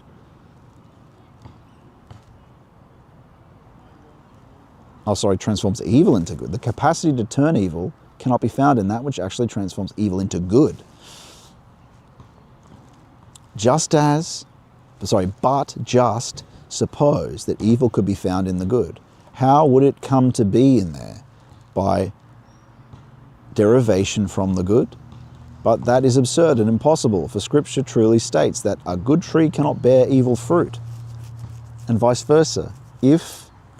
And so you can see an epistemic principle in action here. Right? Revelation, looking to what's been substantiated. But it's not Herod and his people, is it? We're not consulting science or the wisdom of the world. We're looking to something that transcends that and basing, as Paul does, right? It's not Aristotle. It's not taking normal sensory experience and defining and making that customary being as it stands out to us, more defined and disclosing more things about it, generalizable to everyone. No, it's looking to what's only generalizable to initiates and saints, and revelation and Scripture and from prophets, and then from there are we justified. From faith and from Scripture do we substantiate things. And originally from Christ living and acting in you, which is empirical theology. Anyway. That is, evil must come from the good, or the good from evil. Or else, if this is impossible, both good and evil must derive from a different source and cause. No duality can be an originating source. The source of every duality is a monad. I mean, this is difficult metaphysics. I don't know how much you're getting from it. It is hopefully something. Hopefully it's a good stimulus for, I mean, we've already said a few things, but hopefully you're getting something from it. But if I keep interrupting, that might be an issue because it's probably hard to follow. Let me just start that again. But just suppose that evil could be found in the good. How would it come to be there? By derivation from the good? By deriving from the good? But that is absurd and impossible, for Scripture truly states a good tree cannot bear evil fruit, and vice versa. If, on the other hand, its source is not the good, then it must have some other source and cause. Then, that is, evil must come from the good, or the good from evil, Or else, if this is impossible, both good and evil must derive from a different source and cause, and no duality can be an originating source. The source of every duality is a monad, a one. But it is also absurd to suppose that two opposites can owe their origin and their being to the same thing, since this would mean that the source itself was not simple and unique, but was actually divided double internally in a state of contradiction and discordant. Furthermore, it is impossible that there are two mutually opposing sources of beings existing in each other and in everything, and always in conflict. If this were to be assumed, then God himself cannot be free of pain and beyond suffering, since there would be something grating him, and consequently everything else would be an eternal condition of strife and disorder. But in fact, the sacred theologians sing a hymn of praise to the good for giving friendship and peace to all beings, which is why all good things show friendship, inherent harmony, and their descent from the one life. This is why they turn to the one good. This is why they are similar, benevolent, kindly to each other. So then evil is not in God. So then evil is not in God, is not divine, does not come from God. For either God is not good, or else he fashions and creates what is good. Or he fashions and creates what is good. And he does not act in this fashion at one time, but not at another, or in the case of some things and not in everything. If this were the way he acted, then he would be subject to change and variation, and this in respect to what is most truly divine in him, namely his work as cause. And if the good in him is an aspect of his substance, then God must travel between being and non-being whenever he turns away from the good. Of course, if all he has is simply a share in the good, and if he derives it from another, then he will possess it sometimes and sometimes not. So therefore, evil does not come from God. It is not in God, either absolutely or at some stage in time. 22. How many pages have we got to go here on this? Wow, okay.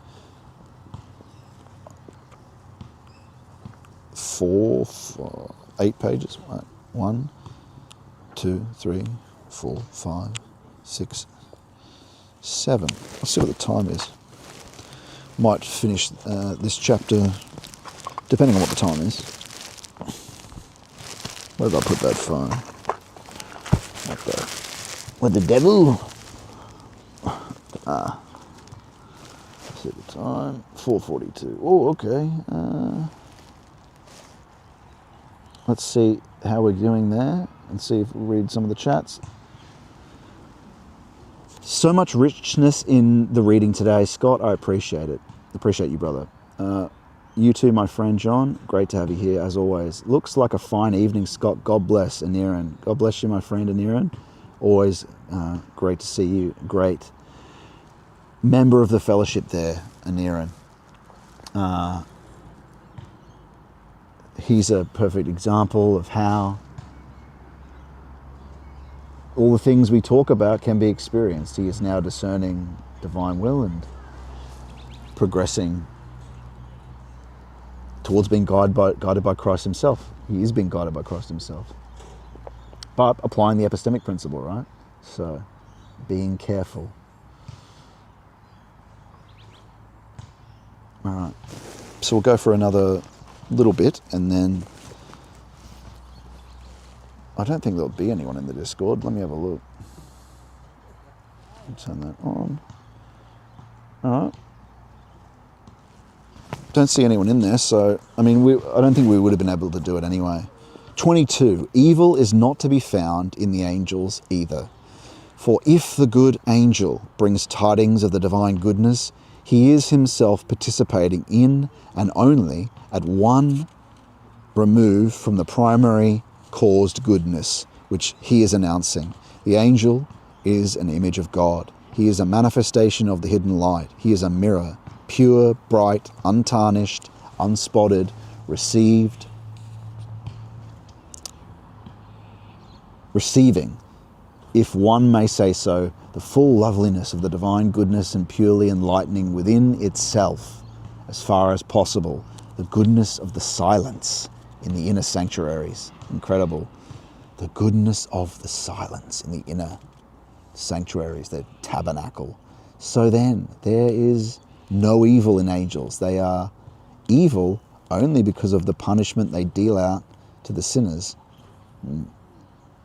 Of course, where this is concerned, anyone who chastises the errant is evil.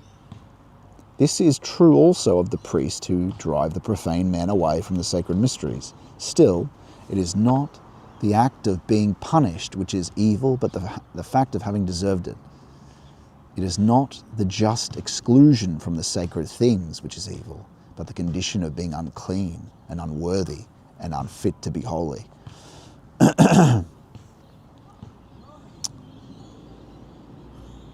23, last one.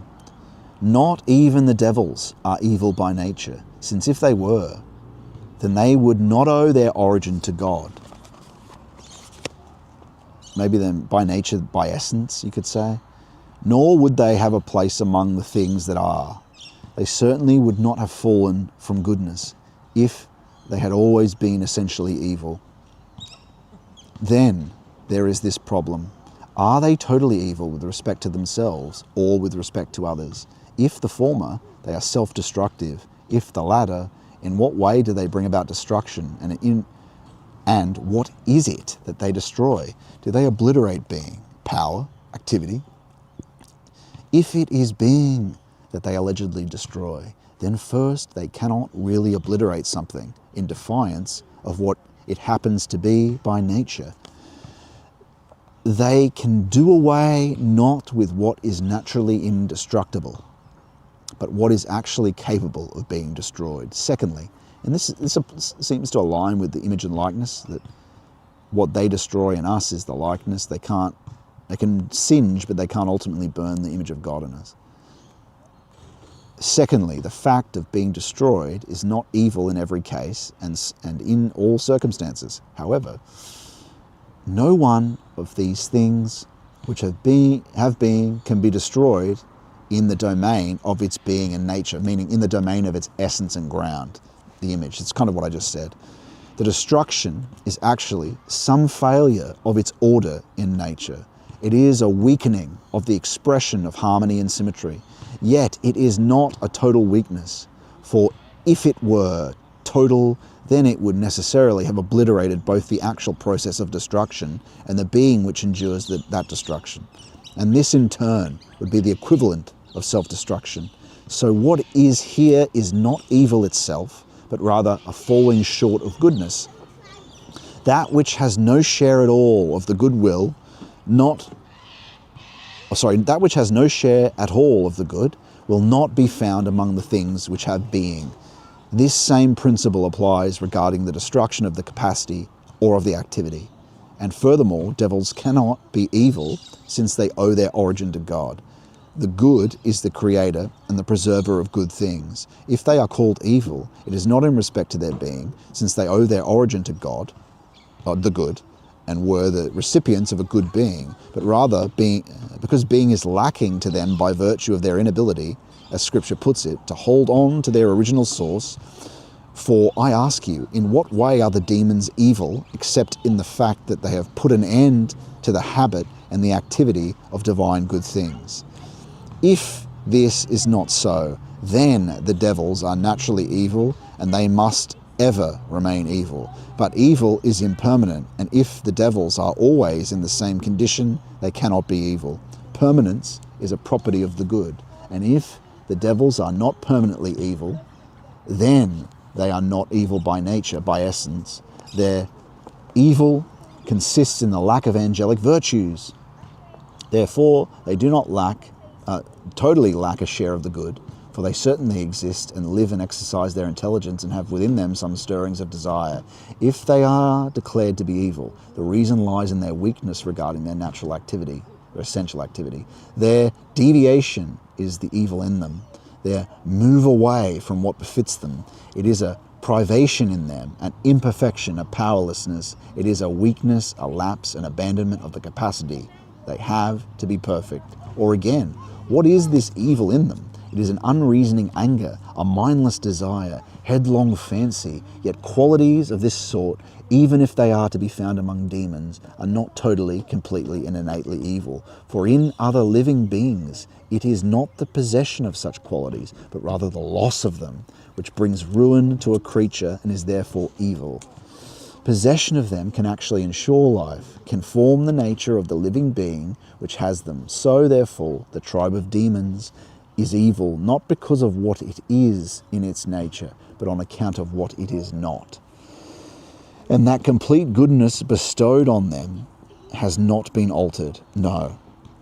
What has happened is that they have fallen away from the complete goodness granted to them, and I would claim that the angelic gifts bestowed on them have never been changed inherently, that in fact they are brilliantly complete, even in the demons themselves, through a failure of their powers to perceive the good, are not able to look upon them. Whatever is from the good, is good, and desires the beautiful in the good, by desiring to exist, to live, and to think. They are called evil because of the deprivation, the abandonment, the rejection of the virtues which are appropriate to them. And they are evil to the extent that they are not. And insofar as they wish for evil, they wish for what is not really there. They have no ultimate essence, in another sense which we've said before. That being said, that's essentially, they're very real. They realize, but they're ultimately untrue. They ultimately have no essence. So they operate evilly here and do evil, but evil ultimately has no essence, but it's still, in facticity, might as well have an essence. Like we're talking essentially here. Anyway, 24. That's it. That's where we're going to finish it today. We'll pick it up at 24 next time, and then we're almost at the end of the chapter. It's a really long chapter of this book, but we'll get through it. I mean, look, even I am not comprehending every aspect of that as I read it. But these aren't just to be comprehended once. But I was guided to read this book, so I still hadn't read it. But anyway, let's go. Let's go for a walk back up to the station, and I'm off to a relative's birthday after that. But otherwise, we're finished for the day anyway, so lovely. Let's go.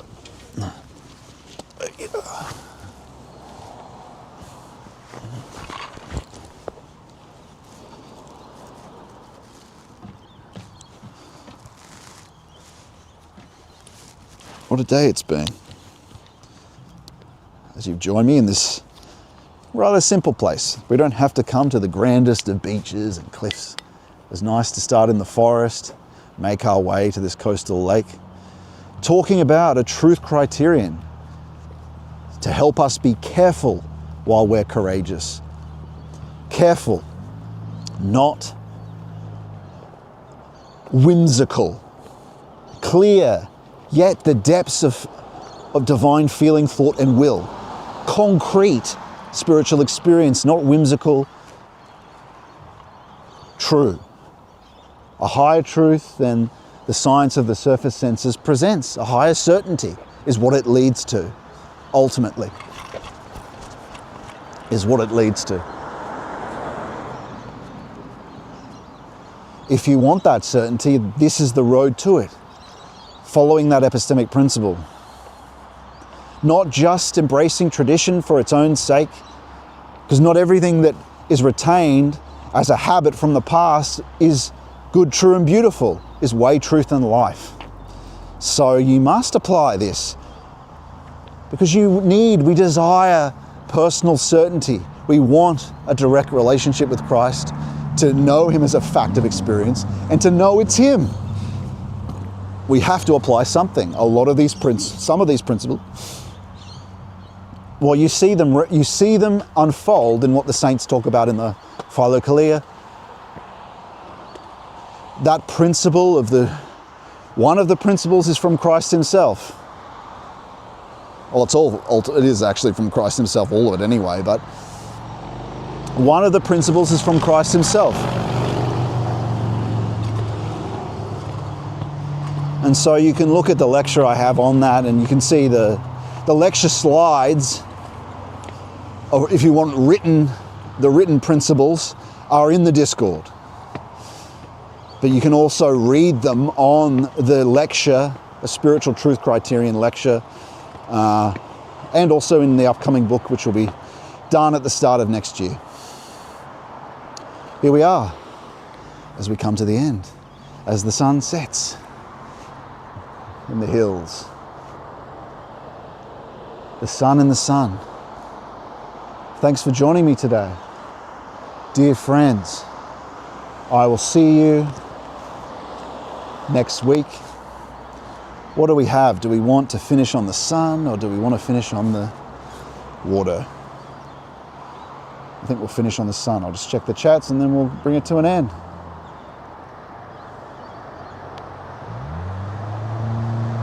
Evil is absence of angelic virtue, so deep perhaps God originally designed silence to be our focus. As humans started to add noise, which are defined as evil, covering the goodness of silence. Yeah, I think there's some truth in that. The sound of silence, yes, John. Oh, they're making pizza over there. It smells good. All right, friends. I'll give you the sunset and say goodbye.